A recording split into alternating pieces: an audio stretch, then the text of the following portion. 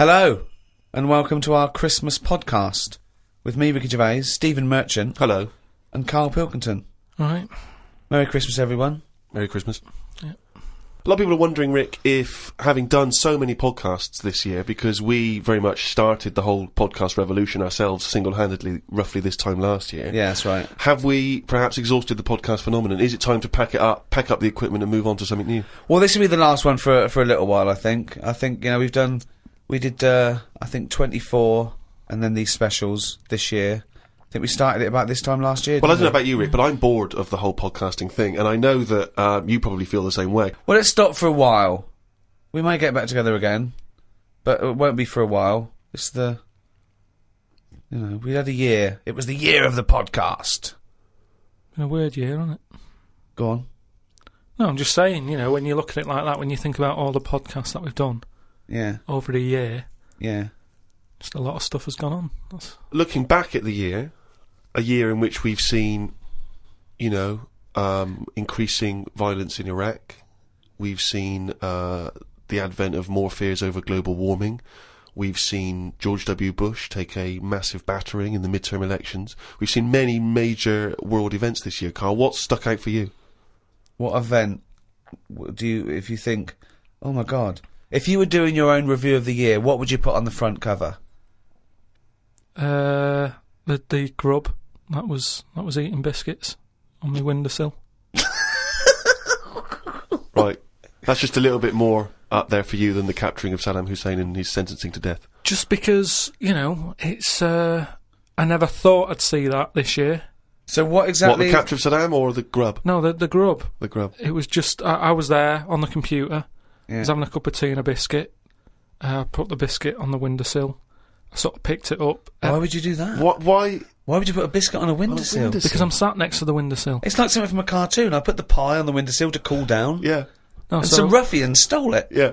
So I was eating that and I was enjoying it. Put the rest of it back down for like the next half of the cup of tea. And I saw... Planned out. This is, I bet, well, we'll read about this later in the diary. So, and then I saw just like a little crumb moving. I was like, what's going on there? Yeah. So I looked down closer, and there's an insect that is see-through, but with legs, and just sort of running off with a crumb into like a little hole. And then when I looked, I noticed there was loads of these little see-through things, and they were obviously all like, "Oh, I got biscuit," and that's exactly what they were saying. They were going, biscuits over here. But I can't, what was it, like I say, it was amazing because they're miles away from what I'm about, and yet not that far.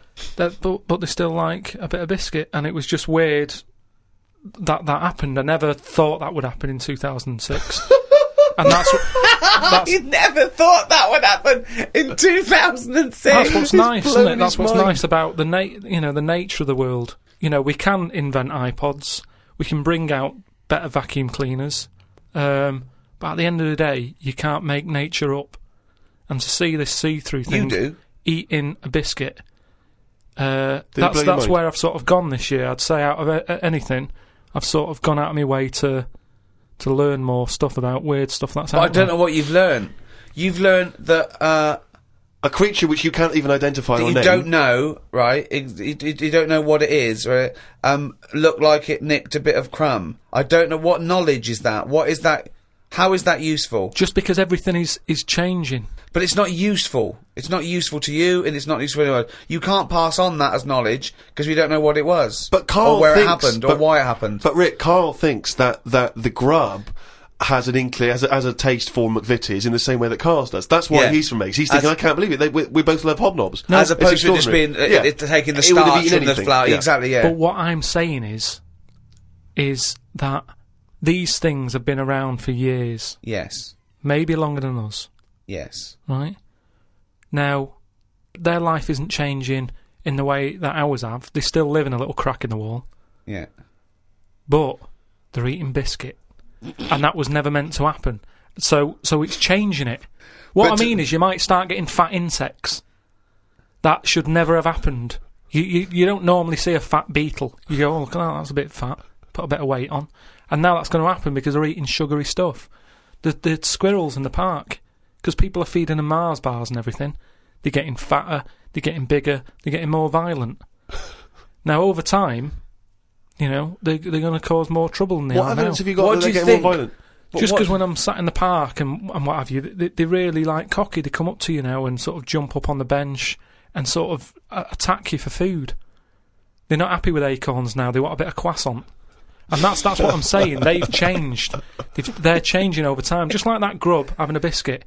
Everything's trying different food out. He'll want a gâteau soon. Well, in the same way that, you know, Eclair. you look at people around the world, how they're eating weirder stuff. They're running out of, you know, ideas on how to cook food differently. And we're eating weird stuff. So our insects, everything's moving on. Everything's getting more intelligent. The goldfish memories got better. Chickens are more intelligent than people thought they were, apparently. Everything's... Time makes you more intelligent. Well... No, they do. That's a fact, isn't it? If you're knocking around longer, then you're learning more, because more stuff's going on, and you soak it up. And that's what these insects are doing. They're all learning. You know what I mean? No. I saw a cockroach playing Pac-Man. It was on the internet, right? And somebody had linked up a cockroach to some... I can't even bother explaining it, but that's what I'm saying. Everything's moving on. Yeah, but Pac-Man's like such an old hat game, man. It's like from the 1980s. Yeah, that cockroach is so... Come on, oh, he's so God. out of date. Get a with life, it. man. Hello, PlayStation 3. Is he Yeah, got rid of it? Hello. Yesterday's cockroach. Oh. Fucking hell. What was he listening to? MC Hammer? Christ almighty. Fucking hell, Pac-Man. Get a life. High five, man.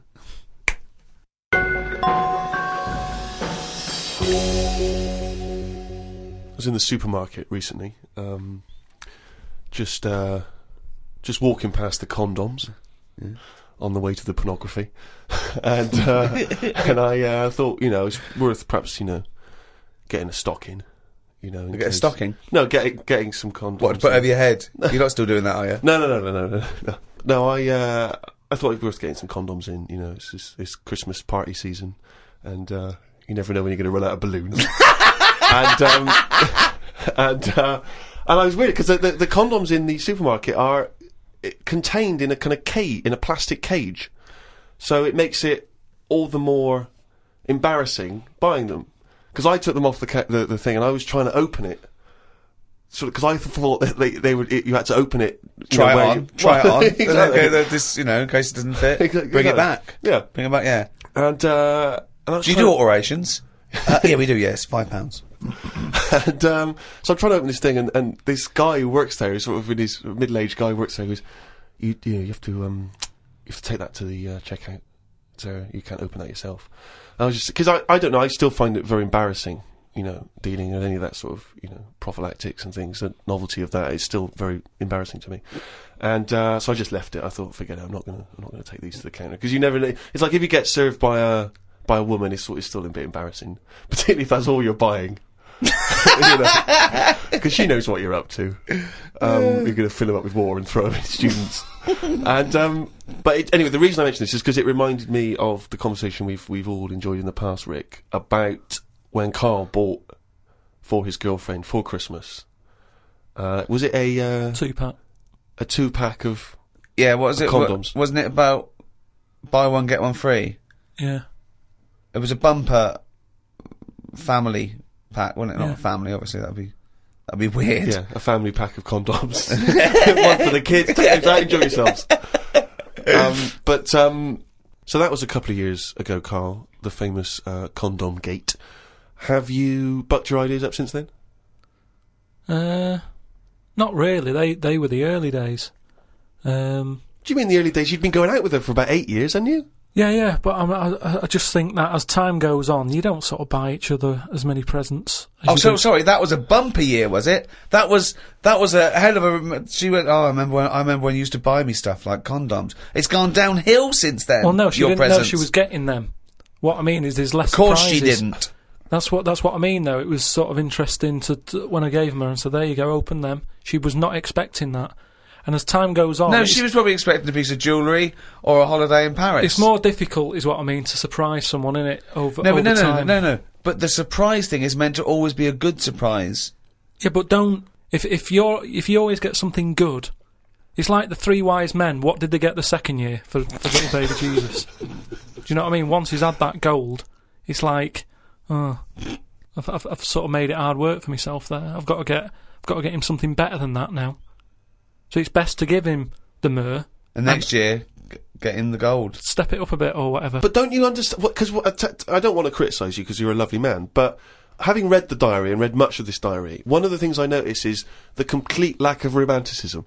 The number of times Susanna says, book us a lovely meal out, take me out tonight, and you always write like it's a massive chore, like it's a headache for you. Oh no, I've got to spend a romantic night out with my girlfriend. Because it's the same reason I don't like Christmas and stuff, is the expectations. I prefer it, if I want to take Suzanne out, I prefer to meet her at the bus stop, and she comes back from work and go, you want to go out? But you don't do that. No, I do now and again, but it's that thing of, oh, we'll go out tonight, I want to leave it to you, book a place, It builds it up too much, and it can never live up to it. It's like how, you know how, like, people make a big thing out of, you know, having it away for the first time, and they go, oh, I'm going to do that tonight. Not the way to do anything. You won't get anything done by planning. That's a quote! That's an amazing quote! That'll be up there with Newton and Churchill. You don't get anything done by planning. No, but that's amazing. Like I've said, but you can't just spring it on someone. You have to at least ask her, you up for it tonight? Just see how it goes. That's what I'm saying about Christmas. I might not be in the mood for it on December 25th. For Christmas, having turkey and everything. That's what I mean. About, you know, in the last podcast, stuff coming round every year. Don't plan it. If you fancy a Christmas, have it. If you don't, just carry on. It'd be nice to live in a world like that. They say, you know, it's a world of freedom or something now. It isn't. No, I don't know what that means. I don't know who says you just that. make up things they say. They say, like, you know, today's world is a free world or something. Someone said something along them lines when it isn't. Everyone's still being told what to do, when to do it. Christmas is a big thing, isn't it, that we all have to go through. And it's stressful. It's not a happy time. You're such a miserable sod. You really are. No, but Christmas is it's a big upheaval. It is out of all of those special days that go on, Christmas is the one that's... But what are you doing with your time? It's the question we return to again and again. No, You're visiting your parents, you're hiring a car, you're going down the calf. It's not like you're taking your work away, you're doing some important neuroscience work, and we've had to take you away from that for 3 days. Yeah. No, but what You're not doing anything of any value, Karl. But what I might want to do, but I can't because the shops are shut because they want to go off and celebrate Christmas. You know, it's an upheaval. Easter's all right. It comes and goes. Do you want an egg? Not really. Don't have one then. You're not forced an egg. You're not forced an egg. I like Easter, and everyone can afford an egg. There's no one being left out. Whereas Christmas, everyone goes back to the family and they have a big meal and all that. And there's a lot of poor people out there who can't do that. So it's more of a, if you're going to talk about religion and, you know, the religious sort of occasions, Easter's one that I'd keep. If you plan everything, you probably won't do it in the end. Whereas... Again, that as a soundbite is gobbledygook, isn't it? No, what I mean is, say like holidays, when you know they're coming, you never enjoy them as much as one when it's surprised on you. Who surprises someone with a holiday unless you win it on a game show? How can you go, bloody hell, I'm on holiday? Suzanne did it with me. She sorted it all out and booked me time off work without me knowing. Oh, that's a lovely romantic gift. Yeah, and I went along with it and we had a great little holiday. Yeah, so maybe you should do something like that for her. No, she wouldn't like it as much, and I won't pick the right place, and I know she won't like it. You are one of these people that washes up badly so you'll never be asked again, aren't you? No, that's my job. That's the only job I do. Yeah, well, it was a... but to be honest, that's doing me head in at the moment, because I've outgrown the sink. He talks about himself like a crab. Oh, God. Gotta get a new sink for Karl. Why? He's outgrown it. No, just he's 33 now and his knees around his head. Oh, he can't bath in that anymore. No, just my back's been playing up a bit, and I think it's because of the height of the sink. But hold on, you haven't grown. I think I have. Well, you haven't. No, you haven't grown at 33. Well, it's definitely something... It's just not very good. Subsidence? I don't know. I've just said to Suzanne, I said, this isn't as good as it used to be. It's not... This isn't as good as it used to be. This washing up. Oh. He says he's got nothing in the flat. That's why he has to do a shop every day, because he's got nothing in the flat. It's easier that way, isn't it? You don't know what you're going to want to eat. But that's why you get a... But you don't have a different meal every day of the year, do you? You rotate maybe a dozen meals, don't you? So you can get in enough ingredients that any time you go to the fridge and go, oh, am I going to have chicken? Or am I going to have fish today? Or maybe I'll have some pasta. I do that every day. No, but I always come down to one of half a dozen meals. You've got a freezer. We haven't got a freezer, have we? We've only got a little fridge. Oh, There's nothing wrong with nipping to the supermarket. There's nothing wrong with that. So you've got too much time on your hands, boy. You had one thing. You had to do one thing this year. Promote the book. Couldn't be bothered. Couldn't be bothered, mate. Could not be bothered. I haven't seen Karl, an interview with him. I haven't seen him on the TV. Oh, he was on the TV a while back on the thing called The Culture Show on BBC Two. And I tell you what, he was sat there, looked like a little frightened frog in a chair being interviewed. And I tell you what, I'm not being funny, but his head looked fucking round. Did it look fucking round? Yeah. Literally looked like a little fucking round-headed twat. Yeah, I'm not doing that. And that's my personal opinion. Yeah. Did you enjoy that interview? Not really. Why? Well, I met a guy, funny you should mention that, I met a guy when I was in France recently, and I met a guy, he wasn't a Frenchman, but he was over there, and he saw me, he was a bit drunk, and he came over and he went, Karl Pilkington's got a head like a fucking orange. and I high-fived him and we agreed. I thought, isn't that nice? Even when you're abroad, you can find someone who speaks sense. Yeah. Have they shaved your head more? No. It's just They sort of greased it up a bit just to get a bit more reflection off it. No, they put a lot of makeup on it. They said, do you want any makeup? And I said, not really. And that's when I was like at the back where they could have done it. And then I went and sat in the chair and there's like a live audience there. And the woman goes, no, I best do some colouring in. And it was like she gave you a book to colour in? People. No, she started colouring my head in. And she was like had some brown powder. She's doing my head, doing the top of it and stuff. And I was going, isn't that enough now? And everyone's looking and sort of laughing to themselves that I'm having my head coloured in. Sure, she was doodling on the top. She took longer than anyone else who she was doing. I watched like other people who were on. Well, she's got more flesh to do. When you do usually powder someone, it stops at the forehead. Yours had to go round to the fucking back. Yeah, but the camera wasn't at the back of my head. She was just kept going. No, but the shine for the cameras that would get in people's eyes. They've got to be careful. Health and safety. The light will bounce off into the eyes of the audience. Blind them. Yeah, well, I wasn't happy with that anyway. So I'm not doing it again. How do you cope with this newfound interest in you as a person? I've got an idea, Steve, by the way. You know, for me, I want Karl to be famous so it gets him hassle in the street. Yep. That's what I'm hoping. Sure. When they see him in the street with his little fucking round-headed face like a fucking orange. Yeah. Right? I'm going to do a tour next year, okay, called Fame, okay? And everywhere I play, if I hopefully play to millions of people in, I might even go to America, but I'll make sure the theatres I play, or whatever, there's a picture of Karl on the seat, right, that they can put in their window. So next year, I want a picture of Karl in every window. With.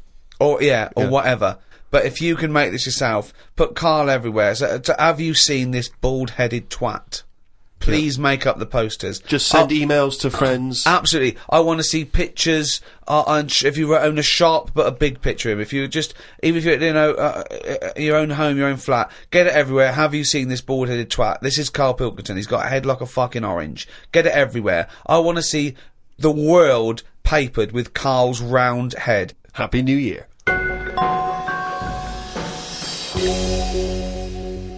Oh, he's only going to write it down for a whole fucking year. That, of course, signifies another reading from Karl's diary. This is the last one of both 2006 and on any podcast for a while. Let's make the most of it. Let's enjoy some of the wisdom. I also think it's the last time ever he will make an entry in this diary, because you're not going to keep another one, are you? I don't know yet. I might just get a smaller one. But I found that since keeping a diary, I've gone out of my way to do more stuff. Well, you say that, but... Well, let's find out. Let's find out if that's true. No, I have. I read a bit in the news about people being injured while trying to cut open avocados. It's a food that ain't worth injuring yourself for. If it's a hassle to get into, leave it to the experts. I have never bought one. I have also avoided coconuts and pineapples. The amount of hassle to get into these things outweighs the joys they give. Yeah. It's the same reason I never bought a pair of Dr. Martin boots. Too much hassle when it's time to take them off. Yeah, a lot of my mates used to wear them in like the 80s. You know, you can't just kick them off, can you? It's a big upheaval. You've got to unlace them, you mean? Yeah, I mean, since I found shoes with Velcro on them, brilliant. Just the way I don't understand why laces. Is it because you can't tie your laces? No, I can do it, but it's wasted time. You're so lazy. Wasted time. That gives him more time to sit around and look at insects, How long eating does it biscuits. take to take off a pair of boots? Well, 14 it's ridiculous. seconds? He can't fit his days as it is. No, but I don't understand how some inventions sort of catch on and other things don't. But this is what I mean. He's got too much time on his hands. Sitting around at home thinking, why are we not using Velcro more? But there's Why one are we Velcro manufacturer going, yes, at At last, last. he said what needed to be said. Why don't you get it sponsored? Because you could wear a Velcro toupee. Because that would be great if we could do that. If someone could invent a little hairpiece for Karl, Velcro's the little bit of fluff he's got on the top of his head, his shiny orange-like head. Pop a little Velcro toupee on. I would love that. I would love to get him wearing a wig. But why necessarily reduce it to a toupee? Why not some kind of carrying device? You know, he could carry goods and things around in there, sandwiches. Yeah, he doesn't look like carrying a bag. Well, what about that? A little thing you carried around, a little Velcro thing you carried a pot on your head for your sort of like keys and trinkets and money and that. Well, no, I've told you about that idea that's out there, but hasn't caught on as well. The tie, Right. the tie with loads of pockets and stuff in it. Yeah, but you got to wear a tie.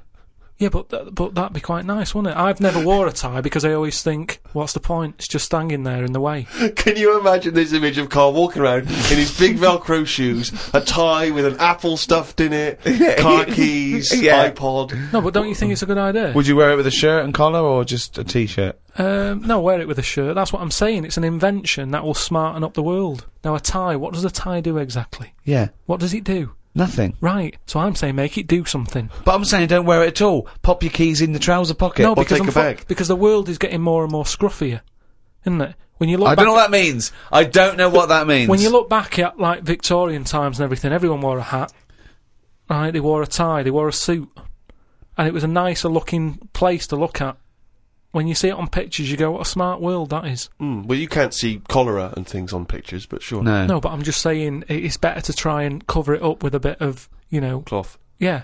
Yeah. The world looked nicer with more cloth, whereas now everyone's roaming about scruffily. So what I'm saying is, if we make the tie more useful and give it a purpose, it might come back and the world will look tidier. But a tie, its purpose is to look smart, really. Well, originally it was because we didn't have buttons, so it kept the collar up at the front. That was the invention. It was a useful invention, the tie. Yeah, that's it was right. called a tie. It tied together, okay? Yeah. So then, when we had buttons, that we didn't really need the tie, but it was a symbol of smartness, like saying, I've made an effort, Yeah. okay? But now, that would go away. So now, you wouldn't look smart with a tie. They go, oh look, it's like a bag round his neck with his apples and oranges and his keys and his sticks he's making a nest out of. So it would be scruffy. It would make the tie scruffy, so it would defeat the object. So now when you're carrying stuff round, crawling on all fours because your shopping's so heavy round your neck, they'd go, look at that scruffy fucker on all fours. Oh look, but look at his lovely head of hair. It's Velcro! It's a hat! Yeah, well, that's the other problem, isn't it? I can't go back to a wig now. My theory about reading old news is right. It's less bad when you know it's old. It was a story about a weatherman who was fired yesterday for having a nude picture of himself on the internet. But that happened 2 days ago. He's probably got another job by now. So old news isn't as shocking. Well, old news isn't news though, is it? It's olds. What are you doing? Just reading the olds? No, but what I mean is, if someone Stick the video on of last week's news. I just want to catch up on the olds. yeah, but then it's still news. News is something that you don't know, isn't it? If someone tells That's you everything to you. That's information, Karl, not news. Yeah. but news is information. No, And the key with news is the word new. No, I don't think it is it? It's just information, but they tell you at 10 o'clock at night. It's like, what information's gone on? Bong. Here's some information. Yeah, that you didn't know before because you couldn't have because it only happened today. Bong. Yeah, but never mind that. I'll tell you in a couple of days. It doesn't matter as long as you get the same info. Bong. Yeah, we can't call it news though because it's misleading. We'd get done. It's called olds. Bong. Yeah, but listen to me theory. What I'm saying is that if someone in your family, it's Christmas and that, I don't want to bring the tone down, but someone dies in your family. Now, say if you're away on holiday, and they don't call you because they don't want to ruin your holiday, and you come home, and they go, Uncle Frank's dead, and you go, oh, when did that happen? And they go, 2 weeks ago. Now, because everyone else has got over it, it's not as bad for you. Because part of bad news is the way everyone's walking around moping, going, oh, have you heard the news? Frank's dead. But because everyone's got over it, time is a healer. That's what I mean about old news. It's better than new news. But according to you, the only news that really matters is stuff that affects you. So it doesn't matter when you... there was an earthquake. When was it? Yesterday. Phew, that's all right then. Often the aftermath is worse than the actual event. 2, you only care about things that actually happen to you. So the doctor goes, you got a kidney stone. Oh, when did this happen? 2 weeks ago. Oh, that's all right then. Doesn't make sense. No, but the world is... You're not upset about dead Uncle Frank just because other people are upset. You'd be upset personally. Would it make any difference when they told you? Yeah, but it is everyone else's emotions that make it worse, I think. Knocking around people who are miserable. What about warnings? What about when they do things like smog warnings or, there may be a... I don't like it on the news when they sort of say, news just in. I think, oh, what's this? You think, oh, what's going on? But it might be useful to know it. It might be important information. No, it just makes you panic. What? Yeah, but sometimes knowing stuff keeps you alive. Yeah, I don't know if I like it. It's sirens, you see. I don't like sirens, do I? I've said to you, I think it's a scary noise. Well, it's meant to be so you get out of the way. No, it's not meant to be. It's a sign to get out of the way. I'd prefer it if it... Like I've said... Hiya! Could you just move out of the way for us? It can be anything, as long as we know... It can be a chicken noise. But as long as you know that chicken noise... that's not going to freak people out. No, but it sort of make you smile. But you go, oh, best get out of the way. You're cycling along and you hear what sounds like a giant chicken behind you. And you smile, because you know that even though someone is burning to death, there's something clucking in my way. Do-do-do-do, whack! Do-do-do-do, whack! Oh, that's probably a guy having a heart attack. Going to my mum and dad's today. I'll cut to the chase, Rick. They basically, we got about 4 pages where they drive to his mum and dad's. Oh, Jesus I'll skip Christ. past that because it takes fucking forever. Got there, mum and dad, his mum made him some dinner. The old woman next door, brackets, whose man was a witch. Just pop that in brackets. Just pop that in brackets. I think we've discussed that before, actually, the old woman whose mum was a witch. Whose man was a witch? Yeah. Oh. The old woman next door has been worrying because she keeps seeing adverts on the telly about changing to digital TV. She's saying she doesn't want wires drilled into her walls because they'll make a mess. My dad told her that it doesn't matter because it'll probably won't happen until 2012 and she'll be dead by then. He didn't say that to her, though, did he? No, he did. They've got, she's old. She knows she's going to die. I mean, it's something we've all got in common. And he's right, isn't he? Why is she worrying about it? Maybe that's sorted it out. Put it into perspective for her. You will be dead when this happens. Don't be worrying about it. But everybody worries, don't they? You've got that little sort of hole in your head that you fill with worries. Everyone's got to fill that little worry hole with worries, and that's us. Worry hole. Everyone's got to fill the worry hole with worry. We've got to assume that there's a worry hole. A worry hole. With worries. I love the fact that, doctors in a million years would dig this up and go, humans used to have a worry hole. Went to bed around midnight. Suzanne and I decided to sleep tops and tails, because it made me get a bit more room. Me dad had cut a bit off the mattress to fit it between 2 cupboards. It's amazing how much of a difference it makes just sawing off a bit of the mattress. You sort of roll to the edge, but the weight of the blankets keeps you in. This is like something from a Roald Dahl book. No, it's just you think anything, you can sort of trim anything, can't you? And it normally works. But with a mattress, I mean, he only took off, I don't know how long that is, but he's sawn off about that much on the mattress and then has stapled it back together again. Amazing. And it just makes so much difference. Of course it does, because a mattress is a very carefully designed object. Yeah, you wouldn't think so, though, would you? Well, you would if you had a fucking brain in your nut. No. Someone took his brain out of his worry hole? Oh, God. He saw the mattress in half. So we decided to sleep tops and tails. It just gets stranger. It's so strange. Why? He did it to make the room nicer with the cupboards on either side. So he sawed a mattress in half. Well, not in half. Can you imagine how much hard it must be to saw a mattress in half? What did he use? What, a big electric saw? Well, it must have been, yeah, because there's a lot of springs and stuff in there. Jesus. So what happens to the springs? They just spring out the side? Well, some sort of stick out a little bit, but you're not lying on top, are you? They come out the side. So it's just got a bit of gaffer tape and a staple gun. Unbelievable. Oh, man alive. It's like... Does he run it as a hotel? That's unbelievable. There are squats with better bedding arrangements. Well, we've had a bit of a bad thing in our house about mattresses and that, because when we first bought our first flat in Salford, you know what it's like when you buy somewhere, you haven't got any money, have you, to buy extra stuff that you need. So we'd bought a bed, right, but there's that rip-off thing with beds where you buy a bed but a mattress doesn't come with it, which I've never understood that. Because it's not a bed, is it? Without that mattress, it's not a bed. It's a car without an engine. You wouldn't go, there you go. Well, that seems cheap. Well, there's no engine in it. So we bought this, like, flat and what have you. And we bought the bed. And then, we haven't got a mattress.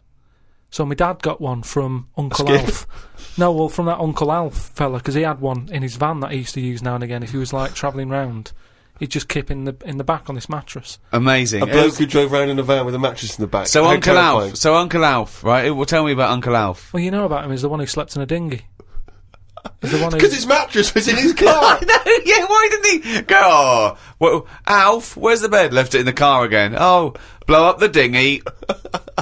Blow up the dinghy. I'm not going to go out and get it. Not at this time of night. So anyway, my dad got me his mattress, and it just stunk of diesel. And Suzanne was like, "Oh, I'm not happy with this," and I think she realised sort of what sort of family she's got herself into. Stuff. Wow, she landed on her feet when she got you. So now she's always a bit touchy about mattresses and things. Unbelievable. Uncle Alf, of course, sadly passed away when he couldn't escape from his sinking ship. The fire engines were too late. No one got out of the way because they were laughing so much. The mad woman next door saw me and said, "Hello, Clive. You live in a nursery rhyme. The old man down the road, the old woman next door whose mum's a witch, Uncle Alf who lives in a dinghy." This is like not a real place. It's like fucking Narnia. It's a children's TV programme. Unbelievable. Oh, God. Oh, just all of them there on this broken mattress trying to find the golden ticket. Oh, God. Oh, God. The old fella down the road talked to my dad a bit. He kept bees in the back garden. Oh, for fuck's sake! Here comes the bee man. His Yorkie dog was knocking about when he was messing with them, and it ended up getting stung 150 times. Oh, little bastard! What is he doing? It's not dead, but it cost a lot to get all the stings out. I don't know why people keep dangerous pets and insects. The amount of gear he had to wear to play with them is barmy. I don't think he's playing with the bees. He's not playing with them, is he? Well, what is he doing then? Well, I don't know, but I think he should get the dog the same protection. Yeah, but that's just it, isn't it? It's like you can't mix your pets. If you've got a snake, you don't have a mouse. Do you know what I mean? They don't get on. And it's the same with them. Don't have bees. I can't imagine one bit of enjoyment. The only thing he does is the honey. And it's like, well, how much is that to buy? It's not worth messing about wearing a big white suit just to get some honey. There's a shop down the road. Bees are kept for a very good reason, aren't they? What? For honey. Yeah, no, but like I say, you can buy honey for next to nothing. Where do you think... What do you mean? But where does the honey come from that you buy? Yeah, from some proper bee farm. Let them do it. All he's doing, he's not making loads of pots of honey. He's looking after himself. And the thing with honey is it doesn't go off either. No, it doesn't, no. So get 10 bees, get the honey made, kick them out. But you eat the honey, that's the point. Yeah, I know, but it doesn't. You can't eat it and then it's still there in the jar. It's not magical. Maybe in your world, no. Uncle Fred had that never-ending jar of honey. But how much honey do you eat? What I'm saying is, it's one of them things in it that you buy, and you can move into a new house, buy some honey, and when you leave that house, that honey's still in the cupboard. You don't eat that much of it. So get 10 bees, get your honey's worth. 10 bees! Imagine keeping 10 bees! Well, just get them to do the graft. If you got loads of bees, they're not all pulling the weight, are they? Because they'll go, well, I'm not doing any, because I'll leave it to the others.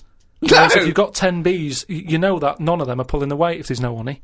That's what I'm saying. No, it's not a workhouse. Bees don't knock around saying, I got a bad back. Anyway, back to this reading from the twits. The news covered a story about a fish that knocked about 400 million years ago. It was 33 feet long and had a jaw strong enough to eat a shark in one go. All the dangerous stuff seems to die out, and yet things that you think wouldn't stand a chance, like worms, are still here, yet they have no legs or eyes. I saw a future human in the news article the other month about the future woman. She had 3 breasts. They looked alright. Well, no, that's not... I can't see how that's going to ever evolve. No, well, they say about how about evolving and that. I read that there's going to be ugly people. People are starting to go ugly. Yeah, they're still going to have bilateral symmetry, I imagine. I don't know what that means, but well, I'll tell you now, right? They're talking about like people who are just like, you look at them and you go, oh, look at the state of that, right? And it'll get to a point when we're all so ugly that no one will have it away, and we're just going to die out. Well, that's not true either. That's not true either. That is the biggest worry. Well, no, so... That's the world's biggest worry. So as we evolve and we change, our mindset doesn't change. We're still going, I wish we looked like they did 1,000,000 years ago. I don't fancy anything. No, but look how things do change. But why are we all going to get uglier? I don't understand. It's just the air and stuff, isn't it? It's just... the air or the hair? You know, the air that we breathe and stuff, and the food we eat. Everything's changing. And we're not going to look that healthy. And we're just all going to go ugly. You've only got to look at some stuff that's in the sea, and you think, look at the state of that. What's that got to do with the human evolution? But the stuff in the sea is still propagating. Yeah, but they've been around longer than us. But it's still reproducing, so your theory falls down. But they're deep down, aren't they, in the dark, so they probably can't see what they're having it away with. If they were up on the outside, they'd have died out ages ago. Why? Because they wouldn't fancy the other stonefish or yeah, because they're sea really slug. odd-looking. I can't remember the name. I think it was a viper or something. It was just a head. But Karl, the fish that's just a head. It was well ugly. Watched a programme about the twins this morning. It was filmed 16 years ago. They are mental. They did everything together, including the vacking up. Phone calls had to happen twice so they could both have the same chat, and they said the same stuff at the same time. Well weird. The bloke who I watched it with, I don't know who that is, just some homeless guys that you just invited into the flat? Just someone I've been sort of working with. Sure, a mate of yours. He said he fantasised about having it away with a pair of twins. I don't see the point in this. If you're going to have two of something, I would prefer to have two different. Have two different women. If I had two cars, I wouldn't have the same one twice. Same rule with women. I don't even normally like buying the same pair of trainers twice in a row. No, if you're going to have something new, make a change. It's like that fella who was going out with a woman and then left her and went out with a twin sister. Not worth it. Not worth it! It's not worth the upheaval, is it? Because it's exactly the same model. I watched the final of I'm a Celebrity, Get Me Out of Here. It was between singer Jason Donovan, singer Mylene Klass, and singer Matt out of a boy band. I had my money on Donovan, but Matt won it. I think it was because of his last task. He ate a fisheye, some grubs, a big fat insect that they have on every year, a crocodile knob, and a kangaroo anus. I feel like we've come there, Rick, to where we entered. It was this time last year when we first started the podcast that we were talking about I'm a Celebrity, Get Me Out of Here. And you coined the famous phrase, I could eat a knob at night. Yeah. So it's full circle. It's just the last series finished recently. And it was astounding that he ate a crocodile knob.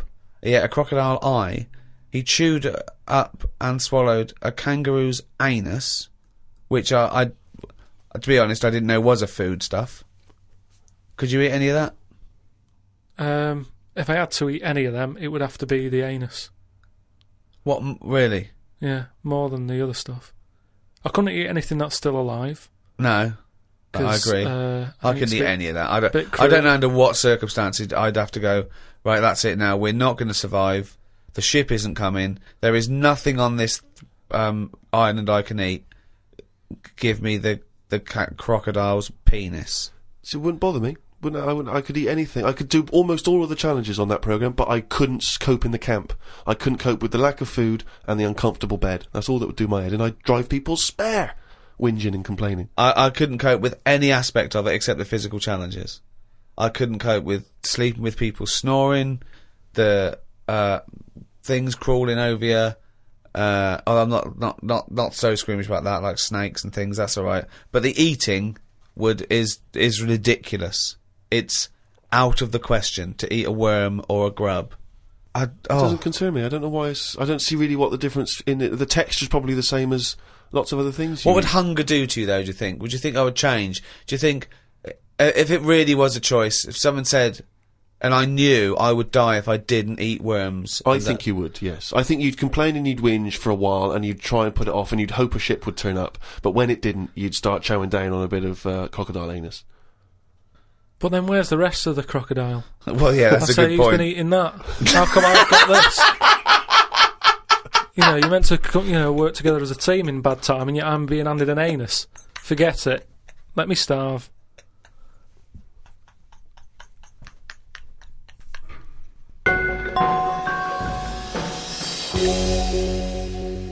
Well, thanks for listening. That was the Christmas podcast. We should say the winner of the last competition we did. They can win the podcast book and Flanimals and the extras book that's out, still available, All available. and the CD. The three CD set of the best of the podcast. Yeah, Is that with right? Series 1. Brand new hour. If you haven't got that, get out. Maybe you've got some record tokens. Yeah, if you've got record tokens or book tokens, those are the perfect things to spend them on. Or £50 from your auntie. Exactly. Go and buy one of those. And the winner was Stephanie Prow from the Wirral. Well done, Steph. Well done. Well, thank you to Positive Internet, the guys that host this podcast. That's the end. That's the end of the Christmas podcast and the end of this team for a little while. Yeah. It's been great. So it's goodbye from me, Ricky Gervais. Goodbye from Stephen Merchant. Goodbye and Happy New Year. And goodbye from Karl Pilkington. Alright. Alright. That was alright, wasn't it? Yeah, it's good. It's all right. What are you doing now? You got time for a coffee or something? I can't now. I'm going to the, the orphanage for terminally ill kids. Oh, yeah. I'm going down there. I go down there every Christmas and sort of, like, do you? entertain them. Oh, and stuff, well, yeah. I bet that's lovely for them. Yeah, no, I've actually written a song I'm going to perform. They see The Office and see that I sing in that. You've written a song for them? Yeah. Well, could we hear a bit? I mean, what? I don't want to put you on the spot, but you've got the guitar there, is it? Yeah. Hold on. I wrote this for a kid. He's a brave little guy. He's only about 10, but it's heartbreaking. He's Don't cry, it's Christmas. Santa's coming soon. Though you ain't got a mummy or daddy, Santa still loves you. And he's riding on his reindeer to trample down the gloom. So don't cry, it's Christmas.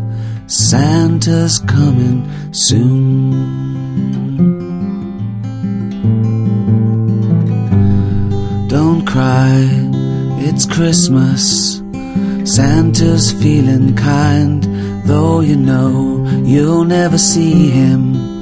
He's not just in your mind, and it's not that he's invisible. It's because you're going blind. So don't cry, it's Christmas. Santa's feeling kind.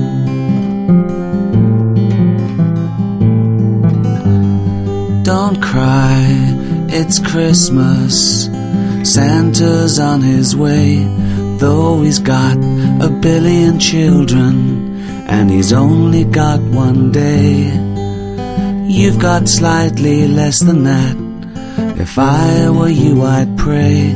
But don't cry, it's Christmas, and it sounds a little gay. I imagine that'd be quite moving for everyone.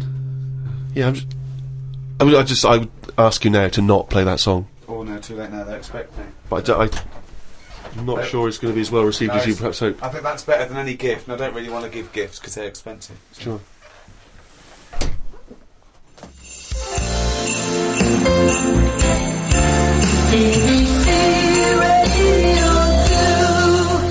Happy Christmas, Ricky.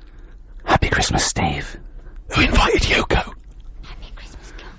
Happy Christmas, Julie. So this is Christmas. John Lennon and Yoko Ono, Happy Christmas, War is Over, on Radio 2. I'm Ricky Gervais, with me Steve Merchant. Good morning. And our producer Karl Pilkington, but more about Karl later. We want to introduce the world to Karl, don't we? It's extraordinary to think that there's people yet that have not experienced Karl. A whole new audience is going to discover I think of me and Stephen as like Anthony Hopkins in The Elephant Man. Yeah. Just taking Karl round the country, the world. Maybe Yeah. just letting, maybe some doctors and surgeons might want to, after today. We just drop a sheet, he's there nude, and they can just ask him questions, examine him, see what makes him tick. You know, that's Karl's favourite film, by the way, The Elephant Man. He said he loves it. He said, one, he said the title tells you exactly what you're going to get. Yeah. He loved that, right? He said, two, it's sad. And I was saying, why is it sad? He said, well, there's that bit where they take him to show all the surgeons, and the Elephant Man is all naked and that. And the bloke goes, the genitals are normal. And Karl went, think of that, the one thing you would want like an elephant, and he gets the head. That's why I thought it was sad. That's the kind of mind process of Karl which we'll introduce to you later. In the meantime... Well, yeah, if you're expecting Jonathan Ross, then you're gutted. Yeah. You probably know me from such works as The Office, Extras, Alias. Yeah. Karl you don't know about. Stephen is more familiar. Stephen co-wrote and directed The Office and Extras with me. You may have seen him in Extras as the agent. You may have seen him briefly in The Office. He is a goggle-eyed freak. Are you referring to the character there, are you? Or? Yeah, whatever. Thanks. No, no, it's just a little. I'm just trying to paint a picture for people at Christmas. Sure, Steve. Yeah. I wouldn't say goggle-eyed. I think goggle-eyed freak's harsh. You know, these are these are designer specs. And yeah, admittedly, I'm a little bit tall, but 6'7". Yeah, but let's not have a go at that. Carl, we've got more like this later. I think we should play a record. We've done introductions. Pop a little song on. But do you remember the first time you saw Steve? Well, let's pop a little song on that. All right. Chat about it in a bit. Alright. Bruce Springsteen. Bit of Bruce Springsteen. Santa Claus is coming to town. Merry Christmas, everyone. Yeah, Merry Christmas indeed. I'm Ricky Gervais, with me Steve Merchant. Hello. And Karl Pilkington. If you have tuned in to hear Jonathan, it's the last time I mention him. We haven't got him today. You've got us for the next couple of Saturdays. I feel like a stepfather. Sure. Do you know what I mean? I want to say to the listener, listen, you know, I never replace Daddy. Yeah. But I am here, and I do my best for you, and I love you. Yeah. On the other hand, I want to go, listen, I'm doing Mummy now, live with it. Yeah.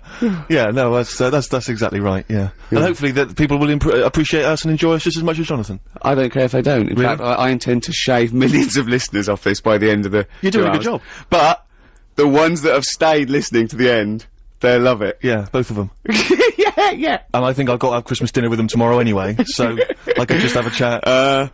So we were introducing ourselves. I'm Ricky Gervais, Steve Merchant, Karl Pilkington. Now, it's difficult to describe Karl. I just think you'll have to get to know him over the next 2 hours. But we have taken the liberty of getting some stuff ready for you if you want to find out more about him. If you go to rickygervais.com, we've put up a special little page. Go into Who's Karl. We've got a little biography up of him and loads of pictures, and you have never seen a head rounder than he looks like Mr. Spoon from Button Moon. Yes. Do you know what I mean? Yeah. Or Bod. Bod grown is up. almost There's a identical, little bit of Charlie Brown in there. He's even got a little striped shirt. It's perfectly rounded. It's balding and it's not a sort of like a good balding. It's sort of like he looks like a worn tennis ball. Do you know what I mean? He's got a little bit of growth. It's not that sort of Telly Savalas cool bald. No. It's just a scruffy little, I don't know what it is. Happy Christmas and that. What do you think of that then, Karl? Your introduction to the nation? Well, you know, if we're going to start picking on looks and stuff, like you mentioned before, we can go over everyone in this room. What? I mean, let's make it fair. What? Let's have a chat about Steve over there. What are you talking about? Well, you know how sort of I felt when I first saw you. Wait, don't go mad, Steve. Let Karl speak. Right, this is his platform. No, I'm just saying you just said about painting a picture. Yeah, go on then. I wouldn't paint a picture of that. No, I'm not, Steve, you know I'm not having a go, mate. What do you mean you're not having a go? It sounds like you're having a go. No. Well, what did you think when you first saw him, when he first walked into that room all those years ago? Sort of thought he looked like a cartoon. No, Steve, you know that you look a little bit odd. This isn't like a shock to you. You've had this. How old are you now? 31, Right, but I so don't you're 31. What do you look like as a baby? I mean, why is this a character assassination? I'm not having a go. I'm just saying what it was like. Now, I'm used to you now. When I see you, I don't sort of double take anymore. He's coming out with this. No, but you know when you popped in and that, it was just a bit of a shock, and now you know I've got used to it and that. Good, you're happy now. You can cope now. Hold on. You were shocked when you saw Steve Merchant. You told me once you went to school with two fellas who had big heads and webbed hands and feet.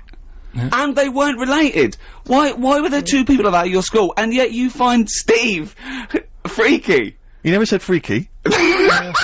You said freaky. You said freaky.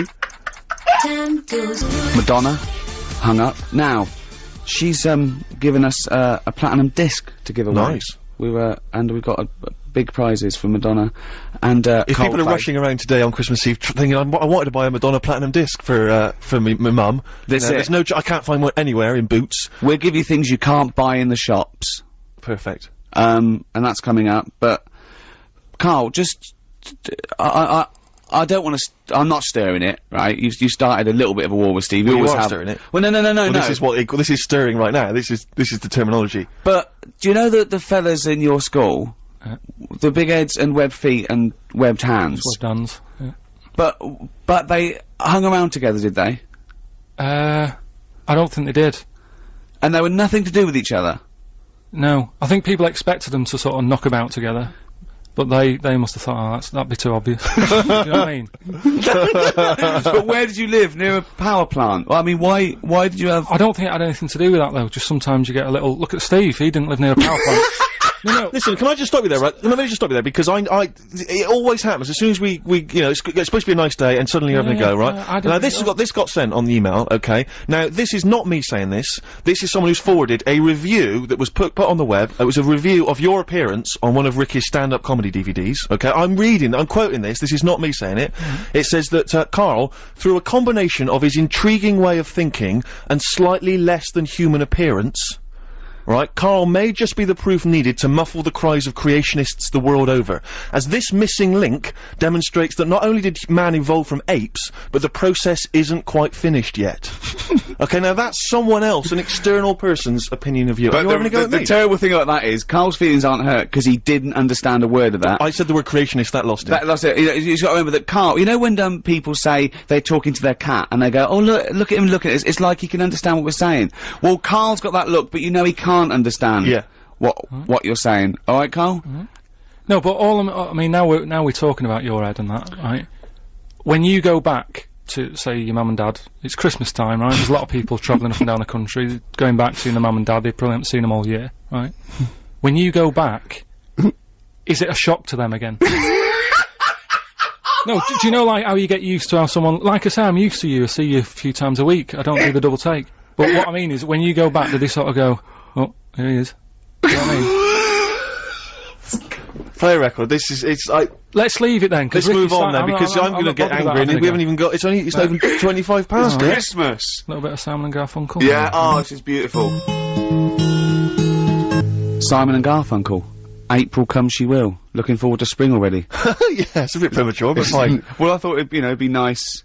You know, it's like, if it's a bit let's cold. get Christmas over first, alright? Christmas over. I love that. My mum used to go, oh, that's not over for another year. Yeah, like used to look forward to it all year. You know, buy things out of the catalogue, pay for it for the next 12 months, and they go, oh, that's not over now.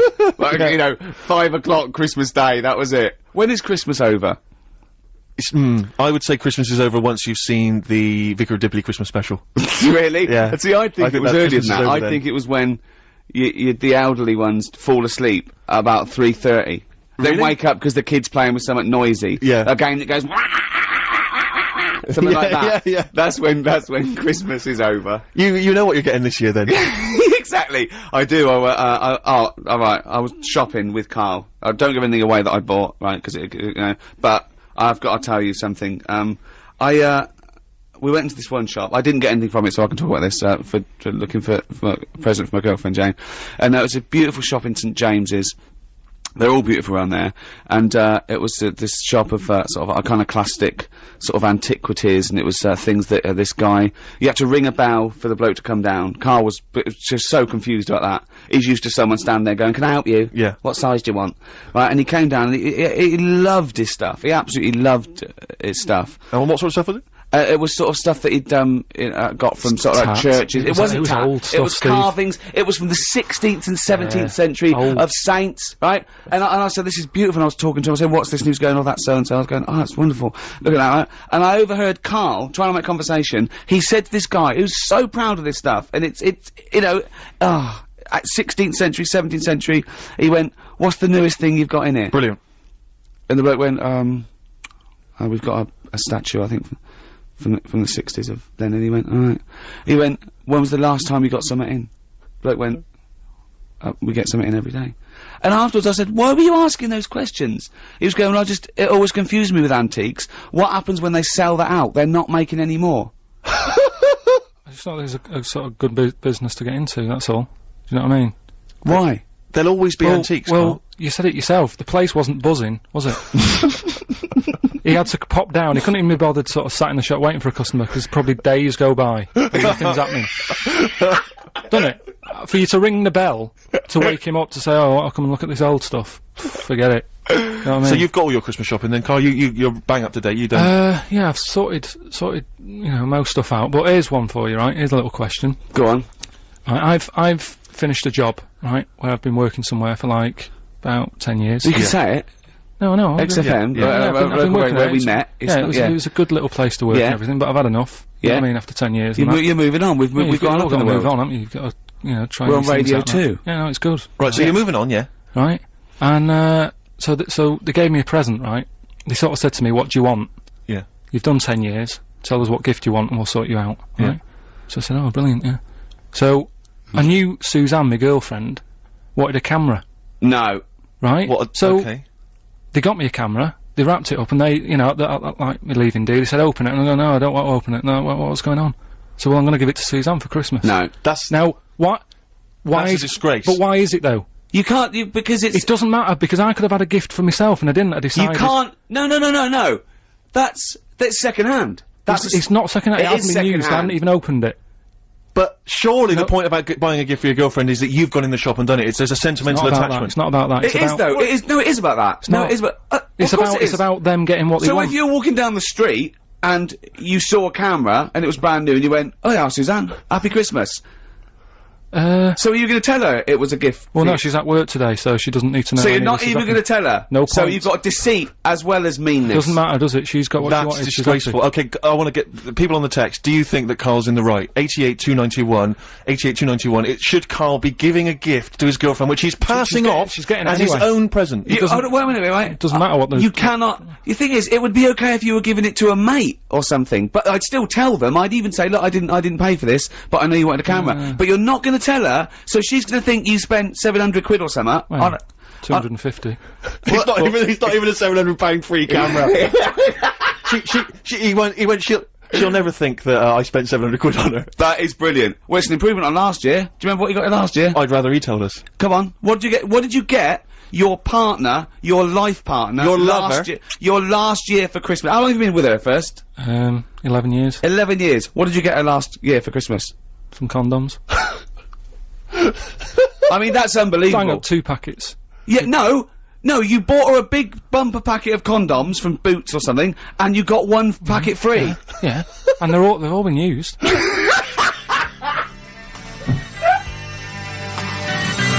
Walk Out to Winter, Aztec Camera, before that The Pretenders. It's Ricky Gervais' show, but I'm here, Steve Merchant, Karl Pilkington's here. Christmas Eve, Radio 2, Merry Christmas. Producer just came in and said, oh, can you give out the web address, bbc.co.uk/Radio 2. I went, yeah, why? He said, well, just in case people want to listen to this show again. Yeah, right. Oh. He's got a sense of humour. Yeah, as if. So, Karl, we've had loads and loads of emails. We should just, in case you've just tuned in, Karl received a leaving gift of a digital camera, when he was leaving a job, and he's not even unwrapped it, he's giving it straight to his girlfriend for tomorrow, which... I think Ricky and I feel he's not going to tell her it was free, and he thinks there's nothing right. It wasn't free, it was 10 years of my life I've had to do that. Yeah, and you've been 11 with us. Think what she's gone through. She's had 11 years of her life. Wow, Karl would have been okay if he'd have kept quiet. Idiot. Dave in Salford. Cheers. He's right. Yeah, he's right. It's a disgrace. He has dishonoured his former employer and his girlfriend from Graham and Lane. That's a good point. It's an insult to the people that work there. They got you something they thought they really liked. They really went out and thought about it. They wrapped it up. You didn't even unwrap it in front. Because you couldn't be bothered to wrap it again even. You could have unwrapped it. Do you know what, I really hope's happened? That before they gave it to you, they took pictures of their genitals in the toilet as a little load of waiting. So your girlfriend's gonna get that and get loads and loads and loads of pictures of offal from people who work at XFM. That would be the best Christmas gift for me. What if there's a note or something inside that they've all written and signed to Karl? Look, he's thinking about that. Look, that is the first time he's ever thought of that. Look at his head. Look at his head. Christian Hull says, I think Karl's heart is in the right place. Don't know about his brain, though. Good point. A fair point. There's one here. I once got a frozen box of fish my husband found whilst working in a chip shop. Karl's girlfriend should be grateful. Yeah, I suppose so. It's staggering. It's one from Jane. It says, better his girlfriend has the camera, as it looks like he hasn't got opposable thumbs. And that's people having a dig. They don't even know you. But you know why I'm not a sort of big fan of sort of Christmas and buying presents and that anyway, because I've had bad experiences in the past when, like, buying stuff for people. Go on. Like when I was a kid and that, right? Yeah. And you put a lot of thought into buying presents, don't you, when you're a kid? Because you haven't got that much money to. How old are we talking? About 8. Right, okay. Yeah. About 8, right? So you look like you did, but you had hair, I assume. Yeah, right. So 8 years old and that, I'm putting a bit of planning into it, thinking, what will my mum want, right? Now, my mum's a big fan of, gnomes. Right, obviously. Like gnomes. Gnomes. She must be pleased how you turned out. And fairies and stuff like that, right? Little elves and all that stuff, right? Sure. So I thought, right, I'll look for something that's a bit gnomish. Right? And there was You this got shop. a Noel Edmonds. There was this shop sort of down the road that sort of sold a lot of tat, right? Oh, good. Sort of one of them shops where everything's quite cheap. It's sort of they sell things individually that shouldn't be, like toilet rolls and that sort of thing. They used to be called everything's a pound. Now there's some that everything's 99p. Because a pound wasn't cheap enough. They're undercutting the pound shop. Yeah. Go on. So anyway, so I had a look in there, thinking, right, let's have a look, see if they've got any gnomes and that. And the closest thing they had, right, was this figure that's called a Victoria Plum. Right? Victoria Plum, right? Yeah, it's like a little. No, Victoria Plum. Right, get it right. It's like a woman gnome, right? Okay. So I thought, I should love that, right? So save it. I think it was about £2, right? Yeah. Invest in one of them, take it home and well chuff with myself and that, wrapping it up, pop it under the tree, thinking I can't wait to see her face light up when she sees this. Yeah. Anyway, do you know, like, when you're a kid, I bought that like 2 weeks before Christmas. Sure. Right? And do you know when you're sort of excited and you want to give someone a present earlier? Yeah. You know what I mean? Yeah. I sort of took my mum into this shop, right? And we're just walking about, and the Victoria Plum was sort of there on the shelf. And I said to her, I said, look at that up there, do you like that? She said, no, it's bloody horrible, right? So it's too late. It's too late to go back. You spent all your money. Money's spent. It's wrapped. It's under the tree. Right. I'm thinking, I can't believe it. So I said, no, that made sure she's looking at the right thing. I said, no, that little gnome woman. Yeah, it's horrible. Oh no. Yeah. Right. Oh God. Christmas Day comes. Right. I open my stuff. Right. She's about to open hers. Sad. This is like Dickens. She opened.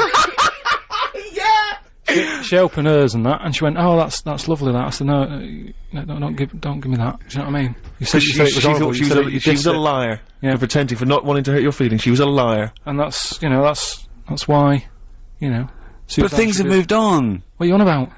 Yeah, but you don't forget, do you? I still don't know how this justifies you not buying your girlfriend of 11 years an actual gift. Although that was quite touching. Yeah. Play a Christmas song. I'm welling up.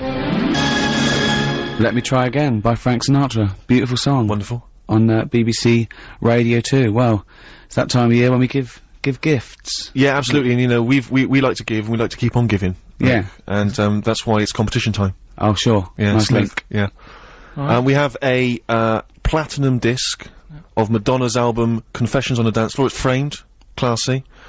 Giving that away to a person who can climb inside Karl's brain and understand what the hell this is the challenge. he's doing. I think we should give him a chance. We're also we've got just because we can. This is like one of those gifts we made, isn't it? We didn't buy it, we made it. This is extras on DVD signed by both of us. See, that's like giving away my camera in a way. You know what I mean? How many? You've got loads of copies of them. There's no thought in it. You're having a go. You know what I mean? But yeah, but we were involved with that. Yeah, we sort of did that. You did. I did 10 years. If you designed the camera and then built it in a little factory somewhere and gave it to Suzanne, I'd let you off, but you didn't. Also, a copy of More Flannel, which I signed, and some flannel collectibles. Now they're handmade, you see. Now listen, that's not a cheap gift. A set of those flannel collectibles, right? They're not toys. They're handcrafted, right? They went for £600 on eBay. So that's a good gift. So if you win them, pop them on eBay. 600 quid. Or 605, they're very rare. Yeah. Davey in Belfast, by the way, just the last one, he says, I've bought my wife a silver necklace, and I got the shop to put it in a box, saying white gold instead of silver. Is this wrong? So if you're Mrs. Davey from Belfast, and you get something tomorrow that says white gold, yeah, just maybe be careful. Pop back to the jewellers, just get them to check it. He probably thinks he's safe because she's not listening, but any friends of Davey who's got a wife who's gonna get a silver necklace with white gold. And she'll be showing that off tomorrow, going, that's white gold. Davey got it yesterday. She'll be showing that off on Boxing Day. Yeah, I wonder if he feel guilty. Yeah, it'll slowly it'll haunt him, like Pose the Telltale Heart. Every time he sees it. Tell the truth, Davey. Tell the truth. Say it's still a beautiful gift. It's a lovely thought, but don't lie. Don't mix a lovely gift with a lie. It's this notion that Christmas is a chore. Oh, I gotta get the missus something. I know, exactly. It's bizarre, isn't it? It should be a joy, Karl. Yeah, well, I do. I treat her all year round. How do you treat her all year round? We know you got through 2 boxes of condoms, but that to me isn't a treat. Waking up next to you every day. Well, listen, are we doing this quiz? Right, now? Rockbusters, and we should explain what Rockbusters is. Don't be fooled, it has no association with the popular TV show Blockbusters. Although he's just ripped off the name, but I don't want to say the quiz is anything like it. That quiz actually had a format, I don't know what this is. I know. We should give it, basically, Karl, I'm just thinking about it. You describe what, you explain it, Karl, I can't even do it justice. It's like a cryptic... No, it's not cryptic. Because a cryptic clue actually makes sense, every part of it. You might as well call this "What band am I thinking of?" Yeah. Right. Go on. Well, what I do is let's sum it up in an easy way, right? I give you some initials of an artist or a band, right? That they play on Radio 2. If you listen to Radio 2 a lot, right, you'll know the sort of songs we play. Big, good songs, right?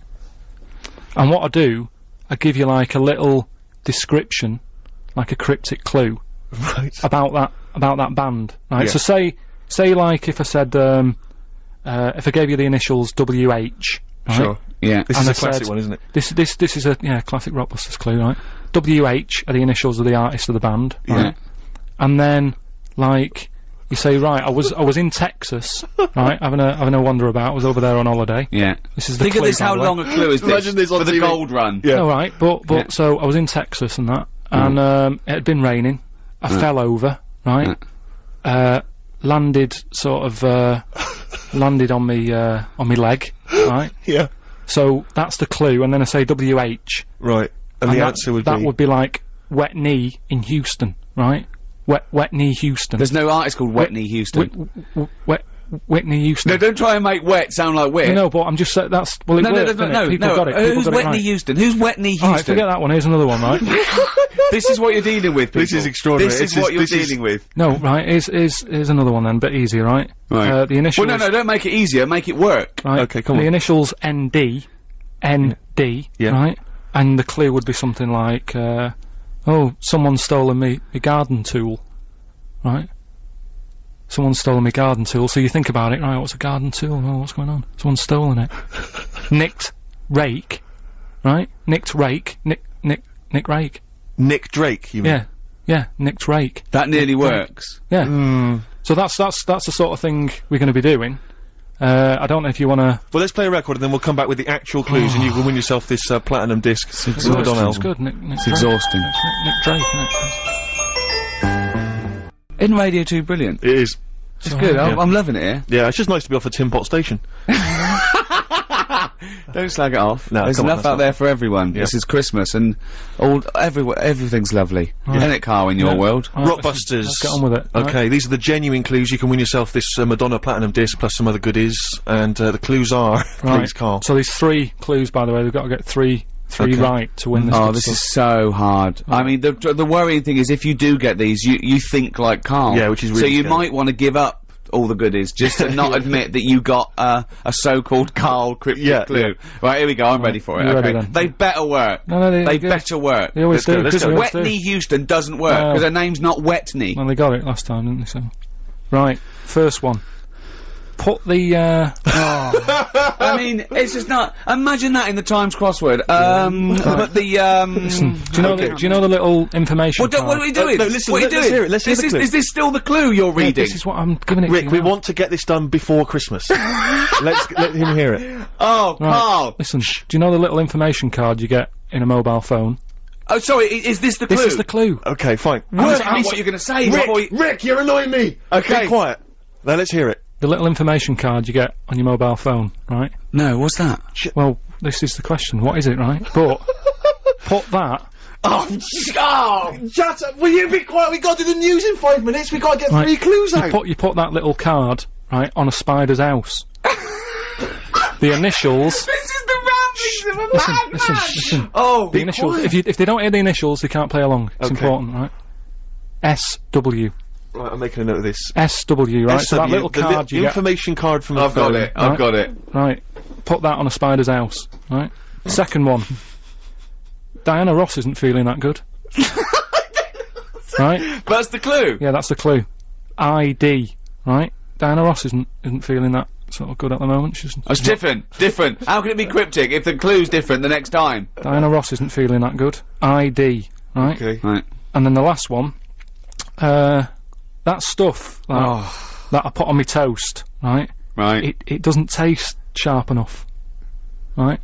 That stuff I put on my toast, doesn't taste sharp enough, right? Bob Holness, eat your heart out.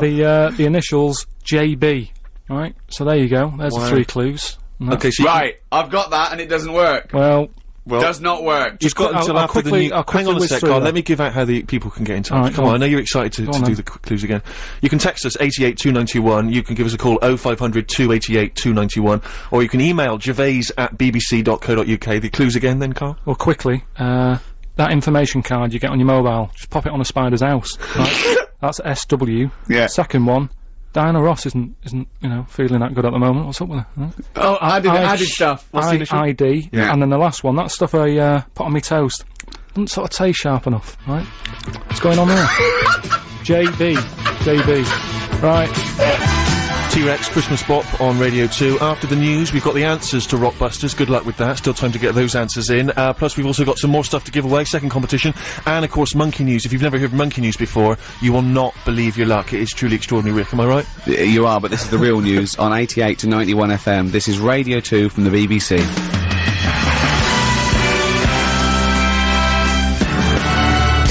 Talk by Coldplay. We've got some Coldplay stuff to give away in the second hour coming up soon. Some collectibles and some signed stuff and albums and everything. But this is the Madonna one we're playing for, the Madonna gold disc plus Platinum disc.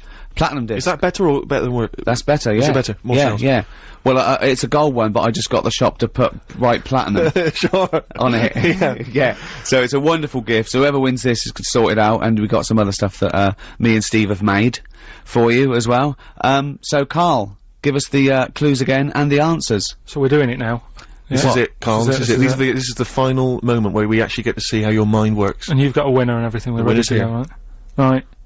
First one was, you know that little card you get Yeah. in your mobile, right? Yeah. You put that Yeah. Okay. on a spider's house. Yeah. Okay. Right. So I got that one. The initials were SW. Yeah. So it's web. It's sim on web. Simon Webb. Yeah. Sim on web. I've never Simon heard of Webb. him. I've never heard of Sim on Is web. that a French artist? That's Simon Webb, isn't it? Oh, no, you said fella sim though, mate. No, but it still works. No, it doesn't work, mate. No, it does. Doesn't, mate, because you said sim on web, mate. Yeah, but it doesn't work, Well, they got mate. it. We've got a winner, so don't Yeah, it worry doesn't about work, don't right, worry mate. yourself, Next, right? let's see if the Second next one works, because that one doesn't work. Right. Sim on web. Right. From the pop band Blur. Right. Diana Ross. Right. She's not looking that good. She's something wrong with her. What's That's up with her? changed. Right. That's completely All right. changed. Diana Ross isn't feeling that good. Right. Right. That was a clue. The initials were ID. I've no idea. Right. That was you know, ill. She's a diva. Ill diva. Ill divo. Right. That sort of opera type. I honestly, I'm speechless.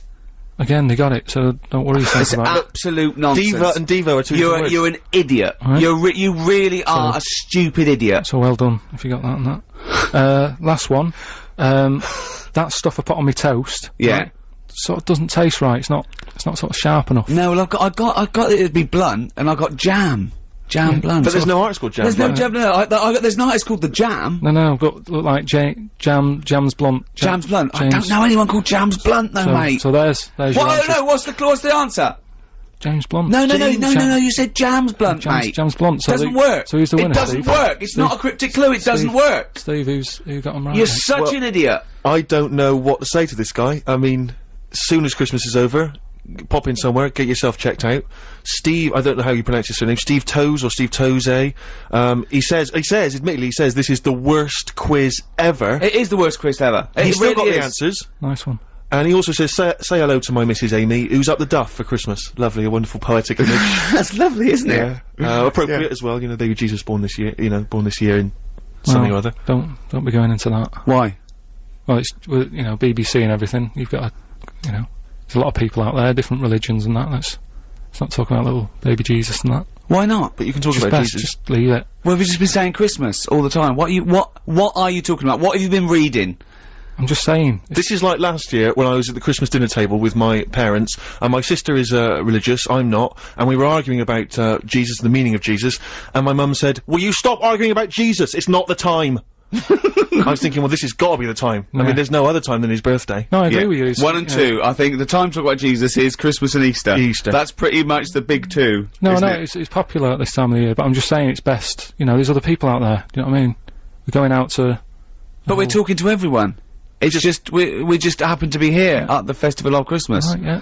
Well, happy Christmas to everyone, that. Play a record, Karl. Seth Lakeman and Fight for Favour, one of my favourite songs of the year. Isn't that beautiful? It's very nice, yeah, I've not heard it before. On Radio 2. Ricky Gervais, Steve Merchant, Karl Pilkington, Christmas Eve. You know that already, I don't know why I'm We're giving gifts. We're giving the gift of song. Yeah. And chat. The gift of chat, the gift of Rockbusters. The gift of gobbledygook. The gift of Karl. Yeah. To the nation. You cannot buy that. You can't bottle it.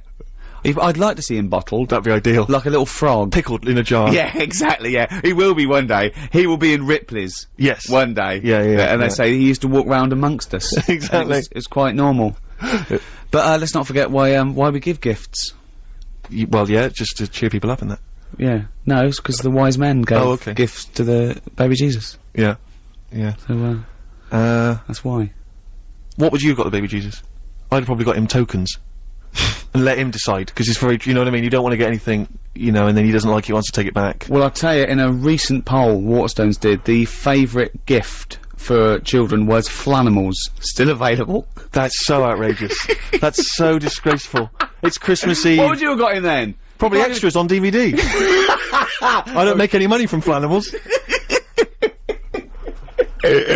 Yeah. I like the fact that, one of the wise men turned up with gold. And the other two, frankincense and myrrh, which as I understand it is what, it's like incense or something? Incense or perfume? I don't know.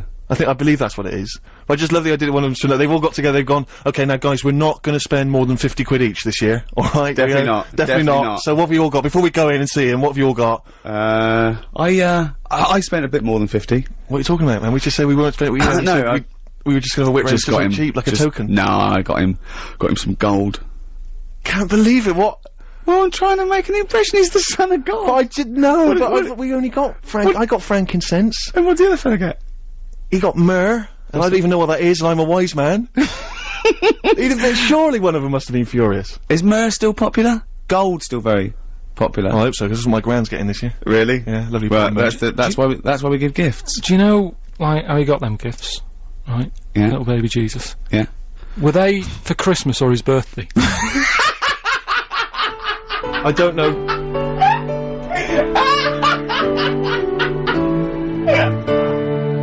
Radio 2 indeed. You heard the Pogues, Fairy Tale of New York.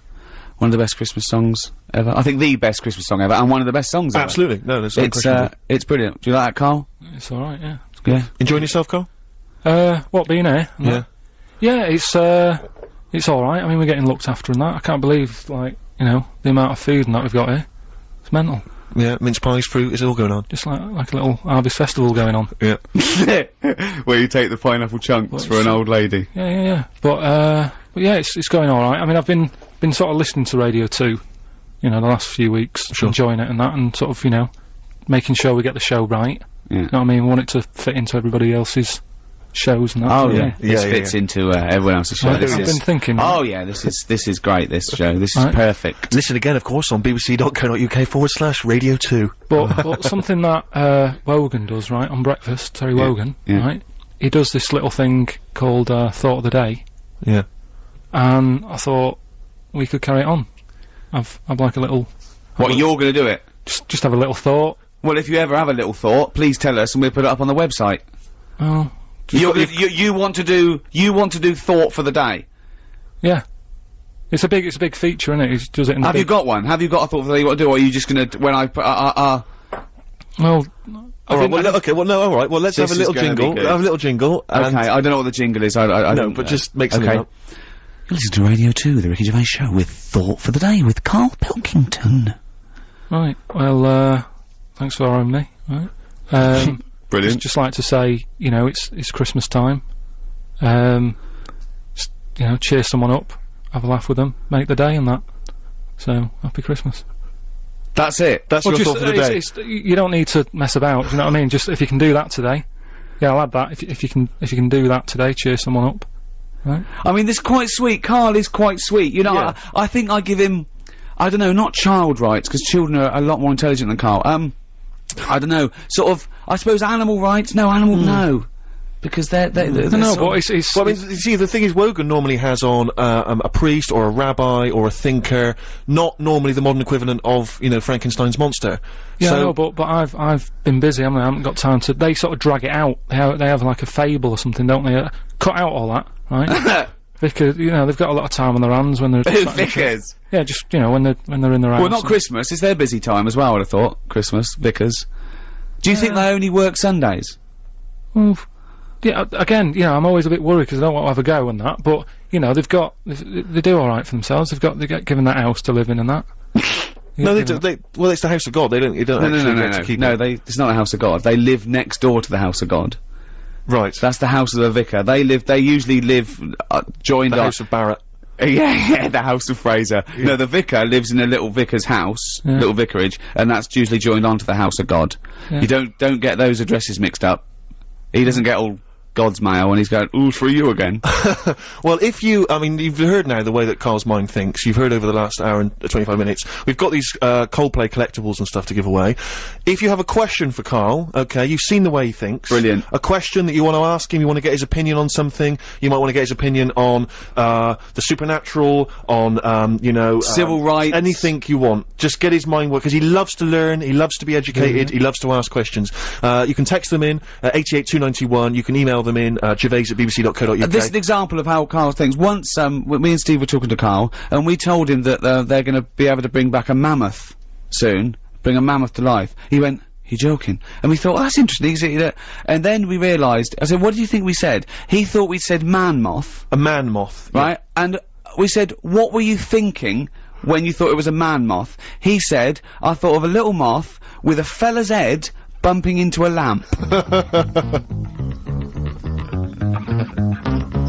Stevie Wonder on Radio 2, I wish. Ricky Gervais, Steve Merchant, Karl Pilkington. You wish you were Stevie Wonder. I'd love to be Stevie Wonder. He's great, isn't he? Well, Karl has started offending everyone, as we thought. But we've got to explain, Karl does, I mean, he honestly means no harm. He does these things What bit? What? What for said? Well, this is from Reverend, Gwyn Owen from Stockwood. Yeah. A vicar, okay? When I'm tired of being a vicar and working one day a week, maybe I'll become a DJ and do bugger all a week. And that's a vicar swearing. Yeah, you made a vicar swear! That's how infuriated Well, hang on a minute, you are! Why does he listen to the radio if he's busy? He's done you, Reverend.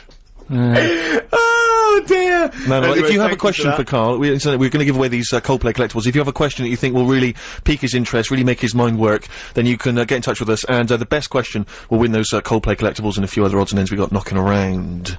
Gifts. Yeah. But did I ever tell you about the gift? I think my father's favourite gift he ever received one Christmas. It was and I was so jealous of it because I was a kid and I thought this is amazing. Probably about 10. Right. And I thought this was dynamite. I was so jealous. It was a reversible jacket. What happened to them? Well, I know. I mean, they were all the rage for about 25 minutes, and it was but what was great about it is it seems to me with a reversible jacket, what you want is say checks on one side and just say plain blue on the other. So it completely looks like a completely different jacket. Yeah. Whereas this one, obviously a little bit cheaper, I'm not splashing out a huge amount. It was it had a beige body and white arms. Yeah. Turned it inside out, beige arms, white body. It looked almost identical. And I could never quite understand when he was ever going to utilise that. When people would think, do you know what I mean? When he'd walk to a party, they'd say. Well, I think it was having two jackets in one that was the buzz, not there. So he'd go into a party, and I go, all right, Ron, new jacket. He goes, yeah. Notice before I go to the toilet that this is a beige body with white arms. Yeah, all right, whatever one. No. But when I come down, notice that when I came in, I was wearing a jacket that had a beige body And white arms. You got that? Yeah, right, yeah. He comes down, I go, remember that jacket I came in wearing? Yeah, the beige body, have another look. Have another look. That's what. Wait a minute, that must be a completely different It is jacket. a completely different You must be jacket. one of the richest men in Bristol. But hold on, but you weren't carrying anything, you didn't have a bag or anything? No, well, okay, if you must say it's a reversible jacket, alright? It's the best. But the only idea of a reversible jacket must be so that people think that you've got two jackets. That's the whole point, surely. I know. I don't understand what's the appeal otherwise. One black, one white, one furry, makes one... sense. I know. Yeah. Yeah, so reversible, that's why they died out. Yeah, clearly. Like the dinosaur.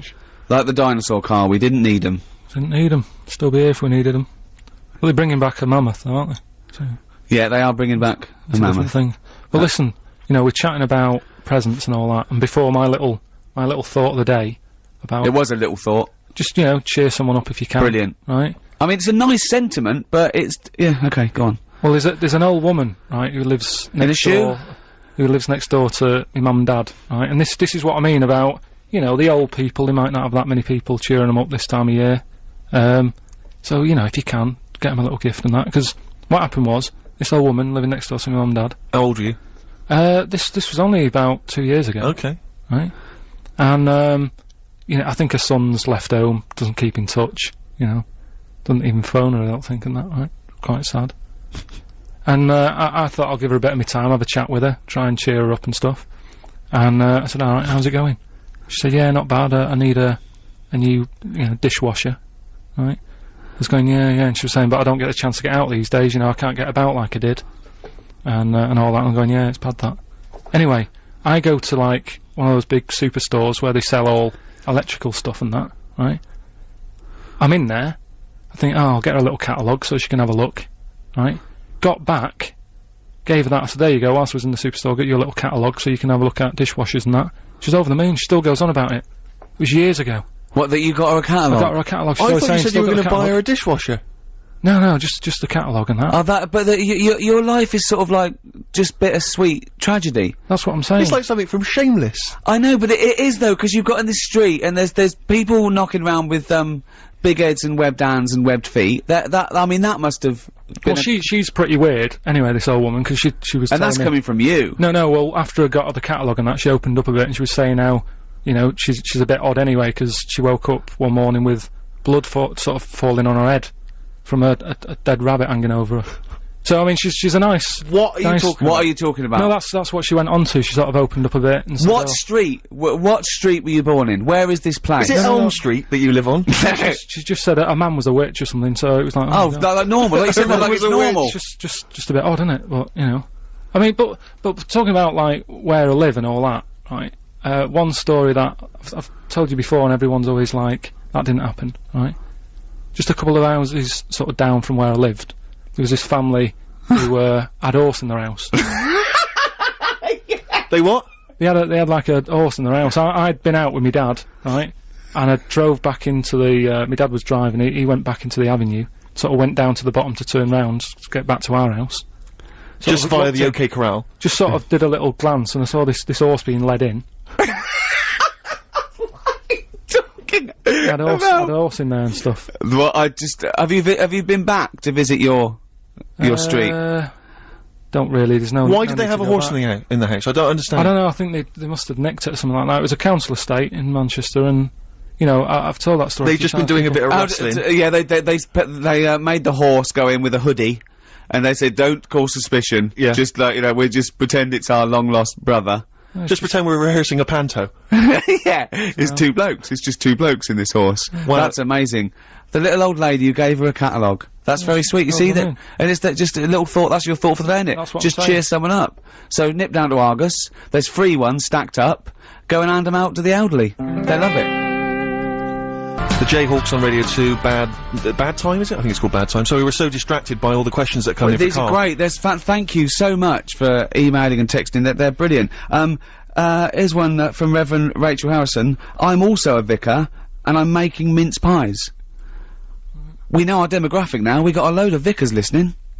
Yeah, well, you know, they're good at spreading the word and that, aren't they? You know, tell people about the show and stuff. And also mincemeat, clearly. So, yeah, all vicars listening, spread the word. Tell them about Karl. And have a great time tomorrow. It's your special day.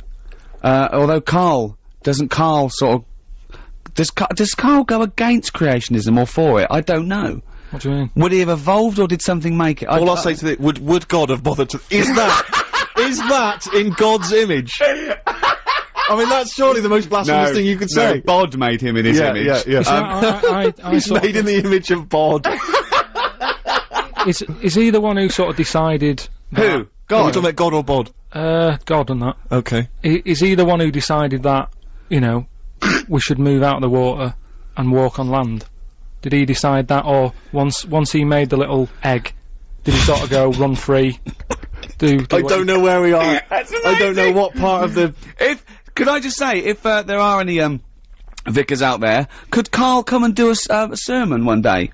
I mean, we do a big donation to your roof, but can Karl just talk to 5 minutes to a really sort of, like an upper middle class educated parish somewhere, and Karl just comes and talks for 10 minutes. The only time that a congregation anywhere has heckled the person doing it. Get off! Yeah, then they're chasing to the castle, carrying pickaxe handles. Torches. So we've got some questions for Karl. These are amazing questions. Okay. And just give your immediate response to them, Karl. Not too much thinking time. Yeah, okay. Right. What would happen if insects were bigger than us? Who's that from? Vicky of Milton Keynes, maybe. It ran out, so I don't think there is a place called Milto. It's from Vicky.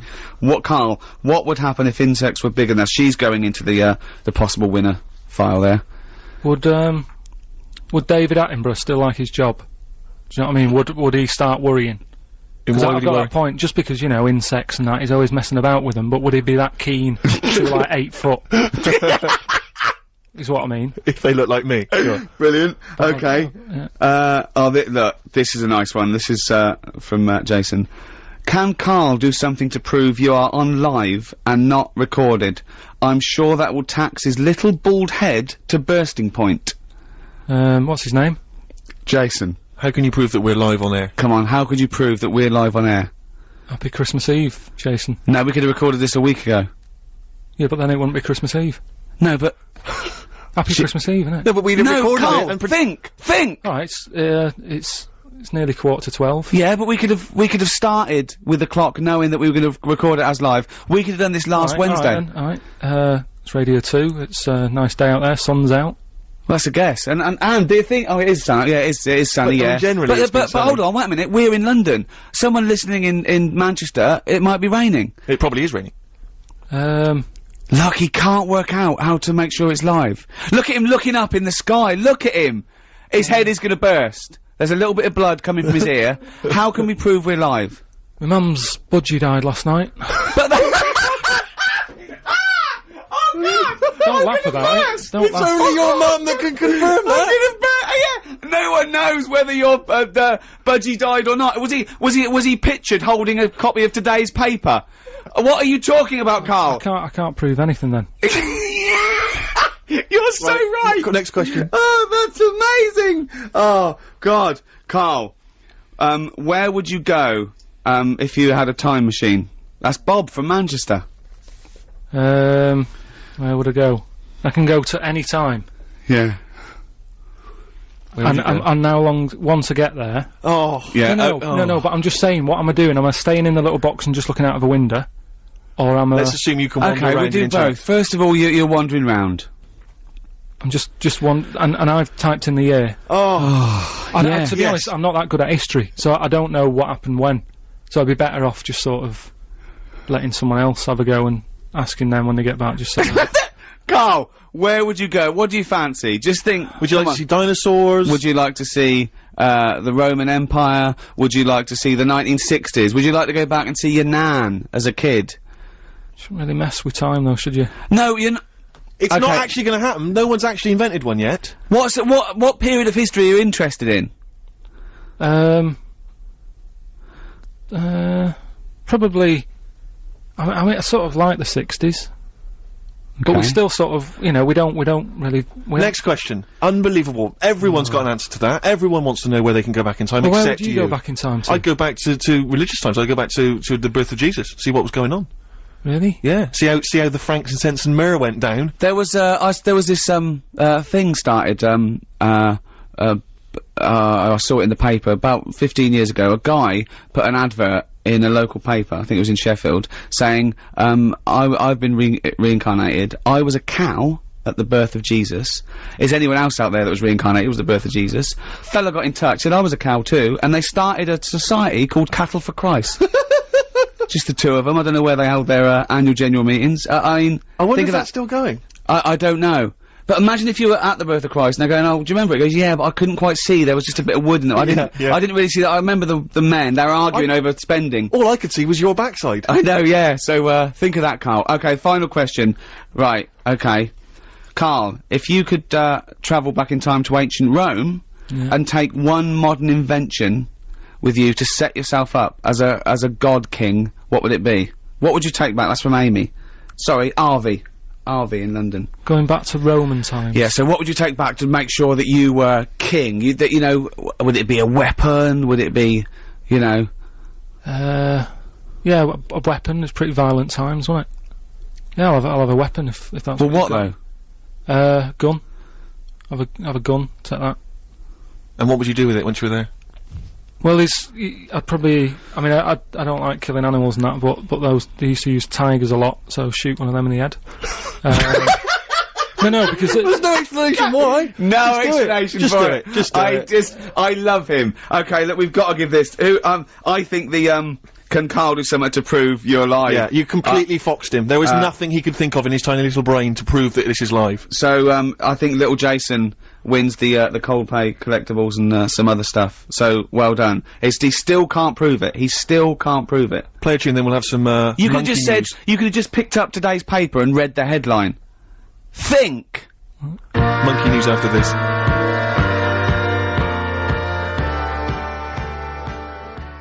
Karl, we have just had a communique from Gillian Oliver, who's the communications director for the Church of England. Okay, she wants to take you up on your offer.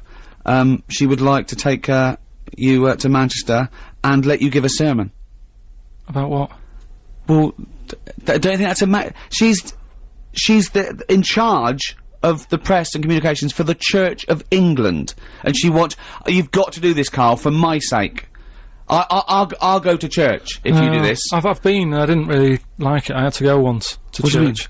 It was years ago when I was a kid, and I swore. Right, my mate Jamie said, "Right, if you don't come with me to church, because he was Catholic, he had to go." Right? So if you don't come with me now, I'm going to tell your mum that you swore. And that. That's how to get people into church. So I went. Right. Didn't enjoy it. Sort of got kicked out in the end because I was bouncing my tennis ball in the aisle and it rolled down. I better tell Gillian Oliver that may happen again. Yes. That's if you don't take your yo-yo or your Nintendo, you've got to do it. I'm going to make sure. We want a campaign. Please email us if you want Karl to do a sermon. And I mean, I'm sure we can film this and put it on the web for you to see. Oh, please do a religious sermon. Listen, we've barely got any time now for Monkey News. Now a lot of people are probably unfamiliar with Monkey News because it's the first time we've been on Radio 2. Rick, how would you summarise Monkey News? I mean, obviously Karl is fascinated by monkeys. Karl believes everything he reads. He goes on websites that don't get verified at all. It's mostly nonsense, but he believes it because there's about monkeys doing incredible things, and Karl thinks that you know, monkeys can one day talk. He wants to live in the Planet of the Apes. Yeah, basically. that's his dream. He thinks the Flintstones is a documentary, and Karl, let's do Monkey News. Right, the jingle. Do the jingle live. Oh, chimpanzee that Monkey News. Right, well, I thought we'd go for sort of a Christmas feel, right? So, this one, it happened in Stockholm, right? A couple of years ago, around the Christmas time. There was this little grotto, right? Everything he says is funny, isn't it? A little grotto was set up and stuff, right? And, it was getting busier and busier, right? This little grotto, there was only one in Stockholm, right? Queue was massive and stuff. Well, that's not true. And this, that's not true. There's not one. Fine, just listen. But that's not true. A couple of years ago, if you'd have said 1,000 years ago. Yeah, it was busy in that. And there was this bloke who had a kid, and the kid was saying, "Dad, you know, can I go and see, you know, Father Christmas in the grotto?" Yeah. And he was like, "Oh, I don't want to join that queue, it's too big," right? And loads of the Father Christmases who was in the booth, they kept jacking it in because the queue was that big. What do you mean loads of Father Christmas in the booth? What because booth? they got through loads in the grotto, the Father Christmas and that, right? They couldn't act the pressure of the queues. The queues were massive, for this grotto. This is rubbish. Right, So they come on, kept, so they get getting through like loads of Father Christmases. They just like, kept walking different on. people. They kept saying, "I can't handle this. You'll have to get a new one in." Right. Right. Okay. Anyway, so this fella, right, the kid kept asking every day, "Can we go in there?" He said, "No, look, the queue's big." Anyway, one day, the queue was suddenly a lot shorter, right, because they got a new little Father Christmas fella. Right. In the Right, grotto. Karl. If this Father Christmas turns out to be about So- 3'6" and hairy, So anyway, right, so he's going, "Come on then, we'll join the queue," right, so he joins the queue, and he's you know, the queue's going down really fast, people are going in and out really quick, and he's going, how are they managing to do this, right, and he sort of looks through the curtain, he can just see a little slight thing, and he can see the bloke who's, like, dressed up as Father Christmas, he's handing him out with his hands and his feet and that, right, so they're going, "No, look, if you don't..." I'm going to die! Anyway, so... Please don't interrupt the news, Rick. I want to hear the news. No, just... So he's queuing up, right, and he's going, "Oh, he's good on him, you know, he's got a new method of handing out the presents and that." Whilst he's queuing there, there's a little fella selling, chestnuts, so he thinks, "Oh, I'll buy some of them, and, you know, something to munch on whilst I'm in the queue and stuff." Yeah.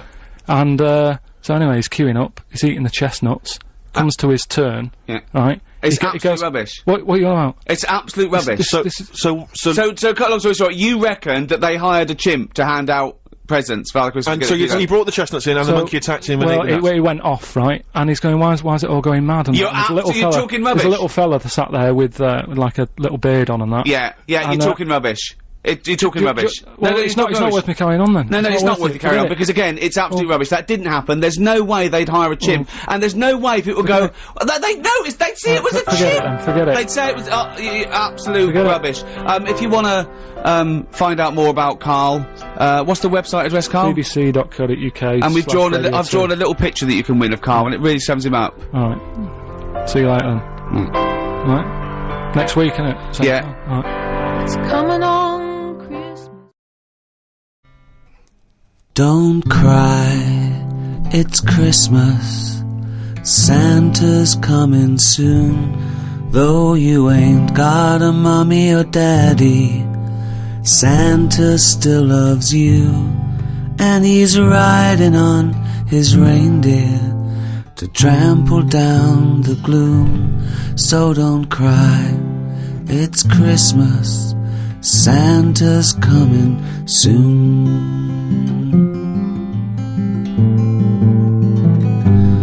Don't cry, it's Christmas. Santa's feeling kind, though you know you'll never see him. He's not just in your mind, and it's not that he's invisible. It's because you're going blind. So don't cry, it's Christmas.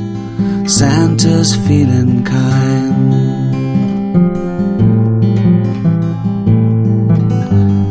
Don't cry, it's Christmas. Santa's on his way, though he's got a billion children, and he's only got one day. You've got slightly less than that. If I were you, I'd pray, but don't cry, it's Christmas, and it sounds a little gay. Imagine that'd be quite moving for everyone. Yeah, I would ask you now to not play that song. Oh no, too late now, they expect me. But I'm not sure it's going to be as well received as you perhaps hope. I think that's better than any gift, and I don't really want to give gifts because they're expensive. Sure.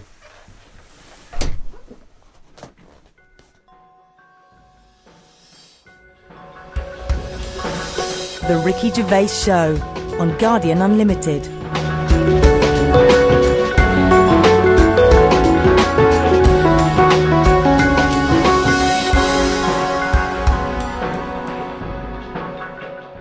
Yeah, okay, shame. And I'm a fat little ugly fella like Reg Varney. Well, there are lots of people there that you don't like, and you sort of you could go up to afterwards and almost like metaphorically flip the bird. What's that mean? Last week, yeah, flip the bird. You dirty no Middle finger. And I married Steve Single. No, what are you talking about? Well, there are lots of people there. I thought it was a euphemism. Who you haven't got on with in the past, and then they're all being really nice to you. What I'm talking about. We get on with everyone, don't we? Oh, what does flip the bird mean? What does flip the bird means? You got that hipster thing. The finger. Give me the finger. Yeah, but I thought there was a dirty metaphor. No. You're always thinking this. Don't bring me down to your level till at least 5 minutes. All right. Coming up after the break, we've got Steve and Ricky and lovely Claire. We're driving their desk. Right, Claire? Hello.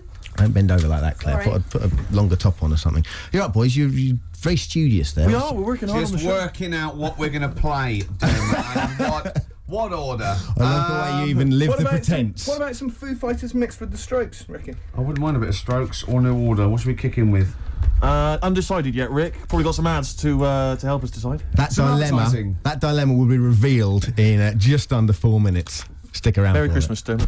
New Order and Crystal on XFM 104.9. Now listen to Ricky Gervais, obviously. With Steve Merchant. Yeah, Hi. yeah. Well, they like to know. They like to know if I'm here. They don't like to know. The fans do. Yeah. Now that was one of my favourite singles of the year. Yeah, it's a good song. And that's what we're going to be doing in this programme. We are going to be playing some of our favourite songs from the year, Rick. That's absolutely true. We're also going to be playing some songs that maybe we don't like. Exactly. Just for the hell of it. Yeah, because we're crazy guys. Yeah. We never know what's going to happen next. No, we don't. Guess who's pressing the We buttons, Rick? genuinely don't. Well, you know who's pressing the buttons. You can see her, but That's the why audience we don't know what's going to happen next. It's Sturgis. We've got Sturgis in. Claire Sturgis. XFM's Claire Sturgis. Yeah. She stayed off it for just a day. She's not. No. She's just. She's clean for a day. You're on methadone or what are you on? No, I'm clean now. You can actually clean. Yeah, well done. Absolutely. Yeah. Well done. Well done. Congratulations. Well done. Yeah. That's For great, clean yeah. for Christmas. Oh, That's beautiful. You're still thieving though, aren't you? Still the thieving. Just Can't lose the thieving. But at least the money now goes on like 40 Benson as opposed to a little £5 starter pack. It's lovely. Yeah. scam. No, it's sweet. Right, okay. It's nice to see a little nice, miracle for Christmas, Rick. It's beautiful. Lovely, yeah. Yeah, I'm already in the Christmas mood. Are you in the Christmas mood? The thing is, right, what she's still got left over from it, and these are the scars and the reminders of your smackhead thieving days. Are those little homemade tattoos on her face? Exactly. That Exactly. she did with a pin. Yeah, she looks like Seal. And some quink. Exactly. Yeah. Oh, but no, Merry Christmas to you, Claire. Yeah. Merry Christmas. Thank you, Merry It's Christmas. great. You're still living in the projects. Yeah. It is one of those little She's still miracles. keeping it real. She's It's like wonderful. little Tiny Tim. I tell you what, she's a bit like Jesus Christ. In a way, yeah. In a That's way. blasphemous. Please play a record, Claire. Linkin Park and one of their songs. Gervais, quick, come on, mate. He's coming back from the kitchen with a couple of cups of tea. It's like he's won an award. He doesn't care now. I'll turn up if I want to. Maybe we should do a twin spin, Sturgis. Do you want another Yeah, record? play something, Okay. play something. Here you are then. Paul Weller. The changing man. The mod father, That's true enough. as they call him. Absolutely. See, now, you told the listeners that I was just too big to be here because I'd won some award. Yes. I was actually making the tea for all of us, wasn't I? It's awful, this tea. That's not the point. I shouldn't be making tea, a man in my position.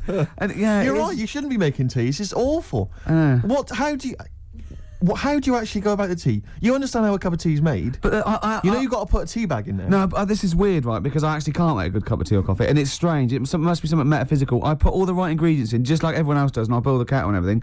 But people do go that. This Can I is tell you where rubbish. you're going wrong? Go on. Laziness. Why? Because you literally don't leave the tea bag in long enough. You literally dunk it in there and throw it away. I was trying to get back in time because I got a you were. show. I saw you talking with Dermot O'Diddley, so don't give me that. And I've been round to your house before. There's been times, Sturgis, when I've tasted the tea and it tastes like washing up liquid.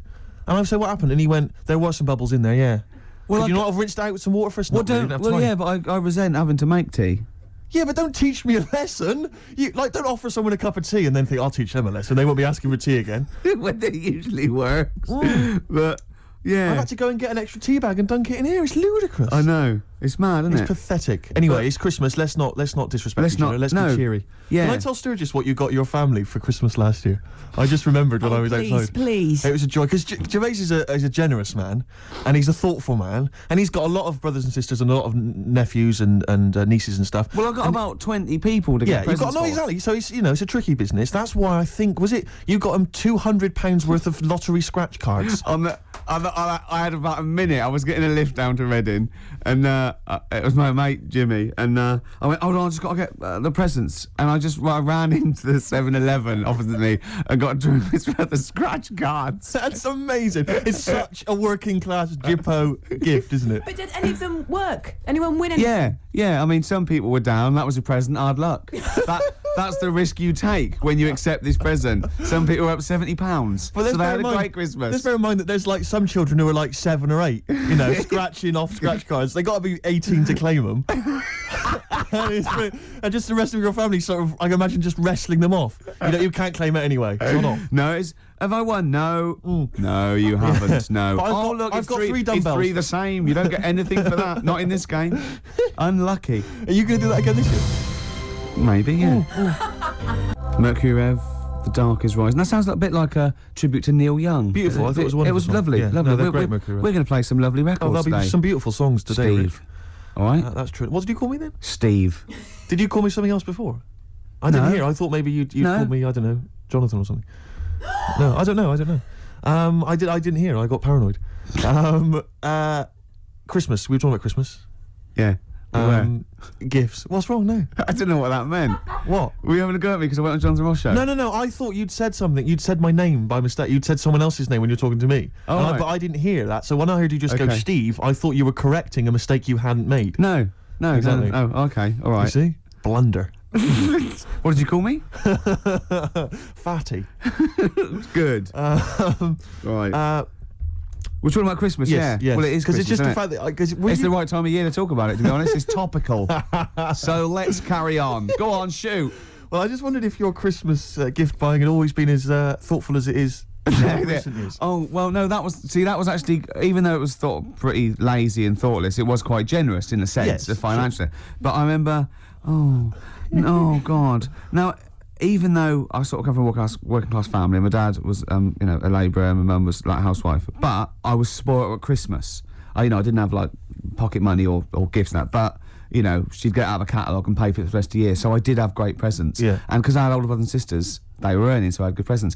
And it was okay for me to, give them nothing or do a card or something rubbish. But then I remember one year when I just suddenly realised I was too old to be doing this. It was like, in Jaws when it pulls focus. Yeah, and you go, oh my God. And I just realised that's the worst present you've ever... I think it was about 12 or 13. And I remember it now. My sister had got me a Cat Stevens album. Great. I think a Birdhouse and like a quiz book or something. Yeah. And it was my turn to give her a present. And it was a bottle of shampoo that I'd found in the bathroom and wrapped up. It's a big jumbo, one of those Tesco's, Had it not already been used? No, I don't think so. Mum had bought it, You just topped it up with water, wrapped it up? I just gave it to her and she went, oh, thanks. I thought, oh, God, that's rubbish. That's really bad. It's rubbish, isn't it? That's really bad. I know, yeah. I remember one year, I really wanted a Scalextric. I was going, I want Scalextric. And my mum was going, no, you'll just get bored of it. I know what you're like. You'll get bored of it and we'll have spent all that money and you'll be bored. I was going, no, I won't. I love it. I'll play with it forever. And, and she was going, no, you won't. And I was going, I will. I love it. And so she bought me Scalextrics and I unwrapped it. And I was using it. I was bored instantly. Yeah. But I didn't tell her. I pretended I loved it. And so, I'd always be playing it monotonously, hating it. I know. But I'm loving this, Mum. It's absolutely brilliant. You were wrong. You were so wrong. I'm loving it. I know. Things with Scalextrics, I think it was great at the time, but I think it was an XFM party actually years ago when they got Scalextrics, and loads of us think, oh yeah, I used to love it. Rubbish. Yeah, really. rubbish. It's tiny. Yeah. It's about 2 foot long. Yeah. You go put it back on, Dave. Yeah. There Exactly. you go. Oh, can you put it back on? Exactly. But you want it to at least kind of change into a robot. Or kind of come off and just drive around the course. These days it's all virtual, Steve. That's true enough. Isn't it? In your mind. Well, we all take a pill, don't we, Rick? And then we're in some kind of fantasy world. I am Ayrton Senna for a little while. What about those bloody computer games? No one's reading a book anymore, are they? What's a tree? Download. Well, I'll tell you what. I'm going to play a song now. I think I've dissed U2 for about 15 years, but I got them wrong, and I'm going to play a lovely track off the latest album. This is still good, that one. It is very good. That's 1993, 94. It's mad, isn't it? Long time ago, eh? Crazy. Cool. All those years ago, when they were setting out, they were great, and they'd before they became embarrassing. Well, they can still come back. They could still come back. Their last album's not as good as their first 1 and 2, and but who knows, Steve? Well, exactly. Yeah. It's been a good year for hip hop, Rick. Can I surprise you? I've gone off hip hop of recent years, but I've been charmed this year by Bubba Sparks' album. I thought it was fun. I think De La Soul had an album this year, which I enjoyed. Yeah, they did. That was good. Very good. I didn't mind the Jay-Z album. See, I liked a couple of tracks. Yeah, it's all right on there. I actually quite liked. There's a new Outkast compilation that I don't know if it's out yet, or maybe it's just going to come out. I was disappointed by the album. I bought it on the. Well, Rick, can I surprise? There's a new little compilation. I like the little owl. I like the owl and the cat and the dog. The new little compilation, Rick, has lots of tracks from their previous albums and other singles, and it's a good little dynamite buy. Maybe something for the new year in the sales. Just going to make a note of that. I'm going to buy that on the way home. Do it. But the album that I was particularly charmed by, Princess Superstar Is. Well, now, a lot of people have been dismissing her as a bit of a novelty sort of rapper. They said the same about Timmy Mallet, so don't listen to them. Don't listen to them. That's what I'm saying. So, another track we played a while back, Untouchable Part 2, which was dynamite. Yep. And this is another track, I think this was a single. It's called Bad Babysitter. She raps very quickly, but listen carefully because the lyrics are fun. The album Princess Superstar Is Princess Superstar and Bad Babysitter. Did you enjoy it, Rick? Yeah, I did. Good. Yeah, no, I like that. Yeah, that's 2 out of 2 from that album I've liked. Yeah, exactly. I think I'll go and buy the album on the way home. Do it. Make another note of that, Rick. Note. You've got Outcast to buy, which has not actually been released yet, but I'm sure you can pull some strings. I'll get someone onto that. Good. Okay, XFM 104.9. It's the Ricky Gervais Show. Absolutely. Can I stop you there? Go on. With Steve Merchant. Thanks very much. No worries. Yeah. Cheers. We're talking about presents here. I just remembered something else I had. I was just into science from like the age of like 5, 6 to about so 18, 19. I'm still into it, but I studied it and I absolutely loved it. And I got a microscope set when I was about, I suppose, 10 or 11, and just looking at butterfly wings and just anything under there, like 300 times. I thought this was amazing, right? And in it came these little shrimp eggs, and you could look at them, and then you could breed them. You had to put them in a salt water solution and then keep them at a certain temperature, and they'd think, in a nice little beach, and they'd come out. Yeah. What I did, speed up the process a little bit, popped it on the electric fire, right? We had one of those fake plastic coal things with one of those little metal things that turned round from the heat and made it look like flames. It didn't. No. I'll be honest, it didn't. Because who the hell was fooled? Yeah. Coming and going, you got a lovely roaring fire there. Yeah. The flames were encased behind that plastic coal. Exactly. But I love it. Popped them on there, left them there for a little while, bit too hot, came back, just melted, really. Just dry, and the thing was sort of slightly warped. So, them shrimps did not see the light of day. Once again, your laziness and sinfulness I got to speed up the experiment. Absolutely. Come on. I can advance nature. Yeah, Come exactly. On. Yeah. Do you stand in front of a microwave just going, come on, yeah. A minute and a half for soup? It's ridiculous, isn't it? Yeah. That's majestic. Yeah, but I learnt my lesson. Yeah. Now I make sure the shrimps are the right temperature. Exactly. That's terrible. You reminded me of something I was going to say then, but I can't remember. I've embarrassed myself live on air. Yeah. Should have kept that quiet. No one would have known. No one was there thinking, I wish Steve would say something now. It's crazy. What I was Steve going to say? A story. Yeah. Oh, I know what it was. It was about you said about the sort of the fire and that idea of kind of buying a piece. It's like when people buy a fake Rolex watch. Yeah. And they tell people it's fake. Utter waste of time. Yeah. Why you told me that? It's like what? I'm getting one over on the Rolex people. But you're right on that side. But the point is, why buy a fake Rolex watch? I mean, why buy a Rolex watch? I think they're very expensive. Look good. They look nice. Yeah. And it's a transparent display of wealth. But it's when there's like a builder who you know's on like £5 an hour wearing a Rolex. You're joking, aren't you, Steve? Hod carriers can get upward of £550 a day. So you've embarrassed yourself. I don't know anything. It seems like I don't know anything about the building industry anymore. Unbelievable. Do you know once my friend showed off this watch that he'd bought, and a guy had sort of dodgy bloke had sold it to him on the street. Yeah. And he'd been up in London, and some guy on Oxford Street had sold him this watch, and it looked really good, and it worked fine for years, and it just looked class, and I thought, wow, that's brilliant. And I came to London for something, and I walked up and down Oxford Street for 2.5 hours trying to get sold a dodgy watch, and I'd be going up to people like selling lighters, going, yeah, not interested in lighters. Got any watches? Yeah. And go, no, I haven't got any watches. Go down to the perfume guy, and I go down to the perfume bloke. You, any watches? I love the idea that they saw you go, no, like the way I watch, and they go, no. I know. Why? It's a bad advertisement, mate. If people see you walking around with this, it's not good for trade. What? How dare you? Send me one of those stolen watches. Can't do it, mate.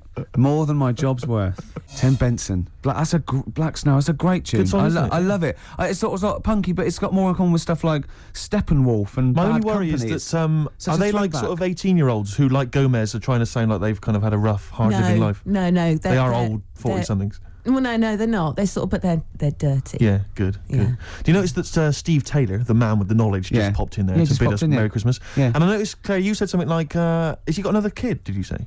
Yeah. How many children has he got?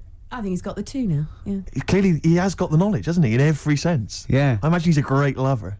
Well, he knows. I imagine he's got wonderful fingers. He knows what magic fingers. Well, he's actually got little toady hands, Right. but he uses a lot of utensils. Yes, yeah. He's invented all these little things that go with Exactly. and it just it's over very quickly, so we can get on with learning. Pleasure gloves. Yeah, because even when he's making love, there's a stack of trivia books. Exactly. So well, he can tell you about kind of great shags of the past. yeah. Oh, he's there. Here he comes. Yeah, here he comes. Oh, look, I love him because you don't know this, listeners, but he looks like Penfold of a Danger he's a Mouse. beautiful man. He does. He's It hasn't stopped him breeding. Yeah. It's not. You don't usually call it. You usually call it breeding when it's humans. Steve Taylor, the man with the knowledge. Come in. Hey. All right. Christmas to It's you. like Steve Wright and his posse. All right. Merry Christmas. Hi. Hi.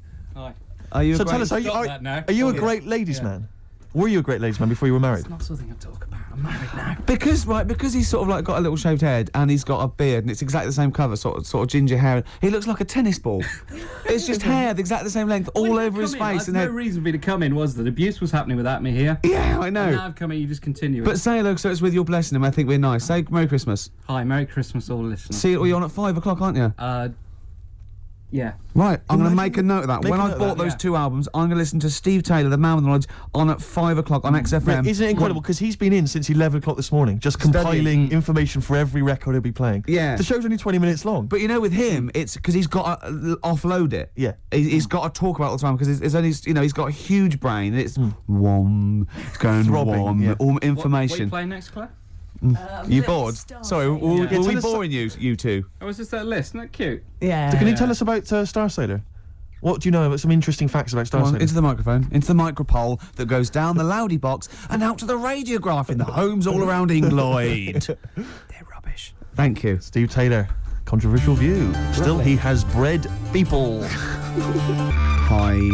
Hives. Before that, Star Sailor. It's been a bit of a punk sort of show, this, isn't it? It has, in and I general, enjoyed it. in year, the whole year's been a little bit of a. I blame the Strokes, but you see, I enjoyed punk. You were too young and don't care for it, but. But I have to say that if punk the first time round was as exciting as I found it this year, then I've missed out because I've really enjoyed it. Really. So have. I want to go and play you all things like X-ray Specs and things like that now. Are they as kind of melodic though as things like the Strokes and White Stripes and so on? Are they kind of tuneful? Because the White Stripes. In fact, I've guitarist is picked an on a very absolute- bad example because they were sort of like pop punk, and Polystyrene was almost.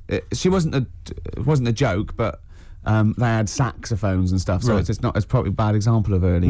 I mean, the Sex Pistols summed it all up. you know. Yeah, sure. But we enjoyed that, don't we? No, we did. I have to say though, although there has been a nice bit of sort of punky sound this year, for me it's been very much a year for the geeks. And you'd have thought I'd have enjoyed Well, that. that's but new actually- metal, though, isn't Well, it? it is the new There's sort metal. of these people in their bedroom playing sort of computer games and I can't loving believe that Limp new metal has Bizkit. taken over the world. It's It's just mad, isn't it? incredible. It's absolutely huge. Suddenly, Linkin Park and. But see, I don't mind things like Marilyn Manson because they're having a go, they're having a bit of a laugh, and But I just. But it always seemed so perennially uncool to me when I was younger. Anyone who was into that kind of music, I just thought loser. And that's And coming coming from from the you, kettle calling the pot black. Yeah, imagine that. But it's the year of the geeks, not just because of new metal, but also because of just these fantasy films with the Harry Potter I stuff, know. and now Lord of the Rings. It's like everyone's obsessed. Now it's with cool to fantasy play stuff. Dungeons and I Dragons. know, I can't get over it. I'm stunned. It's scary, isn't it? Because It's I was never into that rubbish. No, I've always thought definitely it's like Yeah. It's like people who are still obsessed with Harry Potter. They go, I'm rereading Harry Potter for the 3rd time. And I think, listen, I haven't read it. Okay, I'm sure it's very good. But you're rereading it for the 3rd time. There are books out there written by adults for adults with like sex and other exciting things. Yeah. And it's Harry Potter, I'll just read, like in case you missed something the first time round. But maybe they're learning the spells. I'm stunned by it. I mean, have you read it all, Claire? Are you all up on this? What, Harry Potter? and I all- actually went out and bought the first Harry Potter book and lost interest halfway through because there was no sex in it. No, so exactly. Couldn't be It's like bothered. why I never go to see any Disney films. There's never the prospect of any nudity. If there's no chance of See, nudity. I think you're actually buying the wrong books. Right. What you want to buy, Steve, is a pornographic magazine. Tell me more. Wow. In there, you see, what you get, Ladies.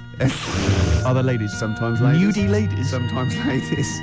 Stereophonics and the theme tune to BBC Two's The Office, handbags and glad rags. Absolutely. So I think we should be playing Christmas songs as well, though. Because Merry Christmas know if War I is like over. A great. Is it really? What? The theme tune to The Office? I think it meant is war really over? It is. Thanks, John. Yeah. It is. Yeah. Yeah, it is, yeah. That's, well, there, to be fair, Rod Stewart did it first. Yeah, and we don't use the stereophonics version. No, right, or okay. the Rod Stewart version. Thank you. Too expensive. Exactly. Costs a See, fortune. like to re-record it. Yep. Or little known facts. Yeah, You should yeah. save that for the DVD. Or Steve Taylor would have blown it anyway, Yeah, exactly. wouldn't he? He'd come on with the knowledge and told Yeah. him everything. I was thinking Fairy actually, Tale in New York. beautiful song. No, Can it's we- great can we song. find It'd be that? nice to try and dig it. I'm sure everyone's playing it at the moment. Yeah, let's On the loop. yeah. Let's But not I mean, we play it. should. It's good. No, it's Let's play Simply Having a Wonderful Christmas Time by Can Paul we McCartney. play Driving Home for Christmas, Chris Rea? Oh, he is. There's a lyric in that goes, I look at, he's in the car driving on Christmas, and he looks over at the other bloke in the other car, he goes, he's just the same as me. Yeah, I was thinking that. He's just the same as me. Driving Yeah. Home for Is he Christmas. saying he's copied him? He's like, well, oi, Yeah. what are you wearing? That's the same as me, that is. What do you get your missus? The same, is it? You. Who are you a stalker? I'm Chris Rea. Hello. Yeah. He's going back to Newcastle. Exactly. Oh, they talk, innit? Is that where he's from? Yeah. Is it Middlesbrough or Newcastle or Do you remember when Rea made a film? Cleveland? Go on. Chris Rea made a film. They all do it like Dave Stewart made that film with the All Saints, Honest. No one went to see it. No. But Chris Rea made a film which was like a kind of fantasy thing. Well, I think Shirley Bassey turned up in it where he was like, have you ever seen this? No, but no, I can't tell you. I'll tell you off air. Really? Is it outrageous? Is it libelous to Chris Rea? No, I had to interview Chris Rea about this. Really? And Shirley Bassey was there, and she pulled That's up in a her weird limo. interview. Yeah, It's an incredible- don't ask me. Don't ask me. What it was was you doing for? It was for some satellite And what did TV Bassey show. say? Did she disrespect the Bassey? film? No. When Bassey came into Pinewood Studios, when she came in, we all had to leave the set so she could drive through the set. We all had to leave so she could drive in. No. Just thought I'd tell you that. Wow. It's very boring, Rea. I wish I hadn't told you that. What do you mean? actually. She drove her car into the set? No, she was driven into Pinewood Right. Studios, into wherever they were filming, and we had to all leave why did you as have she to arrived. leave? Because, I don't know. Did she knew what you do? She Sturgis? didn't like me. She went, Yeah. I don't want that smackhead around in here, you know. Wow. I got some valuables in here. Yeah. Sturgis. Diamonds yeah. are forever, and especially when she's around. Yeah. Anyway, I never saw the film, Steve, in answer to your questions. Yeah, well, I don't think anyone did, but the fact that Chris Rea got money to make a film. I mean, has he released a song for years? He's still going. Is He's he? probably got a little bit of back catalogue going. You mentioned Paul McCartney as well. We were talking about that with Steve Taylor. And I'm wondering, because you're talking about his money and the fact he's got loads of wealth, and that's fair enough, and he obviously deserves it. But what I'm wondering is, he's got to be he's such a Steve, rich does man. anyone deserve it? Unless they spread it around. really. Politics. But he's obviously, I mean, he must be one of the richest men, certainly in this country, and I'm Yeah. sure, internationally. Millions. Yeah. I don't know if he's reached the billion mark yet. But I'm wondering to myself, why doesn't he spend some of that money making his missus like a bionic leg? That'd be amazing. Do you know what I mean? She God. could like leap over buildings and stuff. That'd be genius. Well, she wouldn't leap, she'd hop. Because if I had that much money, I would. She could only hop. She'd just be running around in a circle. She'd win, the one. she'd You'd have win to get the other one done as sports well. games, wouldn't she, at school easy? Just Yeah. one hop. Exactly. And she's won. I mean, it'd just be Oh. incredible. Because I don't know. I mean, the Bionic Man, it was expensive then, wasn't it? 6 million then, Steve. Christ knows what it would cost now with inflation. $6 million, of course. That's only about £4 million Yeah. sterling. Yeah. But now, and that was like, what was that, 74 or something? It cost you a fortune. Hundreds of million. Oh, I wouldn't even want to guesstimate. But he got the eye. Sure. That's useful. Yep. He can see miles away. Yep. He's got the 2 legs. You need the 2 legs for running. Did he have the 2 legs? Wouldn't it be? Yeah, of course he did. Otherwise he'd be hopping, wouldn't he? Yeah. Dun, dun, dun, dun, dun. But he got the 1 arm. He'd need the 1 arm. They thought, let's not look mad. Let's not make him completely bionic. Yeah. But the one thing that always worried me, right, was that when he lifted up a truck with his 1 good arm, why didn't his back collapse? Yeah. He didn't have a bionic spine, did he? Sure. I could see him lying on the ground and sort of like doing a sort of leg press. That'd be fine. But when he stand up, his back would just collapse, wouldn't it? Yeah. So you're beginning to wonder if an astronaut who fell out of an airplane while test driving it and was rebuilt as a half robot, you're wondering if there's maybe some flaws in that concept. Yeah. And Oscar Goldman, I don't know what. And isn't it convenient that his girlfriend had the same 2 legs, 1 arm? I but think that's this- what drew them closer this- together, though, Rick. This time she had the ear. I don't think he was just on the pull and by chance he got her undressed. He thought, my God, that looks like a familiar plastic arm. And there was a bionic dog, wasn't there? And a horse, Well, apparently. why do you need a bionic horse? I know. When you can run at 70 miles an hour, you don't need to get on a horse, do Yeah. you? Unless the bloke that had the bionic horse wasn't bionic and he could run like really Well, I fast. think the problem was that they'd spent so much money on all these bionic things, they just made a bionic horse, entered it in races. Yeah, Just he bet gets on some it. of their money back. Yeah, exactly. Steve Austin, he's not turning Exactly. up, he's swanning round. A very costly investment. Does anyone remember Bionic Man? Is this just, this was all shown again, isn't it, on Bravo? Everyone and all knows the- who the bionic Oh, just Oh, ask no, sci-fi. Camfield about it. Oh, I bet he loves it. Because doesn't he? Camfield's only about 14 and he knows the bionic man. I know, yeah. He's been watching it for 13 and a half years. Sturge, let's play another song because we've just played the cover version of How Magic Now Rags. Sure. Great song, really good. Yeah. And I've been playing cover versions version. all this year. And one of my favourites was this Run one for cover. I played a long time back. Actually, I think I played this when we were standing in for Dermot O'Diddley. Yeah. He was back today, wasn't he? Just pops up when he wants. Exactly. Isn't he? But I'm not going to play any cover versions in the new year. That's Go on. that Cover Me Up or Cover Me Bad. That's going to be scrapped. Run for cover. Well, I've finished with my I call it film review. Yeah. Sure. So we're going to have all new features in the new year. Yeah. But I'd love to play this again. This is a Once Around the Block. Oh man, it's a lovely, lovely Do you job. think the listeners enjoy this as much as we do? I would imagine not. No, I don't think No. so either. No. But does that make us bad people? No, I don't think it does. It makes us wealthy people. And lucky, very lucky. That's true enough. PJ Harvey. Lovely. Love it. Great. I'm loving this, Steve. Yeah, no, it's Nearly great. Christmas. I had a couple of chocolates there, didn't I? Oh, the yeah. purple ones in roses. Very much like the Quality Street one, the hazelnut and the toffee. Yeah. But getting me in the mood. Now, I know if you're a fan like me, you love the roast dinner. Oh. We love the roast dinner. But the Uber roast dinner is the Christmas dinner. I'm looking forward to it. No, I'm thinking about it now. I can't believe how many different sort of meats you're going to have in your house. Well, we always have the turkey, obviously, traditional. Plus, we always have a little bit of pork, a little bit of lamb. Oh God! And don't forget the sausage. You know. Well, I love the fact that someone's designed the turkey Christmas dinner, and then they thought, wait a minute, I also want a little sausage, and let's wrap it in bacon. Why not? Let's just have some stuff in it. Can we have some? Can we have all the meats that are available? Someone said, please? hold on. There's sausage meat in the stuffing. Now, and well, sue me. Yeah, exactly. Sue me if I want a bit of extra sausage. You know what I mean? Oh. It's the greatest. It's the work of art, and it takes hours. Rick, can I ask you what kind of veg you going with this year? Veg? Well, I just love the roast potato. I mean, people have tried to sneak in the Brussels Because you sprout. don't eat vegetables or anything No, I try green, do not you? to eat. Parsnips. I love parsnips, but when they're crisp and crunchy, like a trendy crisp in a wine bar. I love it when yeah. Oh, I love that. We'll be having carrots. We'll be having leeks. We'll be having Brussels, obviously. Yeah. Brussels. Yeah. And my mum will always throw in a little bit of something crazy. Maybe there'll be a little bit of red cabbage, something wild, something exotic, or something Vim, continental. or a used condom. To be quite honest, I think she's mental. Your mother. She's got to stop that. But who knows? Any kind of treats. I'm I love the fact about the Christmas dinner is that people are taking weeks, years planning it. I know. They take months. They got to defrost. Have you told? Can you talk about your grandparents? Well, my grandparents, of course. The thing about my grandparents, I have mentioned this before. Yeah, I think they've got about 3 teeth between them. It's unbelievable. My grandfather. They're all their own, though. He was in the RAF in the war, right? And for some reason, he had problems with his teeth, and they pulled them all out, and they replaced them with a false set of false teeth. But during the wartime, I don't know whether this was just like what it was like during the war or just the 40s, but he had a kind of wooden plate put in with like some kind of fake teeth attached. Oh no! And he's never had that changed. So he's still got the wooden plate and about 3 teeth still hanging on it. Oh. It's just so he and my grandmother combined, they cannot eat anything that's kind of solid. So they will literally get up for Christmas dinner. They'll get up and they'll put the meat on like it's sort of 6 in the morning. Go back to bed for the day. Get up and eat it at about 9 o'clock at night. And the best compliment you can have if you've cooked dinner for my grandparents is, "Oh, this is lovely. You can suck it away." Yeah. Imagine that. Why don't they just liquidise it? Have a nice little roast smoothie. They have done in the past. Really, and a little apple crumble smoothie to follow. If we take them out to eat, like at a restaurant or something, we've got to phone ahead to make sure there's fish on the menu. Really? Because they can only have fish. But then the bones, you see, that's a problem for them. Well, you can take the bones out of fish, can't you, and sort of mash it up. Yeah, but the eyes are going Steve, as well. could I suggest the fish cake?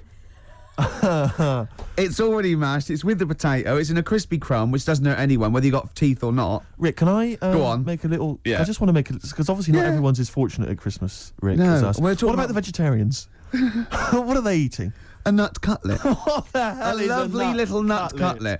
Can't they have like tofu, but in the shape of a turkey? But I love the fact that so often, certainly your Linda McCartney veggie items, they always try to fool you into thinking it's the real thing. Some veggie sausages that they've injected with something so they'll taste like sausages. Yeah. Eat the real thing. I look, you don't really need it that arbitrary shape. If it's, you might as well just have it any shape. What angers me with the vegetarians? What angers me with the vegetarians and the vegans, even worse, is that look, we're breeding all these animals to be eaten. Yeah. They're going to get slaughtered anyway. Chow down! Come on! Yeah. Those chickens in those little kind of pens, 4 of them in a little square box. Yeah. They're sort of crapping eggs out every couple of minutes. Yeah. You're not a zoologist, are you? I am not officially. Yeah. No, but I know what I'm talking about. Rick. Yeah, you do. I've seen brochures. Yeah. I've walked past a farm while on holiday. Excuse me, farmer, could your finest hens crap me some eggs for my tea? No worries. Chicken, crap a little egg for me. Oh, Brilliant. an old Christmas classic. Oh. No, spare a thought for the vegetarians, and we're still the vegans. Yeah, and Christmas. what about Travis? What do you think they'll be doing this Christmas? Having a whale of a time. I'll tell you what, Steve, it was an excuse to play the record. Genius. It was a link. Travis and Driftwood on XFM 104.9. It's the Christmas edition of the Ricky Gervais Show with Steve Merchant. Hi. I'm loving it. Yeah, it's good. I'm in the Christmas spirit, actually, I have to say. Yeah, definitely. I do enjoy it. Will you be looking forward to, I know everyone talks about it, Rick, but Christmas telly? I love Christmas telly.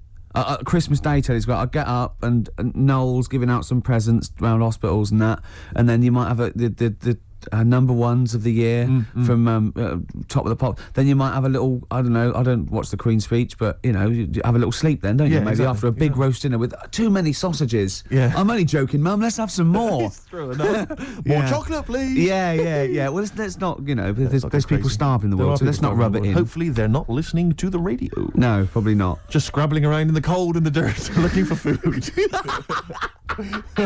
We are actually laughing about it. I know We actually laugh. Rick, I find that if I laugh about it, then I can ignore the problem easier. Yeah. Not face up to the horror. Yeah, I know. That's too easily done, isn't it? Exactly. It's too easy to face the horror of the world. It's better to laugh it off. I know. That's what annoys me about buskers. Because a beggar just sits there and you can pretend you haven't seen him, whereas a busker's shouting out. Yeah, and you want to go, you know, unless you're deaf and blind, he knows. Yeah. He knows. Yeah. So, have you anyway. cultivated a kind of universal... I've cultivated this kind of thing I always do with a beggar. When they offer their hand, I don't even say anything anymore. I just sort of kind of offer up my hands as though to say, look, I have no money in my hands. And just a kind of sympathetic turn of the head. And I sort of mouth some words like, and it normally involves sorry mate or something. Yeah. Because I find it's better to be courteous than like kick them in the head or anything like that. Yeah, no, I never do that, and I always acknowledge them. I actually never ignore them. No. And sometimes I give, depending on. Although I have to say, another situation. Another successful year for me of avoiding the Big Issue salesman. I've never bought a copy of the Big Issue. I love the fact you are actually proud of that. Well, it got to the point where I actually am appalled by myself. But it's like it's a contest now. It's like I've managed to do it for so long that it's almost a competition with myself. Well, it's the same as me with reading a novel. But yeah. Although I blew that in 1987 when I read Catcher in the Rye. I'm still kicking myself. I'm looking forward, of course, to... I'm hoping it'll be Dennis Norden's Laughter File, Volume 7. Oh, it's 7. You're having a laugh. 27. It used to be It'll Be Alright on the Night, but I think they've changed the name to Dennis Norden's Laughter File to fool us. It's great, though, isn't it? Because he comes... You're one of those people. This is something we call doorstop. And it's sort of like, just what...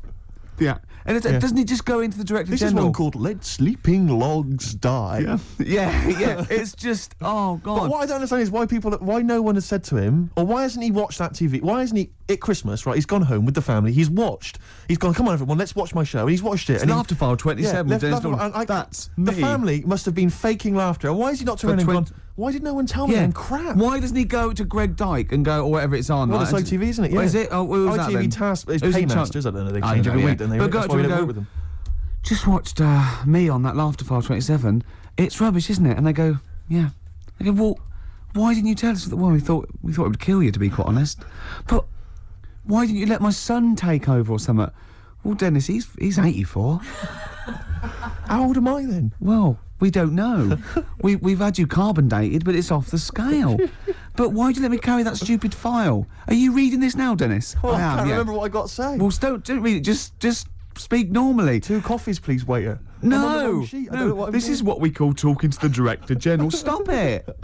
But I can't wait for that. Yeah, and Dennis there is two. Can I just say one? Who's in the audience of Dennis Norden's? Like, who's gone? Joan, I got 2 tickets for Laughter File. I can't believe my luck. I've been on the internet. Because they're always they're cracking up, the people on that show. I've never laughed once. Maybe it was an audience that they filmed in 1973, where it was the first time they saw a goalkeeper get hit in the balls or something, or Jackie Charlton or something, or a dog fall off a slide. Well, it's either old people who just can't remember, they've already seen those clips 1,000 times before, like or it's I was always thinking of the people at what's that show that Beadle used to do, the You've Been Framed. You've Been Framed. I think now what's happening is while Lisa Riley's doing all the scripted jokes, there's just someone stood behind her, maybe just showing a picture of her like nude or in a bikini, or just pointing and just making jokes at her expense. Exactly. That's why they're laughing. He's lovely, Lisa Riley off Emmerdale, of course. Fatty Riley. No, don't say it's not fat. It might be gland. You don't know. It could be gland. No, just stop it.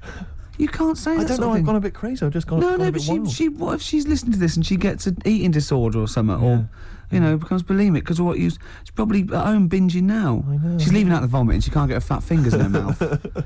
Anyway, I'll tell you what, the best gig of the year, surely the White Stripes, Rick. I know everyone's raving about it. And let's hear one of their tracks. What's it called again, Claire? Fell in love with a girl.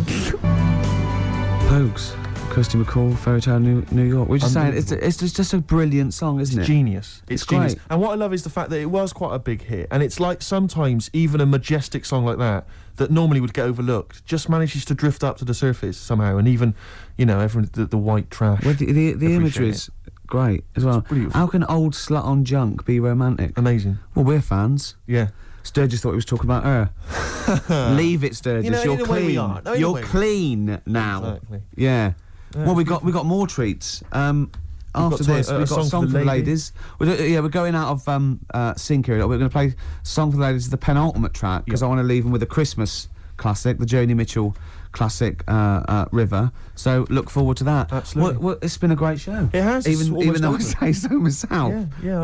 I've enjoyed it. Looking back over the year, Rick, looking forward to Christmas. Go on. Can I just throw a big thanks out to all the people that have emailed us and phoned in and written to us over the last 6 months. I think it's about 4 people who keep doing it. Recycling the same under old junk. different names though. Exactly, but we don't tend to read stuff out, but it is appreciated. It is, and it's often gets into the show whether you know it or not. Exactly. In some way, we steal your jokes and pass them off as our own. Nice email from someone there saying there is a tofurkey. A tofurkey, yeah. So a tofu turkey. Yeah. You can buy it in the whole trimmings. See, I made that up. I could have written that down and, it had already been done. Yeah. So I said we can't paint in a tofurkey. Sure. So I've embarrassed myself again. Sturgis, are you going to be driving home for Christmas? No, I'm going to be here. Christmas. I'm going to be here. God, she's working. He's just the same as me.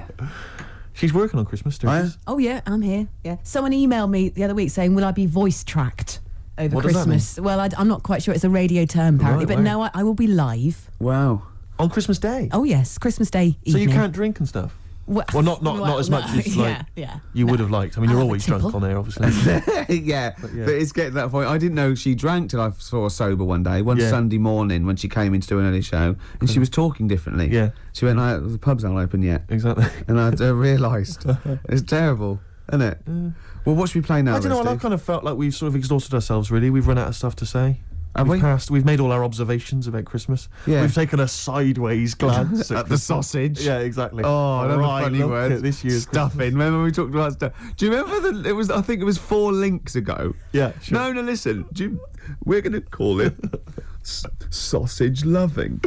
And we talked about all the different things you have on a plate and that. And we started off with like turkey, and then we went. I'm just trying to remember some of the amusing bloopers that took place over the course. Do you remember when you didn't make it back in time for the link and you were making tea? I was making tea. That was a classic God! One. What was that one when I think you said something like that was a white stripes. He's going to say the word wrong or something. Yeah. Oh God! If you're one of those people. Oh, this is great. I'll tell you what. I'd like to play a record because I'd like to talk about this link later. Yeah. Should we play a record? Yeah, well, let's look back on it, like, amusingly, like I Love 1980. Oh, let's do that in a second. So I'll play a song for the ladies, final one of the year, and it's a song which I did play a long time ago, and it's absolutely beautiful. It's from Nick Cave's album. What was it called again? I think it was called No More Shall We Part. And it's an absolutely magnificent I'm just remembering the last time you played it. I know. It was brilliant because you introduced it, and then I think it was Karl who played it, and we listened to it. Were we playing Buckaroo or eating Curly Whirlies at the time? I can't remember. Mum and everyone. Yeah, it's a little bit of cussing in there, which they bleeped out, thankfully. Carl's in a bad mood already. Excellent. He's been in about 3 minutes, and he's in a bad mood, getting stressed. If you can't hack it, leave. What's the matter with you? No, I'm just saying. I was meant to enjoy last Saturday off, and I didn't. Why not? Why is that our fault? Because you weren't here? Just because... I don't know, but... Are you not in the Christmas spirit? Why didn't you enjoy last Saturday? What did you do? I went all the way back up north again, right? Because it was Suzanne's dad's birthday, right? I was busy last week, didn't have time to get him a present or anything. Didn't have time to get him a present. So I got to Euston Station, bought a card for him, which was a Christmas card, so he wasn't happy because he was saying it's my birthday, and I said, well, I won't be seeing you again. So I've got a joint card, and then we went out... Did you get him a present? Well, no, because we went out on Saturday night for something to eat at this pub that he likes. It does nice steak and onion rings, right? Lovely. So he should have been happy anyway. Yeah. But... What, you paid for it? No. But you should have been happy anyway. Suzanne paid for that because it is her dad, right, not mine. So I said, all right, what can I do? I said to her. So she said, just buy a few drinks or something. Anyway, I didn't get around to getting drinks. Can't believe it. Can't believe it. Round to getting the drinks. Right, so I said, right, I'll pay for the cab.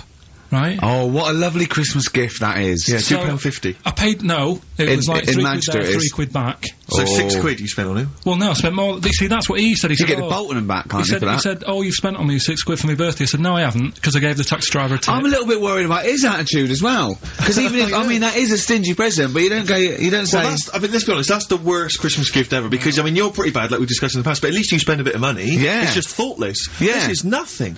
I know. You haven't given him any time. I mean, I would... And I knew my demographic. They loved it, my family. They couldn't believe their luck.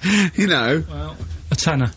You spent a tenner on him? Well, the cab fare was £6. But the thing is, he doesn't. It's not. I don't think he's saying that. I think it's the fact that this is like, you know, frittering away in everyday life. Kind of thoughtless, he would have loved it. I'm sure he would have been appreciative of a lovely £10 gift that you cared about and bought. A book he probably likes, Fly Fishing, doesn't he, by J.R. Hartley. If you'd have bought that, he'd have gone, that's what I was looking for. Or what I was looking for, Karl. Bloody hell, Karl, you little bald twat. That's just what I wanted. So. All right, so just calm down. So what have you got planned for Christmas? Is this what I mean? Are you doing the same? Oh, Karl, excellent! You've paid me milk bill for this week. That were nice. I'm spent this year. So have you planned anything for Suzanne, or are you just? Yeah, I'm taking her out Christmas Day for something to eat. Well, does she know that? Was that? She's working today, so she you know. So right, okay. So what Christmas gift have you got? That's it. I'm taking her out. What, you haven't got a present? No, because we've spent a lot. Don't forget, that's half yours, though. You're going to be eating. You're not going to just be sitting there watching her eat, going, "Oh, I'm hungry, but I spent all." You're going to be eating as well. That's half yours. So she's got nothing to unwrap. He looks like a cat who's been hit. She's got nothing to unwrap. There's nothing. She's going to hand something over to you because I've met the woman. She will. She'll hand something over. You'll open it. You'll love it. I might get something today. But you shouldn't take me to begrudgingly persuade you to do it. God. Yeah. Right, so... Yeah. Well, I'm gonna try and stick in some, Christmas songs. We're not playing all Christmas songs, but I brought in a couple. So this is Christmas, John Lennon, The River, Joni Mitchell, Fairy Tale New York, one of the best Christmas songs ever. Oh, what about a bit of Pretenders? That's a good one, 2,000 Miles. Let's hear it. Pretenders, 2,000 Miles, on XFM 104.9. This sort of Christmas edition, we're not here next week, are we? No. Karl is, aren't you? Well, you are in a way. I was doing a best of, innit? Yeah. Is it a best of? Yeah. Brilliant. Have you been putting it together? Not yet. Okay. You want to get I'll do it today. Tell me what bits you want in it, and I'll sort it out. It's not for me to say, is it? Yeah, it is the best stuff. Well, maybe people could email in with their highlights of the year for them. I'm trying to think what they were. I mean, mostly talking to Karl. It'd be mostly Karl, wouldn't it? Mostly Karl. Gibberish from Karl. Oh, I think it'd be an awful lot of educating Ricky from Karl. Well, ricky.gervais@xfm.co.uk if you've got any thoughts and stuff you'd like to hear. Again, is there anything you'd like to hear of Karl saying something stupid, me and Steve laughing or slapping him? Yeah. That's basically the competition, isn't it? Well, there's a couple of instances where I tried to kiss him, I think, and you encouraged me. Yeah. Those are some highlights for me. I wish I'd have videoed that. Yeah, so do I. You mentioned educating Ricky. We've only got... Do you know we normally have, like, 3 instalments? Yeah. We've only got 2 today. Why? What happened? Just, Well, you clearly weren't busy Christmas shopping, so what's the Yeah. Yeah. Well, like I say every week, it's a bit of a struggle finding stuff that I can teach you. But at the same time, what we have got, we've started the feature. I teased MTV with it, right? So I thought I'd best start doing it before they get someone like Zane Lowe presenting it or something. Yeah. So, do we need them? Do we need them? You should explain do we need them for those that don't like the show. Well, it's sort of education about animals and stuff, and if we need them. So, like, David Attenborough once said, you can get rid of people off the earth and it would carry on, there's no problems, but, you know, get rid of a monkey and you could have problems on your hands. So is that a direct quote from Attenborough's current autobiography? Yeah, like I think so, yeah. So what I've done today, right? He always starts having things with, right, so then. Yeah, exactly. Yeah. So... and he always ends things, you got yourself all sorts of problems. Yeah. So that's done. That's coming up. Enjoy that. I've spoke to a woman about, jellyfish. Oh yeah, because I know you're not a fan. Not a fan of them, so we'll be speaking to women or jellyfish? This is a woman. Either. Yeah. So we'll be sorting that out before 3 o'clock. We'll be finding out if we need them. Putting that one to bed. He's great, and he's great. And then we've got a Christmas edition of Rockbusters, which I found out yesterday. Go on. Channel 4 have ripped it off. Go on. It's on their teletext thing. That's outrageous. Yeah, on their teletext page, someone said. What are they doing then? Like Rockbusters, they're copying the format. You sure they're not copying Blockbusters? No, it's someone said it's a cryptic clue of a band and that, and initials, and you work it out. That is despicable. I mean, we should investigate this. So they've fundamentally ripped off the idea of being allowed to do a cryptic clue to guess a band. Yeah, but they sort of clever cryptic clues. They certainly ripped you off then, haven't they? I'm just saying. Hey, I should just point out, because it's Christmas time, we've had an email from Dickie Anderson. Oh, Dickers! Yeah, RA is, well, he's, I suppose he's a long-time listener. Yeah. And he emails us most weeks. Ricky, if, as I suspect, I'm your only listener, I wouldn't bother with your show today, as I've got to attend some family Christmas nonsense at Auntie Marion's house. That's from Dickie Anderson, and he's good because considering he hates the show and everything we stand for, he does take the time to email every week. That counts. That counts to advertisers. Yeah. I think we've got a lot like him. We've also had a lovely Christmas card here from Alexandra, right? Who's wishes she loves the show. She loves you, Karl, and she's enclosed some biscuits for you to save you a bit of money because she knows you goes out and get your own biscuits. Then we've got a lovely little packet of Fox's Why don't you wrap Creations. them up and you can give them to your girlfriend?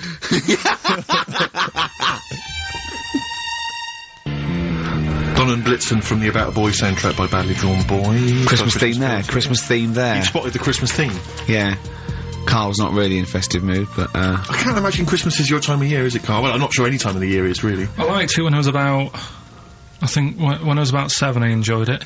Was that the one? Was that the year, the big year for you? You get loads of stuff, you don't have to worry about anyone else, but once you've, like, got a job... What did you get when were you doing your paper round? How old were you then? I was about 13, 14. Well, that was then you were a man, weren't you? I had to buy stuff. Oh. But you're still not You're quite having a good selfish time. man, aren't you? I didn't realise this. No, it's just that Christmas... And that's coming from him, Karl. My dad always said... Oh, right, steady on. Dad said Christmas morning was for, like, you know, for me, so he used to stay in bed. So he never... That's brilliant. That's a great thing to say, isn't it? Yeah. Christmas morning's for you. Run wild. Do what you want. Just don't bother me. I'm going to Honolulu for 2 weeks. That's great.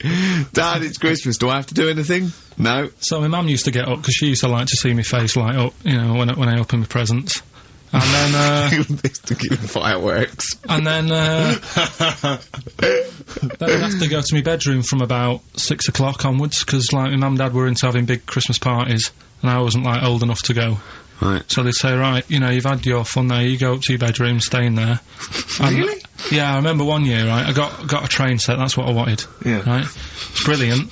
Playing with it all day. I thought, I don't mind about the party, I'm happy staying up here, playing with this. Brother comes in, he's had a few, right, he's going, yeah, give us a go on your train. How old is he? He's a bit older than me, so he might have been like, let's see. Well, let him be 18. Yeah, probably about 18, 19, and how old were you? like that. I had a train set, so, I don't know, about... 14. Something like that. Yeah. Right, so I'm playing on that, loving it and stuff, and then he comes in and goes, oh, give us a go. He turns the transformer up to, like, 14. He went really fast for about 5 seconds, broke it, and then he went back downstairs. Wow. So Christmas, I hadn't even got to Sounds Christmas like Day. the Conservative government with British Rail. Satire, that is. Rick, I just thought that there's satire.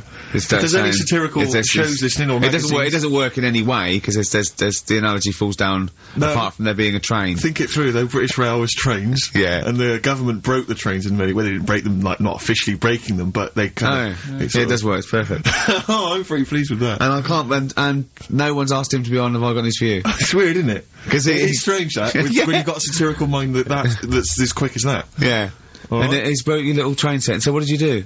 I just, like, watched telly and had some sausages. I bet you were happy with that, though, weren't you?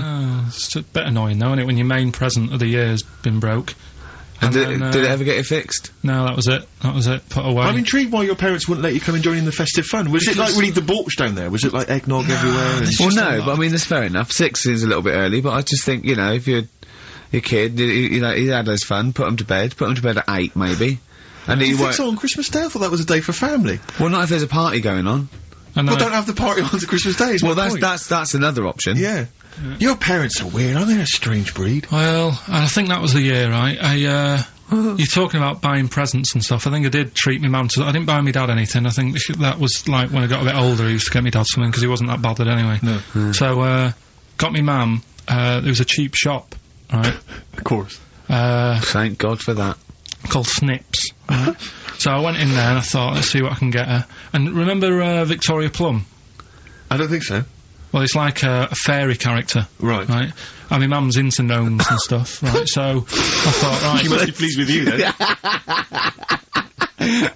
Victoria Plum. I was thinking, is that one of the neighbours? Is it like a brandy Do you liqueur? remember Victoria Plum? Victoria Plum. Victoria Plum, yeah, it's like a little fictional sort of character, right? Okay. So I saw it, I thought, yeah, she'll love that, right? So I did my paper round, saved up for 2 weeks, right? Oh. Got that sorted, went to Snips, bought the Victoria Plum. Next day, I'm in town with her, right? So I think, I know what I'll do. I said, come in here a minute, right? So we go in, and we're looking around, and I tested her, right? I went, look at that there, that's alright, innit? And she goes, oh, it's bloody awful. Oh, Karl. Oh, Karl, oh, God. So then, Christmas Day comes, I said, don't bother opening it. She said, no, why? I said, Oh, no, why did you still give it to her? So, well, it's too late, I'd already bought it. Oh, Karl. So she opened it, and I was like... And she said, oh, that's nice. I said, why are you saying that? I said, the other day, said it's bloody awful. She said, oh, no, I thought you were pointing at something else. Brilliant. Oh, no. So that's why I don't get anyone anything anymore. Oh, God. Play record. Oh, God. Oh. That's good, isn't it? Not bad. Gold Rush. Let you down. I'm actually quite affected by Karl's Victoria Plum scenario. Just the fact that, like, that eagerness, he wants to make sure it's a great present. He's saved up his paper round. He thinks it's like a gnome, but modern. I'm worried that you're using it as an excuse now, and that's why you're not buying anyone any gifts, because you've had your fingers burned once. I mean, you were 6, 7 years old. To be fair... No, you weren't. You were about 13, weren't you, if you're doing your paper round? Yeah, it must have been, yeah, 11 or 12 then. Oh, right. Yeah, so I'd saved up. Oh, no, I'm not using it as a thing, it's just that... What do you get your mum this year? I've sent them some money so they can, get a passport. So they can get a passport? What do you mean, where are they? Immigrants? Are they trapped somewhere? Well, they're in a holding bay somewhere in Dover. Yeah, I've got a friend who's a truck driver who's going to sneak them across. What do you mean? So they can buy a passport. What do they do? Sell it when they were a bit down in their luck? No, they haven't got that much money, right? They've never been abroad, and the mate said they might take them next year, and they said, oh, we haven't got a passport, so You've got to buy a passport, have you? Isn't that your God-given right as an Englishman? No, you've got to pay for them. They're 30 quid each, so you better do, otherwise they're conning me. Right. So you sent them 60 quid? You don't get born with a passport, of course you sent them 60 quid in an envelope, have you? Well, check. Right. Yeah. I love that. He'll be watching telly and France will come on and he'll go, oh, what do you think of that? She goes, it looks bloody awful. Don't open it. No. Don't open it. Yeah. Don't open it. So you've not paid for a holiday for them, No, I've just sorted out it's the better prize, isn't it? Because they can't go anywhere without it. Well, the passport keps on giving. Yeah. So 10 years. That is, yeah. So, but no, I never used to, I mean, I can't think of other things. I used to get me dad once I started getting him stuff, it sort of used to be a dressing gown, and then, but as an extra surprise, I used to put like a cigar in the pocket, so he'd think that was it. Yeah. Then he'd put it on and put his hand in the pocket. Right, and then he'd just hit you because he thought you'd nicked it. Oh dear. So you bought him a jacket with a cigar? That's quite thoughtful. Did you sneak a cigar once on Christmas? Yeah, well, that's when they used to have, like, the big do's, like I say, you know, they were known for it, like, the whole estate used to know that, you know, we were having a party. Yeah. So, so they'd all come round. So they'd all come round and have food and drink and that. I cannot imagine how unpleasant that must have been. Awful. And you locked in your bedroom with a broken train set. Yeah, and looking at Victoria Plum, whatever that was. In the bin. Oh, in the bin, yeah. And hear a mum saying, and he got me this. Isn't this piece shit? of rubbish. You could hear him just throwing it against the wall and laughing. And all the neighbours laughing. And you'd come down, just be in pieces with loads of spit on it. Just loads of gob on it. Eyes. And all the Polaroids of them just, like, laughing at it and pointing. stamping on it. Alright. It's brought it all flooding back. But no, I used to get up in the morning and then, like, they'd still sort of all be there asleep on the floor and on the sofa. And that's awful. Carl. That's terrible. Christmas is surely the one day a year which is a family thing. It's for the kids. They're the ones no, but that was Boxing Day. Well, I know. Oh, that's all right. It's not as it's over. Yeah. Back on the bike. All right. Who's going to pay for this? What, me? Yes, Carl. You're doing 2 rounds today. Yeah, what's your paper round supporting the entire family? Yeah. No, so I used to get up and, like, go downstairs and they'd be asleep, so I'd be mooching about trying to find, like, another present that's still working. I love the idea that these people from the estate had, like, squashed his presents. So I found a cigar that had been sort of lit up and then put out, so I thought, I'll have a go at that. I went outside and had a go, and that's the last time I smoked. Right. I tried it, I thought, I don't like that. I love the fact that he does everything once. Yeah. In his life. It's a line of, I've done everything once. I don't need to do it again. Oh, dear. You know, I've said in the past to you, Rick, that my grandparents, so I love them dearly, but it's like, for the last 30 years, they've been waiting to die. I know, It's like they just sort of, it's like, you know, the novelty wore off of, like... Their life in the 50s. Yeah, they got kind of bored of it. Like, in the 40s, it was brilliant. All sat around the old Joannas, the bombs fell, singing. They loved that. The 50s, you know, that was great as well, because that was the post-war years. It was, you know, it was a bit tight in the pocket, but it was alright, everyone pulled together. And then the 60s came along, all the crazy music, the funny hair. Let's stay in bed. Exactly, they basically stayed in bed. And, it was one Christmas when, my grandmother said to my dad, what do you like for Christmas? What do you fancy for Christmas? And, this must have been, I don't know, 20 years ago. She said, what do you fancy for Christmas, Ron? And he went, well, you know, I could do with a nice big kind of warm winter overcoat. She said, don't worry about that. Don't worry about that, because your father will be dead soon. It's right, you can have his. Meaning my granddad. Well, to be honest with you, my father's still waiting. Which is good news. Good news for my grandfather. Less good news for my dad. He's freezing. He's freezing. He finds out, how is he today? He's fine. Oh, okay. Oh, I'm freezing. It's such a weird mindset, that. I think that, to me, is what sums up people from that older generation, the 40s and 50s. And it seems to me that you've got that kind of mindset. It's like you were born in the 30s. And whenever you talk of your childhood, it's like you had, like, a baked potato to take to school. And a hoop and a stick as a Christmas gift. The other thing is, I think that that sort of generation, it seems that the man is dependent on the woman. There's a total dependence. Oh, absolutely, If she dies, he's done. Yes. He's done for. Just pine away. If he dies, she's got 30 years of pottering. Absolutely, yeah. Do you know what I mean? And going to, like, you know, the youth club and the church. I know what you mean, It's sort of like that. It's sad. Of course, it's sad for them, but it's not the end of their life. No, sure. And it sort of is the other way around. I don't know why that is. Yeah. It's terrible. That's a little melancholy thought for. I know. I've really you brought it down. You've brought it down. I've brought it. This isn't a nice show at all. This is terrible. Well, we're gonna have people just killing themselves. What? Well, I didn't really want to make it a Christmassy type show because I don't really like it. Oh, he's done it again. Well, you did Christmas once, didn't like it. No, it's just play a record. I'm not religious or anything. What are you? You're not anything. Teenage Fan Club from the XFM Christmas album, and that's Christmas Eve. Their guitar sounds are just brilliant. They're just always so nice. All right, Karl, would you like that? Would you like Teenage Fan Club? Yeah, they're good.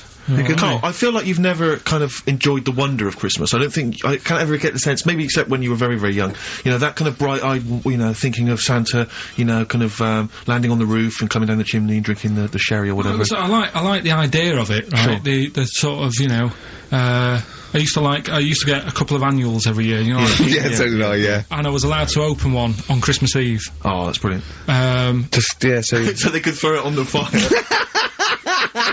I think it is something like a quick skim through, do the work, yeah. I think that's like a cigar off the cooker.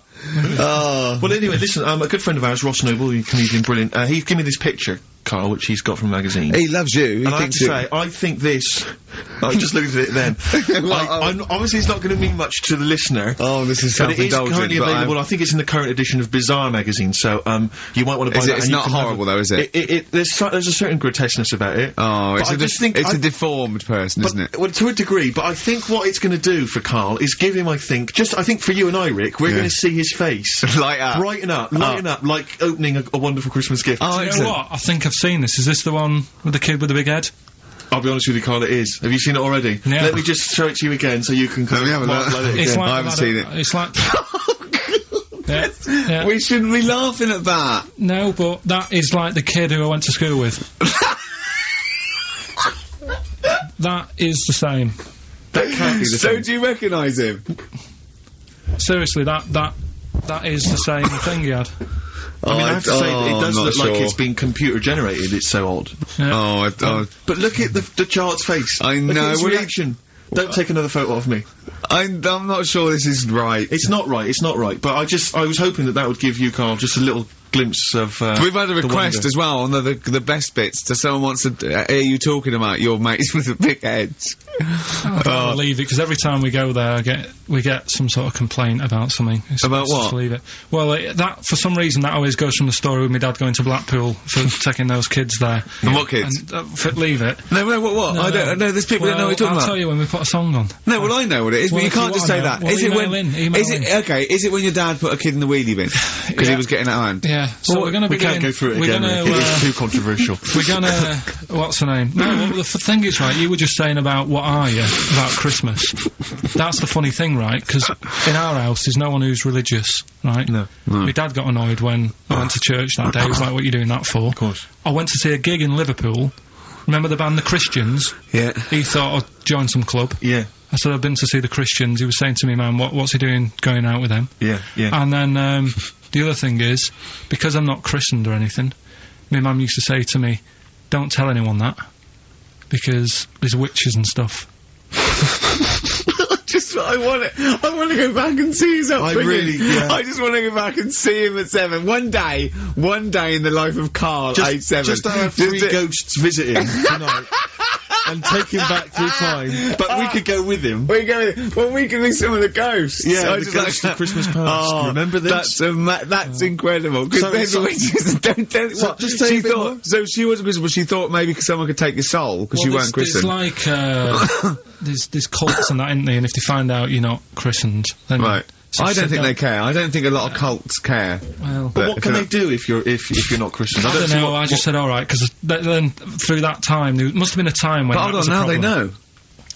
Yeah, but I'm older now, so I'm all right. She used to worry about me playing out on the street. Oh, she was worried about when you were naive and stupid and easily led. Well, yeah. No. Good point. No, you're right now. Yeah. So, yeah. Good. Rockbusters. Rockbusters. Well, tell the prizes, Steve. Yeah, tell we them have Christmas gift. This is Christmas gifts. I don't know if you'll receive them in time to actually pass them off as gifts. I wonder if I can tell that Ross Noble story that he told us. I don't know. We'll have to discuss that when the record's playing. Okay. All right. Okay, so you heard a track from it just then. It's the XFM Christmas album. I think that's been knocking around here in the office for years, hasn't it, Karl? Or is it new this year? It was brought out about 2 years ago, Okay. but Christmas songs are Christmas songs. timeless. Yeah, it's not bad. There's Scott bands on there like Dandy Warhols, the Webb Brothers are on there, Drugstore, Bell and Sebastian, Flaming Lips, all sorts. So we've got that to give away. We've also got this Smashing Pumpkins compilation, which we've seen again.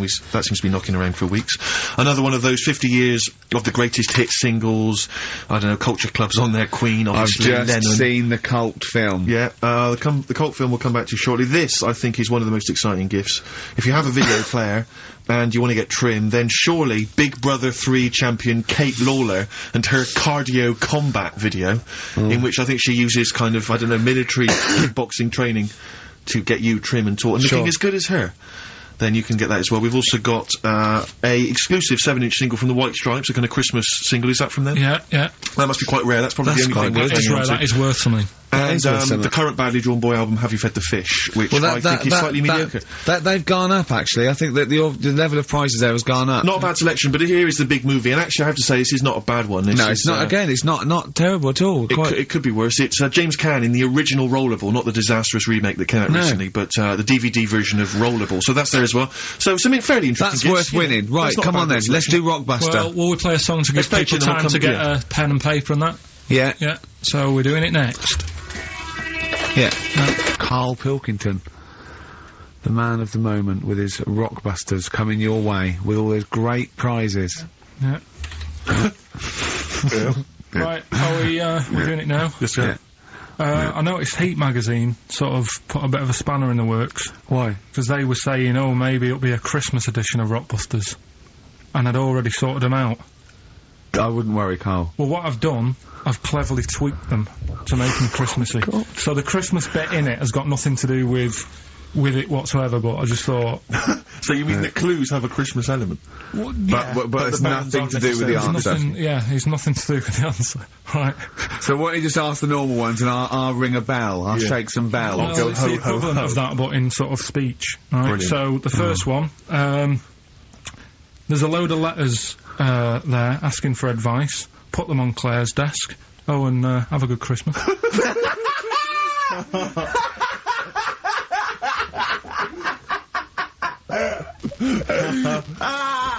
No, give it to us again. Oh, God! Right, so, there's a load of letters asking for advice. Put them on Claire's desk. Oh, and have a good Christmas. Right, but bear in mind, people, that the Christmas element may not be relevant to No, these that's got clips. nothing to do with it. I don't want to, Okay. you know. And the initial there is F, right? That's F. Alright. Right, the Next one. second one. Ask your mum if you should. After you've wrapped the presents. Right, so Ask your mum if you should. ask your mum if you should after you've wrapped the presents. That's S. Yes. S. Alright. Alright. Okay. And the last one, a couple of people were arguing in the supermarket at the fruit and veg counter. But it's busy in there because it's Christmas. That's probably what brought it on. So that's B. Oh. B. Oh, God! So they're the three. Will I just recap? Yes, please. Yeah, I have no idea. so I the can't first even. one. I don't know what to start thinking. Well, Right, there's a load of letters there asking for advice. Put them on Claire's desk. Have a good Christmas. Have a good Christmas. Second one, ask your mum if you should. After you wrap the present. S. And the last one, a couple of people were arguing in the supermarket at the fruit and veg counter. But it's busy in there because it's Christmas. Busy because it's Christmas. That's a B. So they're the three things. It's email only, this one, please remember that. ricky.gervais@xfm.co.uk. ricky.gervais@xfm.co.uk. brilliant. Carl looks happy with them. He looks really very happy pleased, with and them. rightly so, they're cracking. They're good. Yeah, They're good, pleased with those. so- Alright, is there Right. going to be more Rockbusters in the new year? We're not sure. I'm still, thinking about new ideas that we can do. Okay. Are we starting Ricky Ridiculous today? Have you done Couldn't be anything? bothered. Couldn't Right, bother. couldn't be out. Look right. forward to Ricky Dickless. And he's worried about. He nearly said asked, and he just stopped because he's worried because he's the producer. Yeah, well, I've got to set a standard. haven't Oh dear. Carl, you have, mate. You have. I? So that's that. We've still got to come. I'll tell you what. Why don't we have a lovely tune? Yeah. Right, you make the tea. We're opening these biscuits from Alexandra. Yeah. We'll be enjoying that. Right, maybe segue so we can have a nice little, rest. I don't want to talk through it; it'd be rude. And then we're coming back, and as part of like Pilkington, Parkinson, and Do We Need Them? Do we need them? Yeah. Karl has interviewed an expert on jellyfish. Brilliant. So we've got that. Plus, of course, we've got a two-part Educating Ricky. You've got Educating Ricky still to come. With a Christmas theme or not? And we've still got No. things like the Pogues, John Lennon, Joni Mitchell, just David Bowie. Are you suggesting there's going to be some great music and some Great fun music and chat? some fun chat. Lovely. Good. We had our little biscuits, haven't we? We're loving it, aren't we? Yeah. Cheers for that. I think I can just sum up the station, can't I, Steve? With that just last I comment. think you're probably right. I just came in. I just went to the toilet there, and it's a disabled toilet that's close to it. So you go there. I had a wee. I thought, oh, the thing doesn't work. Didn't flush. I came back and said, oh, the toilet doesn't work. Doesn't flush. And Karl went, no, you just stick your hand down and pull that wire up at the. Think of that. Put your hand in the water. I mean, just when In the cistern water. when David Bowie interviewed Zoe, come on, there's toilet's not flush. He goes, all right, baby, just stick your hand down, pop the shit down the U bend, and just wipe your hands on your pants. Thanks very much. I mean, sums up this station, doesn't Absolutely. Tin pot. Have you ever done this? This is one of my most embarrassing moments. Is because sometimes you'll see. What? Hey? Well, you'll realise what I was going to say. What happened, Rick, was I almost leapt to the end of the story. Right. But I realised I had to go back a few steps. I just heard, have you ever and you stopped? It was going to be coming. But you'll understand in a minute when I finish the story that Okay. it's not coming in the traditional sense. All right. Because it's followed by coming out of. Oh, sure. All right. Yeah. So, and not your trousers. Okay. All right. So, now, awkward moment, and I should just, if you're Christmas shopping, maybe you're in a big department store, and you see the disabled toilet, and you think to yourself, I can nip in there, I can use that, because it's close to hand, because I've got to wander miles for the regular toilets. I went in there once, in the toilet, disabled toilet, just snuck in, came out, disabled person. Furious. That was, but it's really awkward because it is like it's their sort of private domain. It's like they're part of an exclusive club. They've not got many perks in life, and that's one of them. And here I was, kind of exploiting it. But they can't. Well, yeah, I suppose they can be annoyed. But what did you do? Did you affect a limp? I normally do. I often do. I've affected a limp many times. Like for instance, if I take the lift in a building when it's only one flight of stairs. Right, and they know, and I get up on the first floor, I always affect a limp coming out, so that justifies why I haven't come up the stairs. Like, who is it that I'm scared is going to sort of say something? Yeah. But, oh dear, that's it's the same thing as if someone asks me for directions, I always pretend I'm foreign.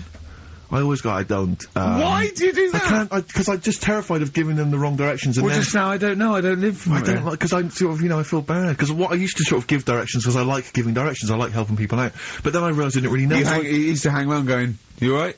Yeah, we're fine, yeah. Do you want to know where to go? I tend to have a go even if I don't know. Exactly. But I'm always terrified they'll come back and find you and go, you led us astray.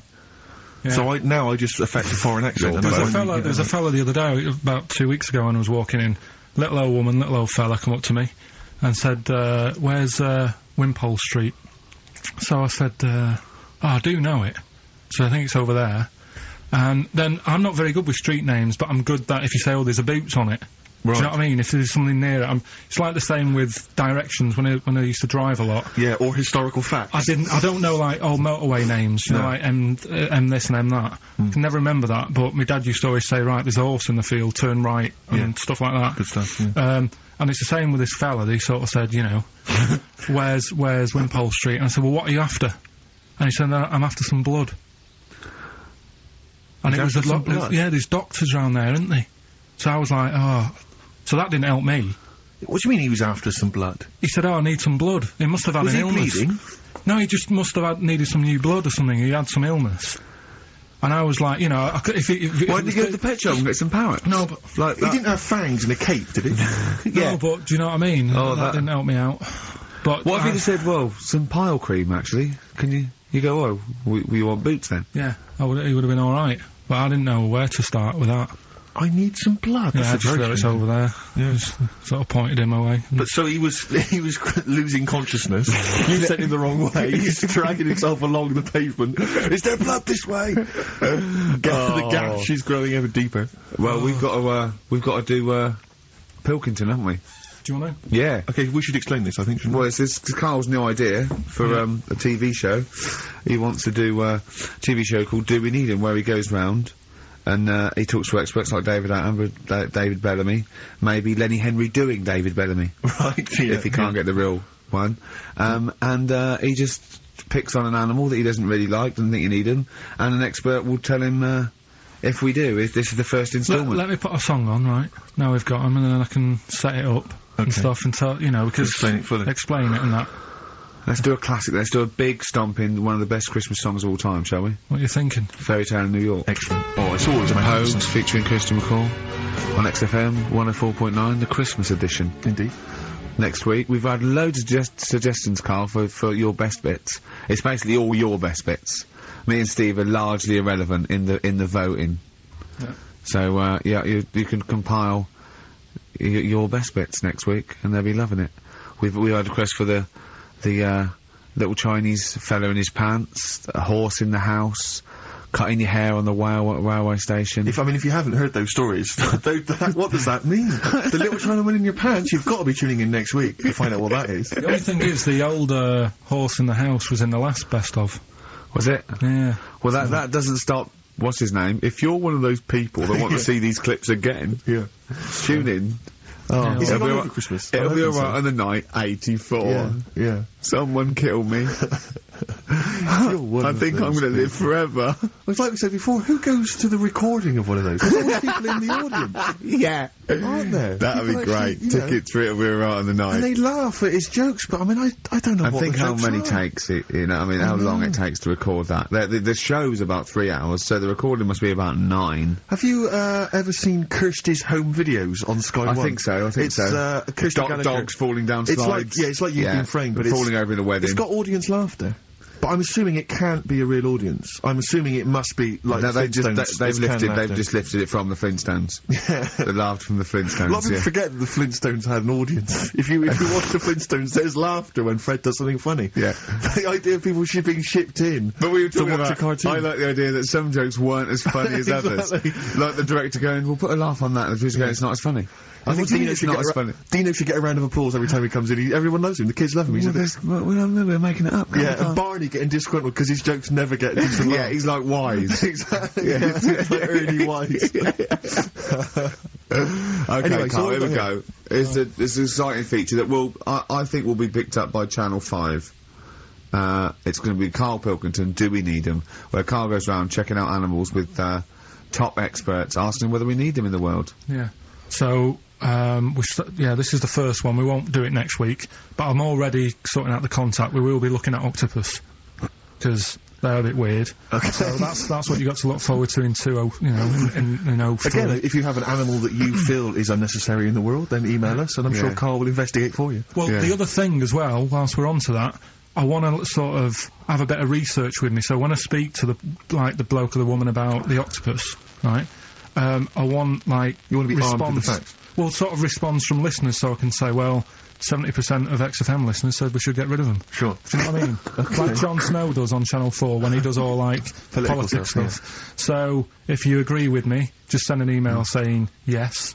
So yes, we should get rid of them. Yes, yeah. Or yes, get rid of them. Because the house believes always we should get rid of these animals. You're picking animals you want to get rid of. So yes is, get rid of them. No is, don't get rid of them. Well, and not no, it's Noah, because they go on the Ark. The ones we keep go on the Ark. That element I'd completely forgotten about, and I think that's a wise move, because I don't think that's working. I don't think you've thought through the whole Noah. So that's just complicating the show, I think. So yes, we get rid of them. Noah, they're saved on the Ark. Yeah. Right, okay, so here we go then, jellyfish. So today we're looking at jellyfish in Pilkington.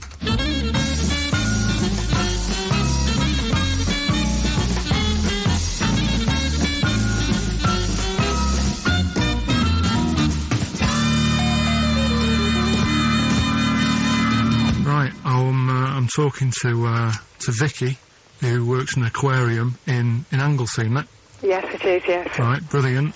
Today we want to find out if we really need jellyfish. I've got a bit of a problem with them anyway, because I've been stung by one, and I've done a little bit of research into them, so I'll tell you what I know about them. Okay.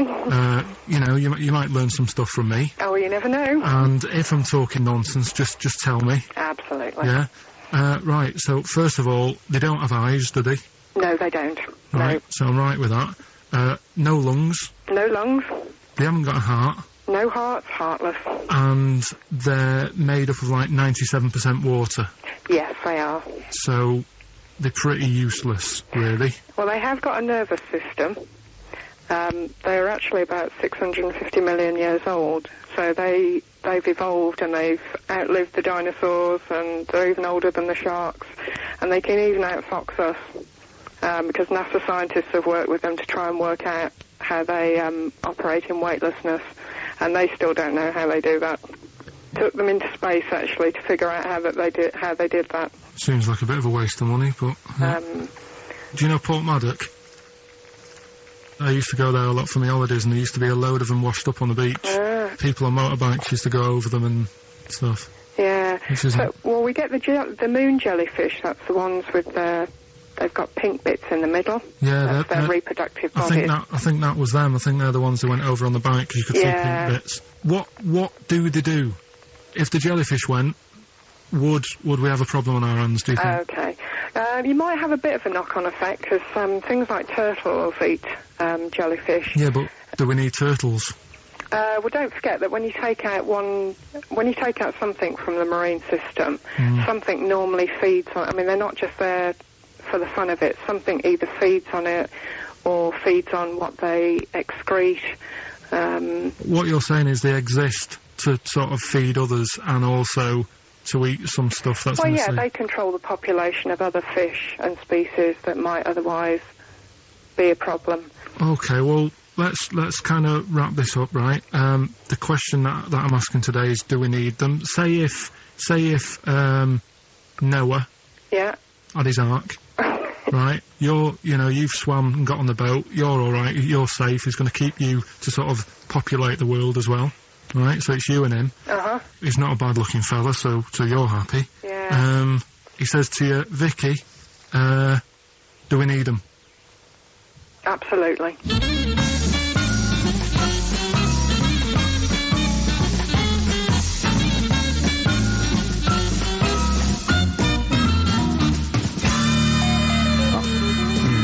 I don't even know why she even gave you that interview. When you start off with, right, trying to find out if I need you, but what did you tell her to get her to talk to you? Just said I'm doing some research on stuff. Did she think you were a schoolboy or something? No, she just said, oh, alright. She said, how long will it go on? I said, not long, just like 5 minutes to have a quick chat. And she loved it, didn't she? She sounded happy to take part in that. So the fact I love the fact that you've got an expert and you suggest that she's going to be having sex with Noah. He's a good fella, so you're happy. She goes, yeah. I mean, I don't know why you stopped there. I didn't go into positions or something. I can't believe.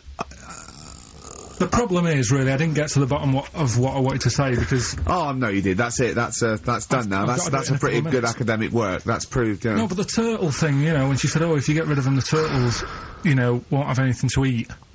But when she said that, I mean, I couldn't say it because it would have took her off and confused her. But well, she's a scientist. She's easily confused. Well, say like when Suzanne is working, right? I'm not a very good cook, so I always get like an Indian in. Right. What to do the cooking for you? So, right, I'll have an Indian. Right, now say if, for some reason, it closed, I'd get a Chinese. So why don't the turtle just... There's loads of stuff in the sea. But I didn't want to get too heavy on her, but... That is pretty deep.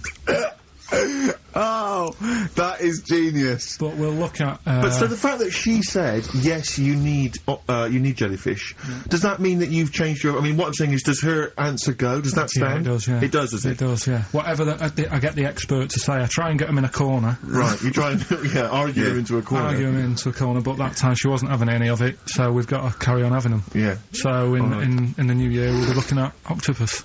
Okay. Yeah? Yeah, great. Brilliant. Let's play some feeder. Christmas. I think there's often... Karl with his Victoria Plum. I want to see a Victoria Plum. I want to know what it is. Does it look like a little gnome? It's a woman gnome.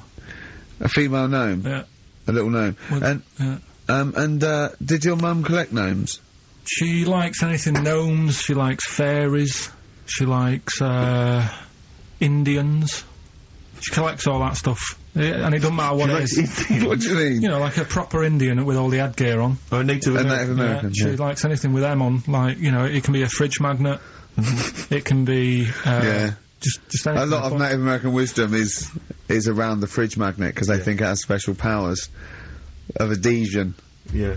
Yeah, that's you read some of their writings, the great works.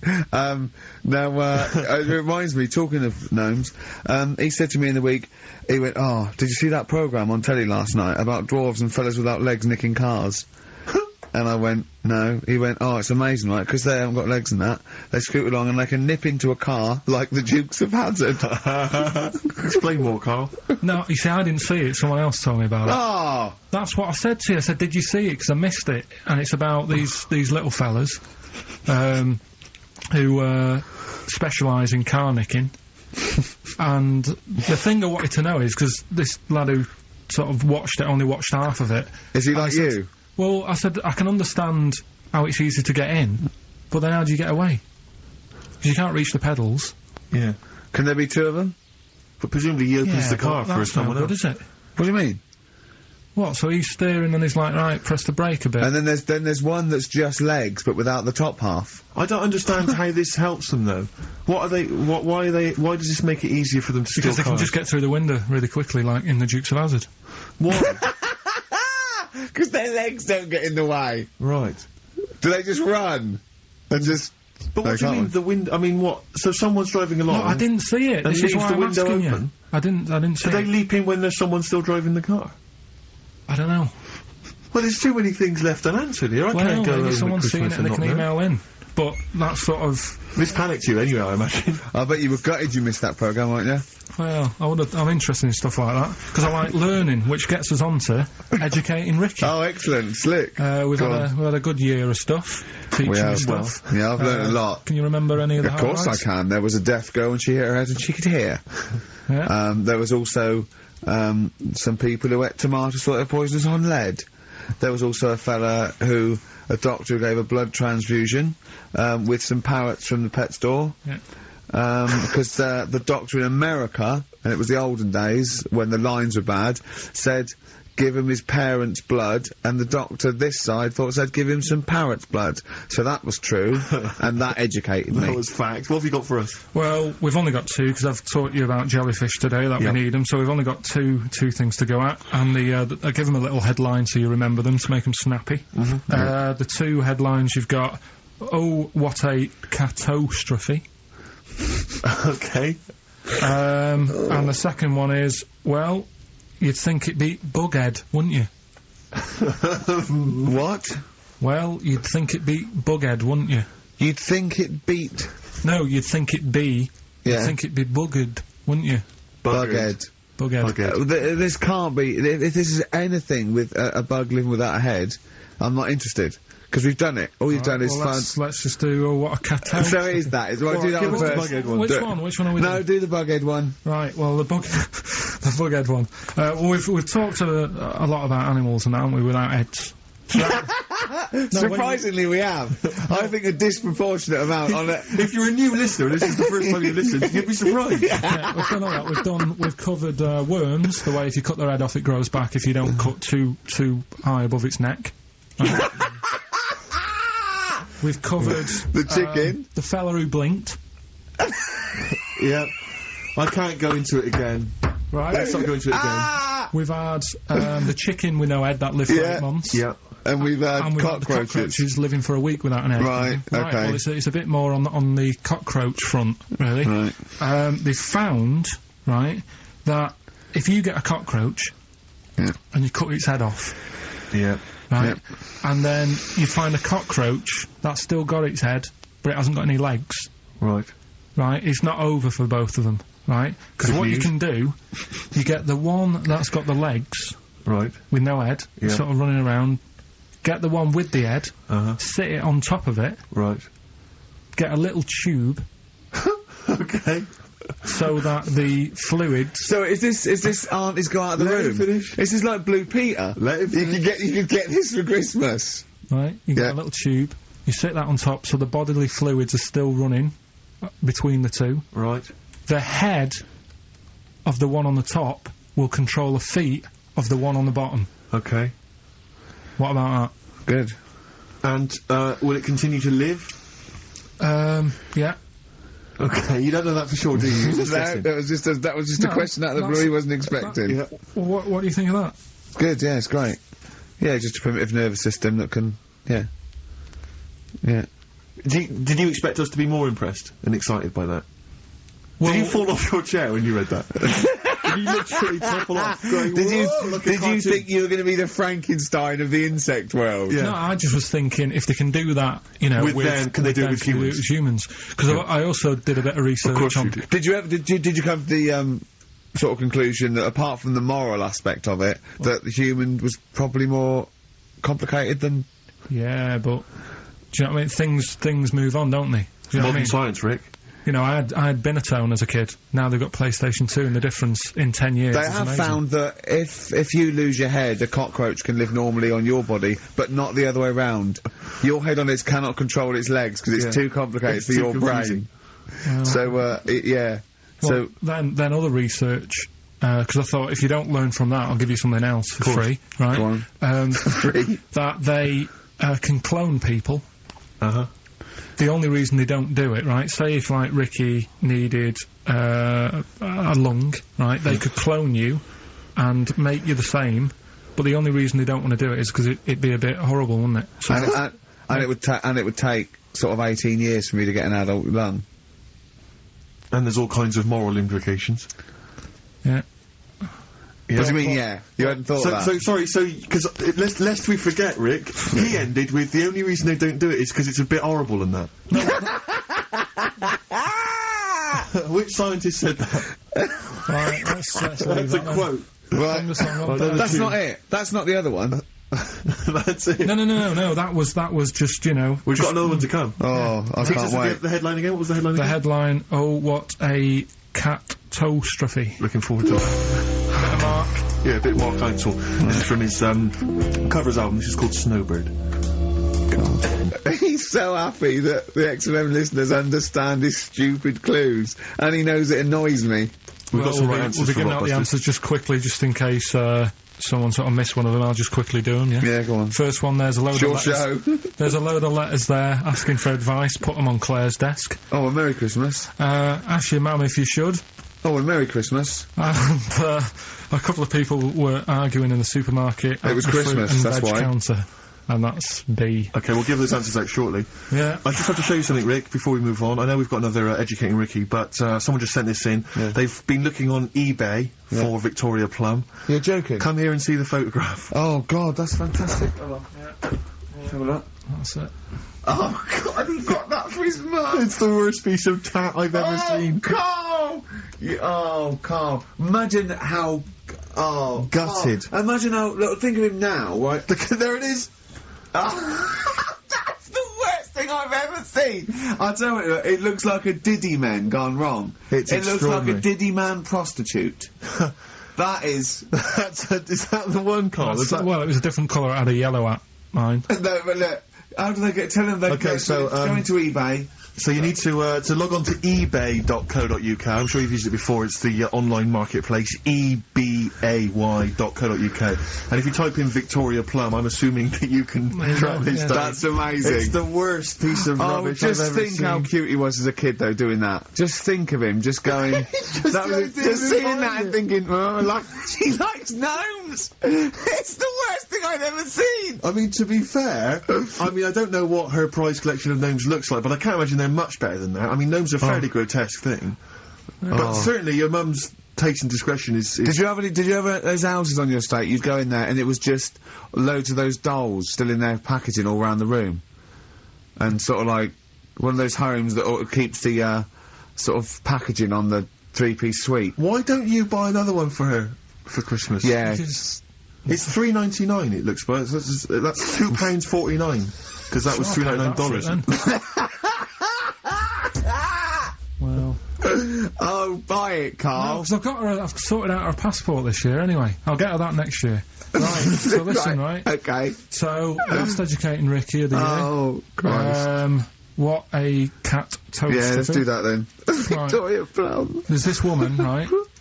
Yeah. This woman, she's reading Guinness Book of Records. Yeah. And she's flicking through. Yeah. And she notices that there's a world record for a cat, right, with 27 toes, right? So she reads it and she thinks, well, that's not right, because her cat's got 28. What do you mean your cat's got 28? Her cat's got 28 toes. So she was like, well, hang on a minute, mine should be in there. So there was I missed the very beginning of this. She was just looking through the Guinness Book of Records. Woman was looking through the Guinness Book of Records. The woman with the cat with 28 toes looking through, and it said the record for the cat's toes was 27. She thought, hold on, hold on a minute, Ross McWhirter. My cat's got one more than that cat. So go on. Anyway, so she said, the person doing the interview with her said, is it happy? And she said, yeah, it's great, and it's really good in the snow. Right. It gets through a lot of nail varnish. Well, yeah, that's what it said, right? It said it's really good in the snow. So, I just was thinking, I mean, that's it, really. That's not it. That's the end of that story. But Brilliant. But what I'm thinking is, right... It was two cats welded together. No, she said, you know, it's happy. So, is the other sort of disabilities where, in a way, it's not all bad? Oh, Christ. No, do you know, like, that book Steve brought in for me? And there was a fella there, wasn't there, who had 3 legs who was a juggler. And I was like, what's the point of that? What do you mean, what's the point of that? What's the point of he's what? not taking advantage of having 3 legs, is he, being a juggler? Yeah, he said he should be a footballer. Right? So... No, but in a way, he's used it, hasn't he? He's probably not even that good at juggling. But because he's got 3 legs, people have gone, well, I'll give him a chance. Let's go and see him anyway, see if he's any good. Yeah. Right? So, what I'm thinking is he anything else? We've mentioned, the midgets today who are good at robbing cars. Because they can get through the windows like Dukes of Hazzard. Sorry, so listen, look, I'd just like to say, this is the Radio Authority listening, we are in no way suggesting that, one, midget's forte in life is robbing cars, or that if you're a midget sitting at home feeling sorry for yourself, that you should go out robbing cars. I'd just like to say, this is Karl Pilkington talking. The views of Karl Pilkington do not necessarily reflect those of XFM or us. Yeah. But it was a TV programme, so it's not me, I'm just saying what I've seen on telly. That you didn't see? That somebody told me about. Yeah, just so you could be wrong, just like a lot of your spurious facts that you just see on the internet, you know. I'm just saying. Yeah. So, is there anything else? We've seen the fellow with 3 legs. So what you're saying is there a disability that is actually an advantage? Yeah. Right, You know what I mean? Steve mentioned about the disabled loo. They're always really roomy, and like got multi-gym facilities in them. Multi-gym facilities! No, do you know what I mean? Multi-gym facilities! What do you mean, Karl? There's always bars everywhere and that, isn't there? That's not parallel bars. Yeah, That's they to help don't them do get up. gymnastics! They're not in there working out. But I'm just saying though, do you know what I mean? So in a way, they've got that. So, always, what I'm saying is, when you look on the brighter side, it's like Elephant Man would have never got up and gone, oh, look at my hair today. Nor do you. No, but, do you know what I mean? He would never have that problem. You're a maniac. Forget it. I thought we'd be able to like, get a serious discussion going here. Well, okay then. So, this is a serious discussion, is it? Yeah. Okay, well, let's treat it sensitively then. If you really want a serious discussion and talk about whether there are some disabilities that are an advantage, let's think of some then, shall we? Well, I've said 3 already. Yeah, you can't say, if you're deaf, Bobby Daver won't annoy you. That doesn't count as an advantage. Do you understand? Do you know what I mean? Karl's looking at you thinking, that's brilliant. Yeah. Yeah. Well, we'll leave it then. I'll come up with a better feature for next year. We'll bin that. Oh, So if you've got any disabilities... We've been that, like that was going to be a feature. What, you were hoping that would be a spin-off feature? Disabilities are actually it's an advantage. another form of do we need them? It's like... But that's Karl, think of it, it's like that joke, a bloke that, wakes up in hospital, says, good news and bad news. Bad news is we've had to amputate both legs. What's the good news? The fellow in the next bed wants to buy you slippers. See, that's not an advantage. It's a joke. That doesn't really happen. People don't go, oh, that is good news. Yeah, I'll probably get a quid for him. Do you know what I mean? Yeah. But the fellow with 3 feet, what would he do?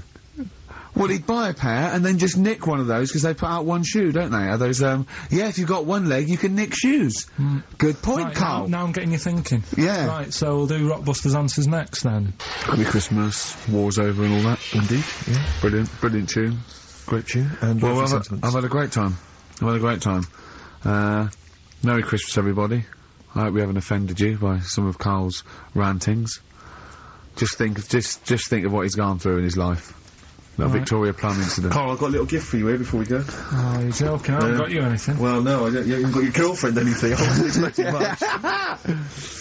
It's not exciting, but it's worth taking. In fact, why don't you just re-gift that straight away? It's alright, cheers for that. It hasn't even looked at it. Champagne. That's not the champagne we got free from the BBC, is it? It's not actually, no, Rick, because, that is far too good for the likes of Karl. Oh, right. And I wasn't going to give it to him, you wouldn't appreciate it, that's just sparkling wine. Oh, brilliant, I love that. Yeah, he doesn't know the difference. I'm seeing Karl on Christmas Day, because, he's around Christmas Day in London, so I'll get you a little gift then, Karl. Alright. That'd be good, wouldn't it? It'd be a nice little... Okay, answers, we must give the answers. You will have to go to bed at 6, though, so we can play. Right, here's the last clues of the year. You had, There's a load of letters there asking for advice. Put them on Claire's desk. Go that on, was no idea. F. That was for foreigner. For Rayner. I don't know what you mean. Claire Rayner. She took advice. She gave people advice.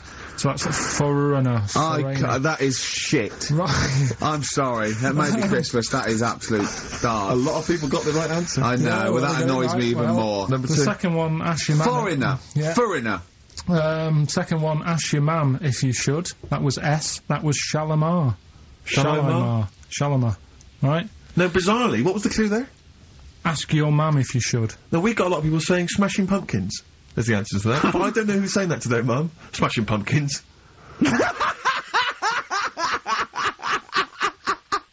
Merry Christmas, Mum. Smashing Thanks Pumpkins. very much. Nice bollocks. Oh, that's great. That's great. Right. Smashing Pumpkins. Your dad bought them for me for Christmas. Yeah. And the last one, Lovely plums. What, my Victorians? Oh, God. Right, we've got to wrap it up. Come on, then. A couple of people were arguing in the supermarket at the fruit and veg counter. That was B, that was Banana Drama. They were, like, having an argument. What do you mean Banana Drama? What? No, wait. What group is Banana Drama? What group is Banana Drama? So, you're a fool. You're a twat. When you say that, but you accuse Karl of that, you're also accusing lots of the listeners, including the winner, Nicola Rogers, of London, and she wins those great prizes, and she got them bang on, so... Banana Drama. So, can we finish there now? Yeah. What do you mean? What do you mean, can we finish there now? Just play the ads and go. What? No, what are you talking about? We're going to play Johnny Johnny Mitchell. We've been Mitchell. singing it all day. Play that then. Goodness me, Karl, look at you. We haven't got time. Merry Christmas, Karl. Merry Christmas, Karl. Enjoy the show. Let's give him a little kiss. Oh, a little kiss. no, with tongues, it's Christmas.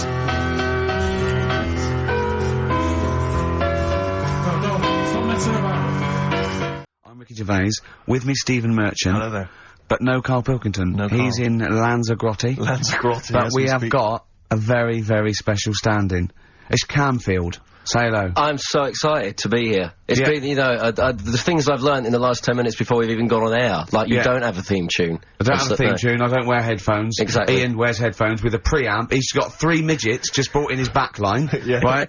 They're called Dog, Mongo and Blitzkrieg. Look, Blitzkrieg is up there, they're eating a banana. Yeah.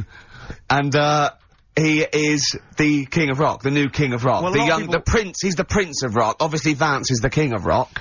But we'll be doing that, we're working out who. Over this, and by the way, Camfield, I don't want the Ian Camfield that does XFM and going, and it's fast approaching 1:23, here's Ash. I want the Camfield that goes, I snorted ants with Lemmy. Okay? So, we want the real Camfield. Alright, I brought in Metal Christmas, is that alright? That's my only request from this show, that we do play Paul Di'Anno's version of Santa Claus is Coming to Town. Di'Anno. The rest of it's over to you. Yeah, we're going to play some Christmas tunes, we're going to play some, our favourite hits of the year, but mainly, this is the rock programme. This is the rock programme. What worries me, Rick, is there's a lot of people who listen to our show, and they're not regular XFM listeners, they just kind of crawl They're out not of their regular people. stupid on a Saturday afternoon, put the show on, so they might not be familiar with Ian Camfield is a young man, he's been in, he's about 14. He's been in radio, it's weird, he's 14, but he's been in radio for 15 and a half years. He was weaned on the milk of a Vance. Right? And, he's gonna be the new rock god, aren't you? Well, I'm trying. Yeah. No DJ Camfield. Just go, right? And over the 2 hours, I want to work out the 4 pillars of rock, right? I want 4 names, 4 pillars of rock, right? Huge rock pillars, and then I want the king who stands astride them like the archangel of metal. So we'll be asking Ian every few minutes. We're asking, right, who's your first pillar of rock, and then keeping the one that stands astride them. Okay. And how many do we need? Well, we need 5 names then, don't we? The 4 pillars of rock and who stands astride them. Right. Okay. Like the Overlord with these Axe Attack albums. Yeah. This is Oasis. Doing their version of Merry Christmas, everyone. It's Christmas. It seems only appropriate that we play the occasional Christmas tune. There aren't many decent ones. We will be playing the greatest, not just Christmas, one of the greatest songs of all time, but certainly the greatest Christmas tune of all time, Fairy Tale in New York. Is that going to be the version done by, what's his name, out of Boyzone? Has he done one? Yeah. Because he's lived the hard rock and roll life. What's his name? What is his name? Ronan Keating? Yeah. He wasn't bad on Room 101, actually. I think he's lightened up a little bit. Good luck to him. Yeah. Yeah, No, I did it's- as well. Yeah. A lot of people ask me, Canfield, I'm sure you can, you've probably got experiences of your own that you might want to talk about, but people ask me what Ricky's like in real life. And I don't want to get grotesque. It's Christmas, people are listening, people are eating sandwiches, but he has a flatulence problem. I don't know if you're aware of this. It is. It's not a problem. Right. Well, it is for us. Yeah. You may not be. I think the problem with Ricky is Ricky hates to miss out on anything. He's terrified that there's going to be something going on that he's missing out on. A conversation, a joke, someone falling over, you know. And, so he daren't spend any time in the lavatory, because it's too, any period of time he spends in there, he could be missing out on some fun. So he kind of tries to get his lavatory, you know, occupying time down to a minimum, an absolute minimum. Plenty of pissing. There's loads of that. But none of the other activity, really. I mean, you keep that really, it's like you're in, you're out, and sometimes I don't think you've done the full job, Rick. Yeah. And today, I'll tell you this, my eyes were bleeding. It's intense. It's just a word of warning, because the kitchen at XFM is out of bounds now. No one's going in there until the new year. A to J in the library. A to J in the record library. I'll tell you this, I don't know if, like, Tony Blackburn's in the building. His wig will fall off. But seriously, not that he wears a wig. He doesn't wear a wig. But if he's going down there, maybe he wants to play some Beach Boys. I mean, seriously, forget I'm a Celebrity, get me out of here. Forget you might have survived in the jungle, Tony. But you get down there, mate. Tony, would you rather eat a plate of maggots or go and get Beach Boys? Exactly. Saying A to J. Oh, pot pickers. Exactly. Jesus Christ. It is absolutely extraordinary down there. Oh, so I'll just be warned. But it's Christmas. Yeah. It's Christmas. Why would Blackburn be listening to this? I don't know, he's probably doing a bit of Christmas shopping. Sure. And he's out and about with probably got his little, you know, personal stereo on. Yeah. And he goes, oh, I'll listen to the boys at XFM. Exactly. And Canfield, what do you think of it so far? Yeah. Yeah? Yeah. It's not Vance, is it? Okay, who is secured as one of the pillars of rock? Lemmy. Of course he is. Never changes his boots. 2 pairs of trousers.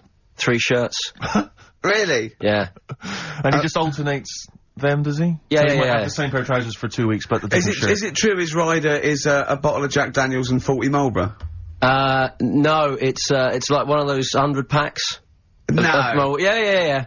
One of the 100 packs of Marlboro, and he like keeps them stuck in his boots, which don't change. Actually, I think I'm right in saying like that one of the like 2 left boots as well, because one of them did break, and he had 2 pairs, but he's now only got 1. But and he's got Lemmy, that is Lemmy then. Lemmy is one of the pillars of rock. What would Phil Lynott get anywhere near this? Yeah, he would have done. Let's play some Lizzie then.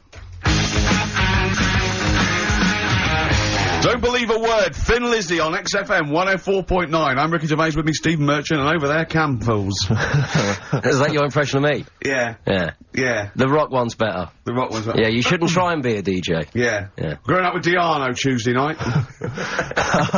Ian, I know you're keen to know this, Rick. What are your thoughts on XFM?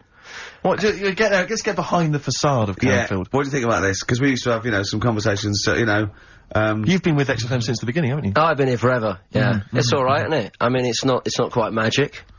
Well, no, a few things are. You know, got me eyes on the big 105.4, obviously, eventually. What, magic? Yeah. Now, do you think you want to do, like, a rock programme on something like Virgin or Radio 1 eventually? Nah, I don't think so. No? No. What do you want to do, then? What do you want to do? I want to start playing stuff like the Eagles and Steely Dan and Bruce Hornsby in the Range, truth be known. But you'd have to go quite mainstream. In your bedroom? But on what sort of platform though? Because, the good thing about those is they are really popular. They are, I think the Eagles' Greatest Hits is the biggest selling album of all time now. It's overtaken Thriller. Yeah. So, I mean, those... What, you're saying Iron Maiden aren't popular?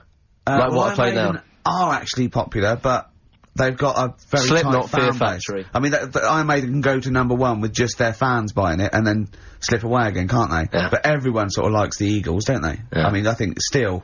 So you could get on sort of like Radio 2 maybe, the rock programme on Radio 2. Who does it at the moment? Is there one? No, there's not one. I should do a demo maybe. Okay, well let's I love the way we're talking about my career and other radio stations I could work for. Do you know something I don't? No. I'm just saying that this is place going, is not going down the tube, isn't it? It's going down the tube. I mean, you're going to be like, I mean, You'd abandon the sinking ship, wouldn't you? You wouldn't hang around, would you? You wouldn't fiddle as Rome Byrne. I mean, we got a couple of pies cooking in the States, so we're not going to be here to keep it afloat. No. You know, the weekends. But we want to take the good guys with us. Right. So, when this crumbles and they make it into a car park for Capital, I want to see you on Radio 2, Friday nights, 10 till 12, pure rock. Exactly. Do you know what I mean? Absolutely. Right, well, that's the pitch, isn't it? Friday nights, 10 to 12, pure rock. Okay, if anyone's listening to the BBC, it's Camfield. He is the new Vance. Molten Metal, maybe. Molten Metal. That's good. My only concern with TV work for Ian is he doesn't look like the obvious rocker. I mean, people are listening, they probably imagine he's got the long, greasy hair, but that's the modern look. T-shirt. Lots of modern bands now, they've got, I'm not slagging off, I'm just saying I wonder if the they've fans... got short hair. It's not all long hair and strange beards and tattoos. No, the days of them all looking like Lemmy and smelling like Ricky are well and truly gone, you know? Yeah. Have you ever had the long hair? Have you ever gone in for that? No. Never tried that? No. But I've got bullet belts and stuff like that. Right. You know, if you'd have wanted me to dress up, I would have dressed up and brought CDs. I mean, obviously I should have prepared more for this show. Sure. Yeah. Well, we're gonna play some classic rock, aren't we? I think we're gonna play The Who. We got Jump, Van Halen, that's a classic, isn't it? Yeah, I think I've got that about 5 times on every Driving album I brought in for you. Okay, and so... Are we gonna play Since You've Been Gone? Yes. Yeah. What's next? British Sea Power. Yeah, I thought we should play a couple of singles that we've enjoyed over the last year or so, and this is one of them. Carry On, play at Camfield. And don't forget, Paul Di'Anno and Santa Claus is Coming to Town's coming on as well. Paul Di'Anno doesn't snort ants, he snorts anteaters. Carry On from British Sea Power on XFM 104.9. Not bad at all. Now, listen, we should just point out to people that Karl's away, and we always slag him off because he provides very little. And he's an idiot. Well, exactly, to be fair. But he's obviously off in Lanzagrote, and he's forgotten to tell us what the password is for our email, Rick. Idiot. So we can't get into the email. So we're going to have to use Ian's email instead. ian.camfield@xfm.co.uk if you want to get in touch. You're never going to have so many emails, Ian. Really? Yeah, you're going to be looking at them all week. It's going to be brilliant for you. You're going to feel really popular. You know what? He described Karl as a bald little mank twat. Nice. Karl was going... Brilliant. Is that allowed? Is that alright? Yeah. Bless him. Bald little mank twat is back on the 3rd, isn't he? Well, if there's one thing that magazine's was he suggesting you can't be regionalist? What? Was he suggesting you can't be regionalist? Was that allowed?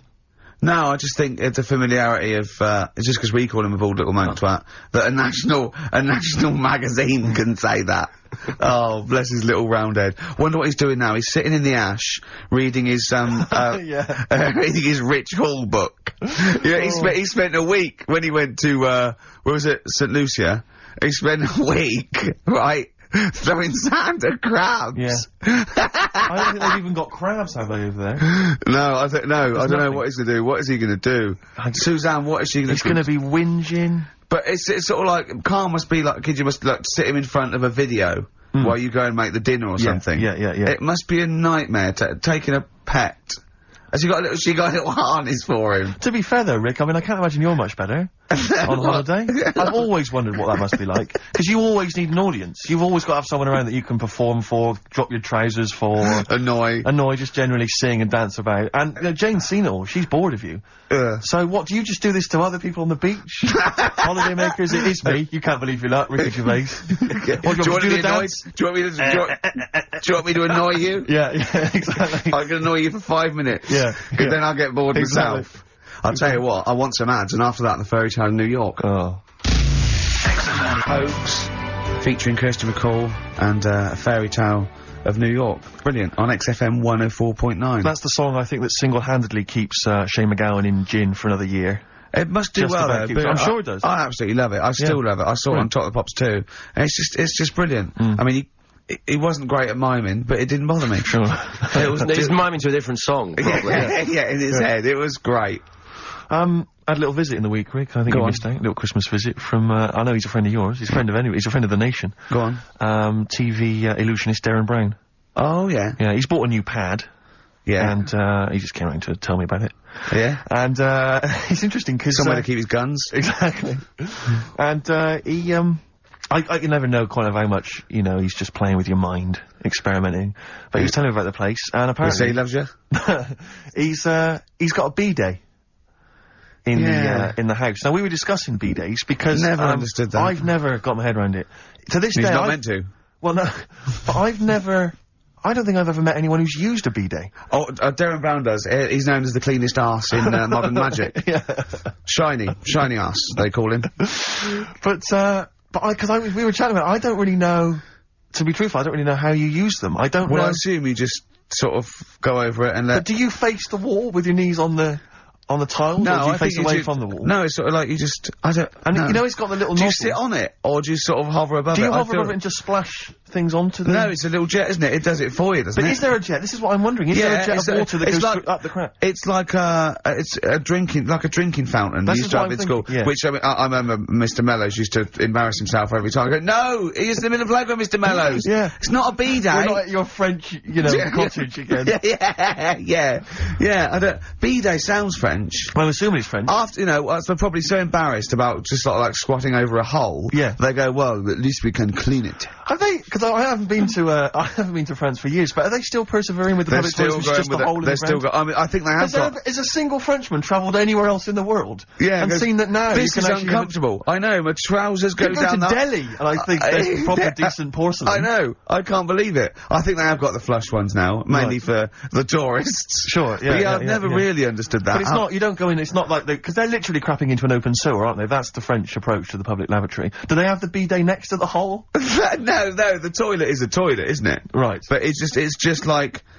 It's sort of like it's like going in the bottom of a shower with a big hole at the bottom. But I don't know. And do you use? I mean, again, not wishing to get graphic, but do you use the bidet instead of the toilet paper? Is it used in conjunction with, or instead of? Do you know what? I've honestly never used a bidet. Because it's not really a working class thing, is it? The bidet. No, but well, it sort of came in with sort of like purpose-built houses, didn't it? They sort of like shot up all over the. No pun intended. All over the sort of 70s. You know what I mean? It was like in salmon pink. There was toilet, sink and bidet. Yeah. We won't be using the bidet. Exactly. Fill it with ice, put some beer in that. Yeah. Because none of my friends washes their arse. There are people who refuse to touch their, the hole with the hands, and they only use a bidet, so if they're at a party and there's no bidet. Well, Karl doesn't like feeding his bollocks for cancer, because he says he doesn't like the texture of them. Sure. Well, so he'd probably love a bidet if he didn't have to go... But are there kind of upper-class women who just waddle into the dining room in sophisticated trousers around their ankles going, where's the bidet? It's filthy. Where's the bidet? I don't know. We use the paper. The what? I think the fish was off. I'm going berserk up there. Get me a bidet. Yeah, what if you lie on the floor? Or I am climbing into the sink and turning the tap upside down. It's the only way I can do it.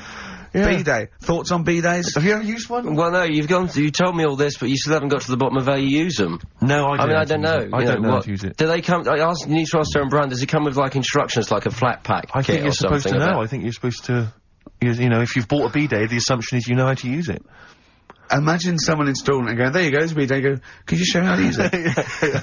Well, you like this? Well, no, let's go to the toilet first. Do the whole thing, otherwise I won't know in context. I'll just sit here in the corner, that's fine. Okay. Do you read a magazine when you're normally going? Well, I might do, but I mean, I don't really want to do it with you here, but how will I know? Exactly. I need to know how you transport yourself from the lavatory to the bidet. Do you remember when we were trying to offer Karl money to have a shower with Johnny? Yeah. just some of the highlights of the year. That's a weird thing to do. Yeah. We nearly had him there, and then he didn't want us to watch. Yeah. We said, well, how will we know that you've done it or not? Yeah. He went, you are definitely bent. That's his conclusion. What we got lined up? Well, hang on, let's just say, if anyone's got any idea sort of how to use a bidet, maybe... Any idea for anything to talk about on this show? Well, that doesn't involve crapping. Or farting. We've done that. Yeah.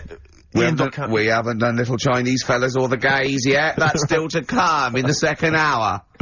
Ian.Camfield@xfm.co.uk if you've got any thoughts on bidets or just, lavatories generally. Richard Ashcroft on XFM, Check the Meaning. I think it was out this year and we enjoyed it, so we played it. I certainly had a thought then that, someone like Richard Ashcroft, who's really cool. I mean, I think one of our greatest rock and rollers, really. He writes great tunes, does great albums. The Verve, already in history. I just suddenly thought of him listening to this and thinking, I wish they wouldn't play my songs because I don't want to be associated with that drivel. Yeah. Most people get a buzz out of it, get it on the radio. Do you think people say, don't let Gervais guilty by association? Do you know what I mean? I love that song. I love Check the Meaning. I thought it was a lovely song. And he's thinking, they're going to sandwich it to bring talk about little gay Chinese fellas and bidets. Yeah. And it's gonna make me look What worries me, Rick, is that there, you know, if we had to draw up some kind of list of artists who would allow us to play their songs, it's gonna be such a short list. Gary Glitter, you know, it's gonna be a few people who, you know, are slightly more shameful than us. I just thought of something. There are 1 billion people in China, and I assume it's the same percentage of homosexuality occurs as that to 1 billion, 1 in 10. That means there's 100 million little gay Chinese fellas running around. Richard Ashcroft, if you're listening, I apologise for that last. Think about it. John Lennon, you okay? War's over. I heard a DJ in the week. I won't say who it was, but sort of like a cheesy sort of housewife choice DJ, and he played that, and he went, weird one that, isn't it? What do you think of that the first time you heard it? Strange one. John Lennon, Yoko Ono, war is over. Here's the moment at least out there. I love that! Oh. What does he mean? That's exactly what I want from a DJ. That kind of insight. We were talking before the break about how many little Chinese fellas there are. Yeah. Brilliant. An awful lot of them. Brilliant, good. More the merrier. Are you familiar, Rick, with the scary fact, I don't know, Camford, if you're aware of this, and it's chilling. I don't know where I've heard this from, but apparently, and this is kind of legend, I didn't just make this up, this is well known, that if all the Chinese people in China, right, no, come on, if they all jumped up and down at the same time, apparently, this is what they say, apparently it would cause a tidal wave that would wipe out America. That would destroy America. I love the idea of coordinating that. Brilliant. Well, I like the idea, firstly, they don't need, weapons of mass destruction, they don't need nuclear weapons, because they got that threat They can't constantly. have one that, you can't count a tidal wave as a weapon of mass destruction. Or jumping. Tony Blair could send in sort of people, you know, UN people going, look out for anyone jumping. Exactly. Because all they need is an immense sort of skipping rope. Oh yeah, once a little fella in Japan holding one end, little fella in Russia holding the other. Exactly, yeah. And they go, on your marks, you'd have a lot of coordination over that one little... Maybe like someone like Mr. Motivator, kind of coordinating it all from the top of the wall, sort of looking down. The Chinese equivalent. Yeah. Because I think that's why they built the wall. I think that's why they built the to Great jump Wall. off the wall. Exactly, they just climb on that wall. That's the way it's there, that's the threat. And that's why America started the space race. Because you can see it from space. Exactly. So they go... They're up there monitoring constantly. This is, Eagle to, Houston. There's lots of little Chinese fellas about to jump. Yeah. This is Houston. Are they wearing them lampshade We just need to hats? confirm they're Chinese. Are they wearing those... are they wearing those conical hats that look a bit like a lampshade? They Yes, are. They are. We just have to confirm they're Chinese. Because if I was the leader of China, what is the name of it? Is he the king of China? We're so ill-educated, aren't we? Is he the king of China? The Tsar of China? King, is it? What is it? Is Chairman Mao still there? Is he still It's Chairman someone. Chairman someone else, probably. The new chairman. Or chairwoman, don't be sexist. And, actually, you know when I said there's, 1 billion people in China, so there's 100 million little gay Chinese fellas. Yeah. Someone phoned up to say half of them are women. Yeah. Well, of course. Yeah. Straight on the phone with that. Well, I meant little lesbian fellas or little gay fellas. Yeah. I mean, I wasn't being sexist. But if I'm just saying there's probably 100 million little gay Chinese people. What worries me, Rick, is if I was the premier of China, or if it was some of the people I went to school with. Is it premier? Oh, whoever it is, the king of China. If I was the king of China, right? Isn't he the king of China and king and I? Or is that he's somewhere else, isn't he? That's Siam, isn't it? I don't know. Is that not in China? Where's Siam then? We're not. It's Ceylon now, isn't it? I don't know. Or was that? Oh my God! Someone educated listening must be tearing their hair out, listening to 3 buffoons in a room. If I was the king of China, let's assume it's the king of China. Okay, yeah, you'd be tall. But you know when sometimes you've had a few drinks, whatever, you know, I mean, I'm sure you've done that thing where you order a pizza for someone, you know, a mate or whatever, or send a taxi around to their house, something like that. Yeah. What I do is I just phone up George W. Bush and go, seriously, mate, you better send some stuff over, money and that, and videos, because seriously, they're all outside now. 1, 2... Yeah. You know, and you can freak them out. Send us some knives and forks, because I am fed up with these sticks. Yeah. It's ridiculous. I don't know why we're still sticking with them. I can't pick up the tiniest little bit of chicken. It's crazy. It's rubbish. Send us some cutlery. I'm having a nightmare eating yogurt. Oh dear. This is 104.9 Racist FM. Absolutely. Jody Louis. Should we apologise for that? Not at all, no. That's right, isn't Stand by it, yeah, that was his follow-up to You'll Always Find Me in the Kitchen at Parties. Yeah. One of my favourite lyrics. She was into French cuisine, but I ain't no cordon bleu. Brilliant. Yeah, looking forward to playing that in the new year. What happened to B.A. Robertson? Don't He know. knocked it off. I was standing in the corner and the ball came across. What was the other one he did? I don't know, we're not as old as you. Oh no. This is all gobbledygook to us. XFM 104.9. That's Jonah Louie. Yeah, you're not listening to classic gold. Amazingly. I've still got my own teeth. I think, Rick, I was the subject of a Christmas con in the week. What, you mean you bought something for £4, then saw it for £4, £3.90 as you walked home? That would make me livid. Because I've seen you really livid. I'm absolutely furious. When I bought my PlayStation, I saw I could get it for a £5 cheaper down the road. I was absolutely And fuming. you'd already walked to about 19 places, I remember. Yeah. I actually left you after about an hour. Yeah. No, I do. I'm furious because I got to get a bargain. I hate feeling that I'm being ripped off. Yeah. And I'll tell you this, I'm loving online shopping. Oh, the savings I'm making, Rick. Really? It's crazy. Really? Getting 15, 20 quid off some things. Is it really? Oh, amazing. But these things, I might point out, are like Jaguars and, Mitsubishi cars. Exactly. Yeah, but it's worth shopping round. No, this was not so much a con. It was a con, but it wasn't so much one of those, just a missed bargain. Yeah. Doorbell rings, answer it. It's a couple of girls. They must have been 13 or 14, maybe. Now, I've always had a problem with teenagers. I'm intimidated by teenagers. In case they call you a dork or something. Well, I mean, I told you before, I was walking down the street once, and, there's two guys coming towards me. I mean, real losers. Do you know what I mean? Glasses, the spots, greasy hair. Do you know, really pathetic. And I was sniggering to myself. I was thinking, look at those losers. And as I passed them, I heard one of them look at me and say to his mate, look at that geek. I was furious. I was thinking, I'm allowed to call you a nerdlinger, but gee, I expected that. I was really furious and upset. And so, as I say, these teenagers are at the door, and they were quite aggressive, quite aggressive girls. And they had a piece of A4 paper, and they went, "We're doing a sponsored thing." Yeah.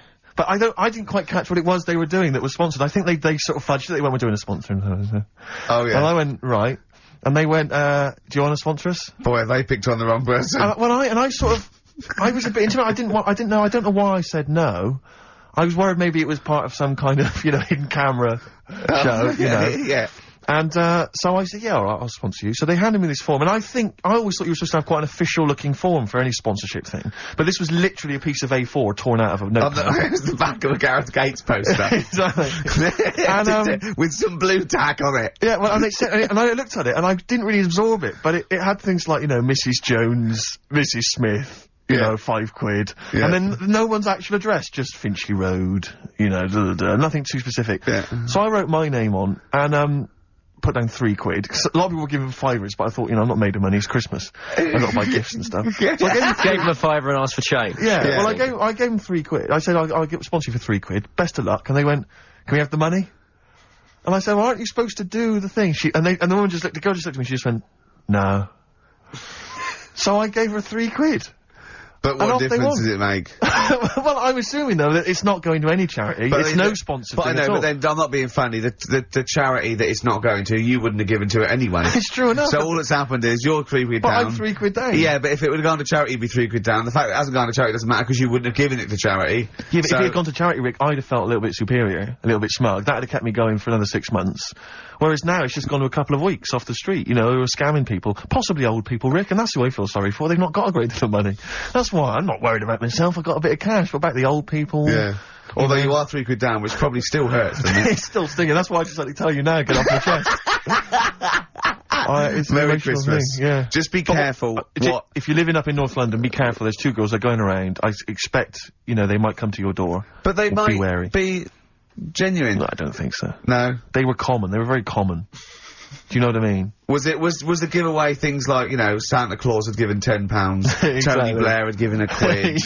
Yeah, I know what you mean. Yeah, I think you were conned, mate. Yeah. Right. Won't Get Fooled Again by The Who. Ian, I'm going to ask your expert opinion. Is that not one of the greatest rock songs of all time? Yeah, if you'd have played the proper version of it. I know, but it's 6.5 minutes, and we usually do, but we just thought, it's Christmas, people want to, hit me more Jonah Louie. Yeah, but we could have played like the full 8 minutes rather than making the show sound like strolling round your local Asda with the Christmas songs with a little bit more racism. That to me sounds like fighting talk. You want a rock challenge, Canfield. You can't handle the truth. I'm gonna rock this out the last 40 minutes. Can we put Keith Moon in the monologue? I was gonna ask you. He's my favourite drummer of all time. Will you go along with that? Yeah, absolutely. So we got Lemmy and Keith Moon. Yeah. Are we making up a kind of super rock band here? We could do. We could make up a super rock band. That's far too passé. Just call it the Monolith of Rock. It sounds more stupid. Okay. So we got Lemmy and Moon. Yeah. We need 3 more. So we need two No, we more need two pillars of more rock, on the and then over- one to stand astride it, like the metal angel of death. Now, Ian, you've hung out with some of the big rock names, haven't you? Yeah. No, I'm not going anywhere with this. I'm intrigued. Tell me some of the people you've hung out with. You've hung out with Maiden, have you? I've hung out You with love Maiden. Maiden, don't you? I've been flying with Bruce Dickinson. Yeah. And have you? I mean, It only took us 3 attempts to land at Gatwick a few weeks ago. but I don't know much about you, Ian. Are you someone who lives the rock and roll excess lifestyle? Are you kind of drink and drugs? Is that your thing? I like to be kind of, on the edge, having a look at what's going on inside. Right. I don't quite know what that means. Well, yeah, It's the way they talk, Steve. Well, I mean, because I mean, some of those rockers, they're hard-living boys. Can you keep up with them? Do you up till 4 in the morning? Oh, 4 in the morning? Yeah. 4 in which morning? Hey, Daddy-o, man. We're going out about 4 in the morning. Karl reckons the gays go out late. Yeah. His favourite song is The Killing of Georgie, right? And he went, yeah, but would it have happened if he'd have been, going out a bit earlier? Yeah, well, no, fair point. Yeah. Is that song time specific then? No, but he reckons he probably got, because he was out late. Oh, right, okay. He said there's one that works here, sometimes he doesn't go out till midnight. But, I imagine you a little bit like that little boy in the film Almost Famous, when you're on tour with the rock legends. Do you know what I mean? You're like, the little kid there, maybe the doors are being closed in your face, are they, as they go berserk? Yeah, when I started, but now, I insist I see you as one of theirs. Yeah, access all areas laminate, I mean, I can enter venues now with a big bottle of Jack Daniels, I don't get stopped. Yeah. Really? But seriously, without naming names, obviously, what excess have you seen? Have you witnessed anything? Or have people calmed down now? Are these rockers clean living now? Depends who you're talking about. Sure. Yeah. Is there anything going on like the days of, Ozzy and Motley Crue? I haven't seen, I haven't seen any red snappers, like with Jimmy Page. Do you know that story of mine? I can't talk about it then, forget about that, yeah. Oh, is it disgusting? Yeah, well, yeah. But is it worse than talking about B-days and Ricky's farts? Kind of. Right, okay. Yeah. Yeah, I know. You wouldn't want the instruction manual as to what happened with the red snapper, like you do with the P-days. Sure. God. But don't, as I say, don't name names. Obviously, there's a sort of client, doctor confidentiality or whatever that you... Yeah, well, I saw... We know there's no one listening. Yeah. It won't go further than this studio. I saw a member of a very big band play the Astoria recently, and they turned up at the Astoria about 15 minutes before they were going on stage, right? And someone said to them, "Is it good to be playing the Astoria?" To which he turned around and went, "Oh right, are we in London?" Really? Oh dear. And this person then managed It wasn't Daniel O'Donnell, was it? I can only think of the Libertines. No, it's not a very big, huge band, is it? No. Bigger than that. Okay. Yeah. Okay. What other rock and roll excess do you want? Oh, I was told once that if you stay up for 2 days, the best thing to do is eat some yogurt. This is just like we're going to having tips now. Sure. Yeah, So if that's apparently the best thing at the end of the excess, you need some yogurt. So always keep some in the fridge. Yeah. And chopsticks are no good. No, yeah, so don't, whatever you do, don't go on a bender in China, because otherwise you'll be screwed, right? No, there's no benders in China. Oh, there are. There's about 100 million. Yeah. Another tune that I enjoyed this year, Rick. I don't know what your thoughts are on it. I'm fascinated to find out. Loving it. Jay-Z and Farrell and Frontin. What do you think, Canfield? Darkness #1? Yeah, well, they cheated, didn't they? Because they went and did their signing at HMV yesterday, so they could get in like an hour of extra sales. Why is that cheating, though? Well, I don't know. Well, I suppose Gary Jules could have turned up at Virgin down the road, couldn't he? And yeah. Okay, well, then in that case, they're going... deserves to be sort of #1, because at least it's potentially a sort of evergreen, sort of Slade type classic, and they are the biggest sort of band around at the moment. Canfield, what are your thoughts? You love rock. What do you make of the Darkness? It's alright, they've been around for a while now. Sure. Another year, maybe. But they're all the ingredients of everything you like, I imagine. They've got a bit of glam, they've got a bit of Queen, they've got a bit of AC/DC. It's all in there. You've got a bit of Bruce Forsyth. You know what I mean? He's funny. They're a good fun band, aren't they? Yeah, they're all I mean, right. they're essentially just too close to novelty. But then, so was Slade, in a way. Slade have only got this credibility resurgence in retrospect. At the time, they were a pop band that essentially were for teenagers and thugs. I'm not sure Canfield's going to be championing Slade, though, up there in the same way that he champions the Maiden. But you got to appreciate what Hold has done, surely. Yeah, I appreciate what Hold has done. But they only became cool, didn't they, when Oasis covered them? Yeah. I mean, I genuinely always liked Slade, and I've still got a soft spot for him. But, the Darkness, we'll have to wait and see. At least the Darkness one is irresponsible for the kids of today, though, because the amount of spelling mistakes that Slade were responsible for at school in the 70s must be atrocious. Putting the Z's in. Rubbish. Ian, I'm gonna have to ask you for our third pillar of rock before the ad break. Right, well, we need, who have we got? So we've got Lemmy and Moon. Right, okay. I think we need to put in, we need a guitarist in there. We should maybe put in Keith Richards. I'm a little bit worried about the health scare, because the kind of air pollution around any venue that this band might play, with, like, Lemmy and Keith Richards there, you know. See, I'm surprised at Keith Richards, because I would have thought it was heavy enough for you, but the Stones have done enough to get in the annals of rock. Yeah. Okay, let's play some ads. Quick question. Do you actually speak like this, Ian? What? This is your real voice. This is your real voice, yeah. Yeah. Do your daytime sort of voice, the X-list voice. Say it's fast. It's just coming up to 2 on XFM 104.9. After the break, we've got Feeder. Say that. It's just coming up to 2 on XFM 104.9. These are the ads. Trouble with that song is, don't know about it. It could sound like he's saying something to do with bell ends. Well, yeah. What? Heaven forbid. What? You think he meant that? Did he? Probably. No. That's the Darkness on XFM 104.9. Bell end. Yeah. What other rude words are there? Cock. Yeah, that is rude. Yeah. Especially at Christmas. Especially at Christmas, yeah. It's a time for families. I know. Now listen. Time for family. Now, Ian. Yes. Who is your fourth? We need a lead singer in this mega group, the monolith of rock. Who we got? Lemmy, Keith Richards. We've got Keith Richards on guitar. We've got Lemmy on bass. Yeah. We've got Keith Moon on skins. Right. Some terminology coming out there. Yeah. Who's doing the Vox? Who's given Golden Tonsils Award? Robert Plant. He's gone for Plant. He's gone for Plant. A lot of trad names there. There is the group. The lineup is Moon, Lemmy, Richard, Plant. Okay. Now, our competition, Steve.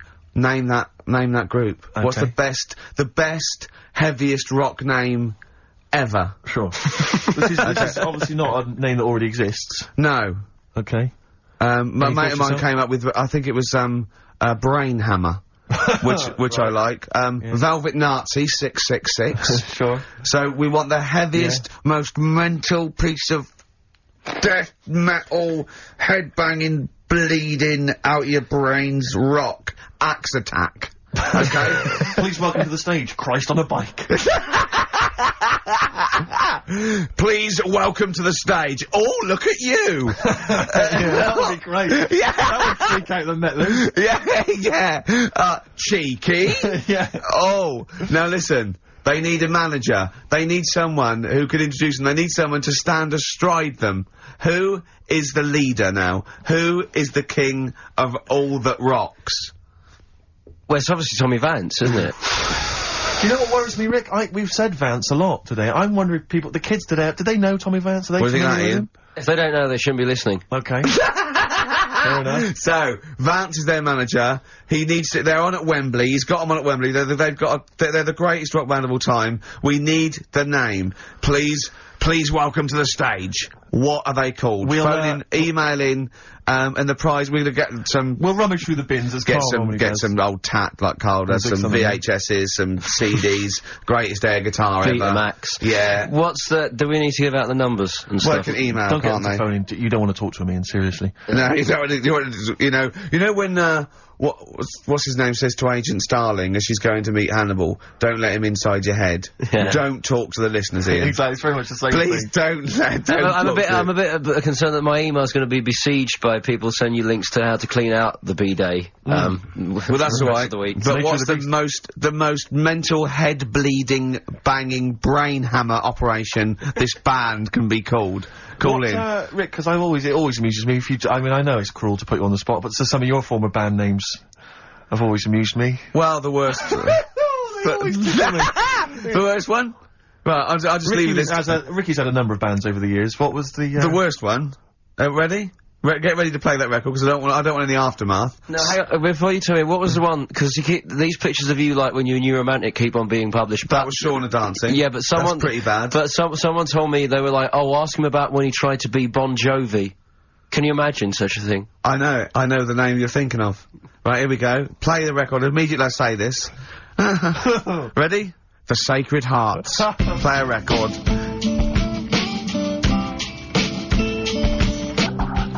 Blair on XFM 104.9. I forget the name of that track, but it's good. Good song. Thanks very much. Oh, good song. Yeah. Oh, right. I just thought you were complimenting giving his opinion. Right, go on. The what? Are we still on the air? Yeah. What are we doing? Merry Christmas. We got someone on the line. Oh, right. He's here. Who's that? Ricky. Yeah, go on. It's Jonathan, how are you? Good. It's only TV's Jonathan Ross. Ross, turn your radio down, you idiot. I'm here. I like to, I haven't got the radio on. What are you talking about? We can hear the feedback. Well, I haven't got it. It's not my fault. It's your incompetent radio station. And also, didn't you hear we said don't call in, we don't want to speak to the listeners? I'm not a listener. I'm a visitor to your shores. I'm special. You know that full well. I know you're special. Right. Yeah, exactly. What, you got a name for the band? Yeah, you ready? Yeah. Blump. B-L-U-M-P. I tell you for what, you can't have a normal word. If it's the monolith band of all time, if it's the you can't have a regular word. It doesn't make sense. How can you have a regular word? All these ideas you've come up with are rubbish. You need a word which only stands for that one thing. No one's heard it before. No one will use it again. Blump. I can't help but feel that that's a more appropriate name for maybe one of Ricky's bands. I love seeing that picture of him in that band. You see it everywhere these days. He was like a girl. He was like a little girl in a suit. It's like a little dyke at a wedding. What was that? That's got to be the kettle calling the pot black, surely. I've always got nothing but 100% heterosexual. We're not sure about. There's not anything wrong with it, I know that, but look at you. I actually had to get that in. There's not anything wrong with it. I'm Jonathan Ross. Oh, dear. I was thinking the other day, right? Yeah. At the Comedy Awards. Yes, sir. You didn't have to say some awful things about poor celebrities. Poor has-been celebrities with coke addictions and fat lips and faces that where surgery's gone wrong and everything.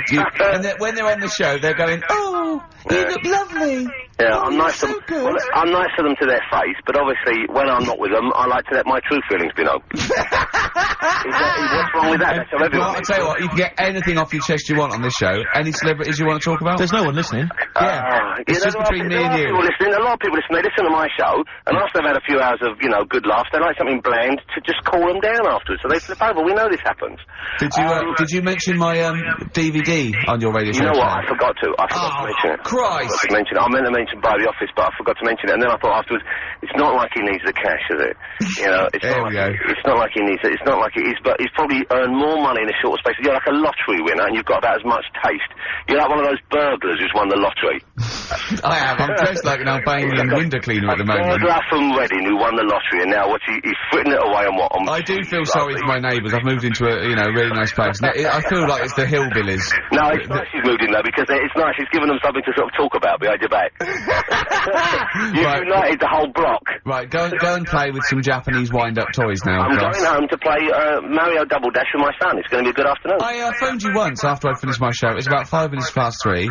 Yeah. And I don't mind if you said, how you doing? You went, it's brilliant. You said, this is what you said.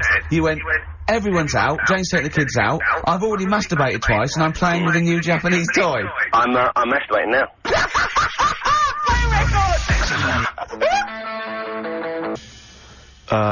Kings of Leon, Wasted Time on XFM 104.9. Sorry, I was sidetracked there by just some of the band names. And now listen, I want to put in 2 of my own. I want to win that pile of tat out there, right? I've got 2 names here, okay? We should just remind people in case they've just tuned in. Oh yeah, Ian Canfield has chosen his mega band of all time. He's got Keith Moon on drums, he's got Lemmy on bass, he's got Keith Richard on guitar, he's got, who have you got singing? Robert Plant. Robert Plant. And their manager is Vance. But he needs to announce them at Wembley Arena. They're already sold out. They're at #1 in the album charts. They're the greatest rock band of all time. And I've got 2 suggestions. Okay. What about this? Please welcome to the stage. Tungsten lung hemorrhage. Yeah, good. Yeah? Please welcome to the stage. God Dildo. God Dildo, interesting. Nice juxtaposition there of God, the Almighty Creator, and a dildo. Nice use of some contrasting imagery there. Yeah. Powerful and topical. Tungsten lung hemorrhage. Yeah. We've had a couple also on the email. People didn't really include their names, but who cares? Please welcome to the stage, Balls of Steel. Balls of Steel, yeah. And we've had like Brain Hammer. Yeah. Brain Hammer's good. I Lots like of Brain Hammer. brain-related stuff. Quite liking the idea of tumour fish. Tumour fish, I like. Tumour fish is very good. I like tumour fish. I just wonder if there's one more contender. I don't know who this was, Ian, that phoned in with it, but possibly it's topical. Deathly Hem. Yeah. Deathly Hem. It's brilliant. Oh, it's Deathly Hem. Please welcome to the stage, Deathly Hem. It's Deathly Hem. Who's that? We've got to give it to I don't know who that was. Oh, well, if you came up with Deathly Hem, email again. Deathly Hem. It's the greatest name for the greatest rock band of all time. Will you please welcome to the stage, Deathly Hem. It's Golden Tonsils. Isn't it? I went to, I was going to go see him once at the Camden Underworld about a year ago, and they had this sign up, right, saying that Graham Bonnet, who sang that song, had cancelled, right, and it said, God willing, he'll be performing tomorrow. And just in case you thought he'd cancelled because maybe no one bought any tickets, the doctor's certificate was beneath the cancellation sign. Brilliant. Well, we've sung that a couple of times drunk, haven't we, Ian? Oh, but at the top of our voice. We have done it. It is the best ever. Yeah, it is. Ben has won whatever you're giving away. Yeah, Ben a big came pile up with of Deathly crap that Hem. we fight. Yeah, Deathly Hem. Yeah. I mean, if you are in a rock band and you're looking for a name and you think you deserve that name, then, you know, write to us. We want to know that you're really heavy, and Ian Canfield would officially hand over the deeds of the name Bethlehem.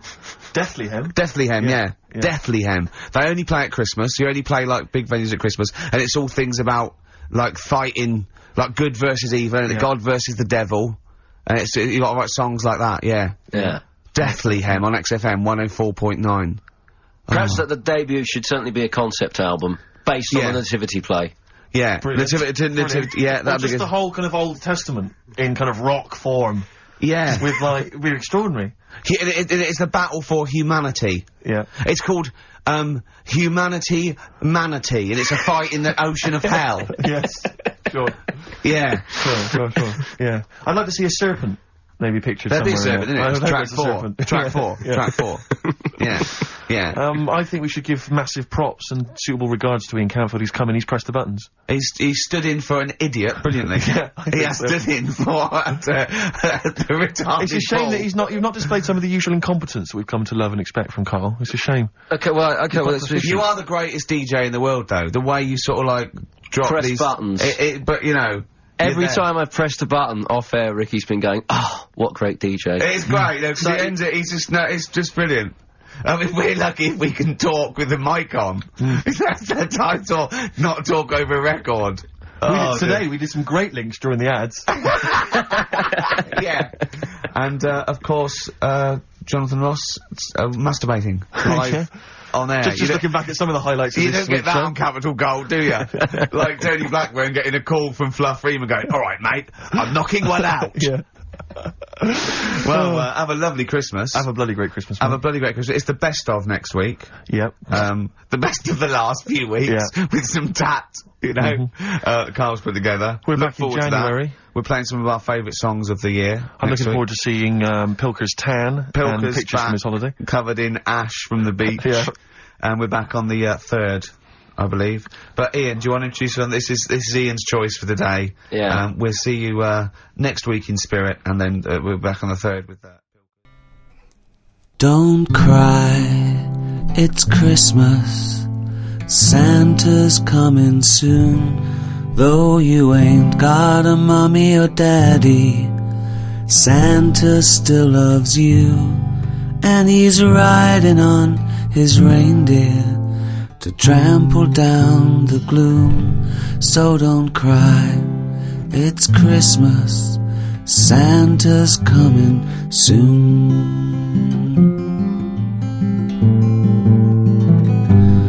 Don't cry, it's Christmas. Santa's feeling kind, though you know you'll never see him. He's not just in your mind, And it's not that he's invisible, it's because you're going blind. So don't cry, it's Christmas, Santa's feeling kind.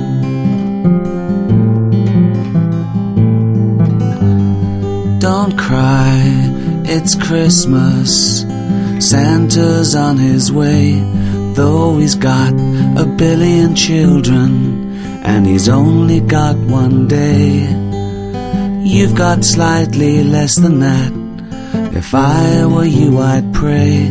But don't cry, it's Christmas, and it sounds a little gay. Oh, isn't that be quite moving for everyone?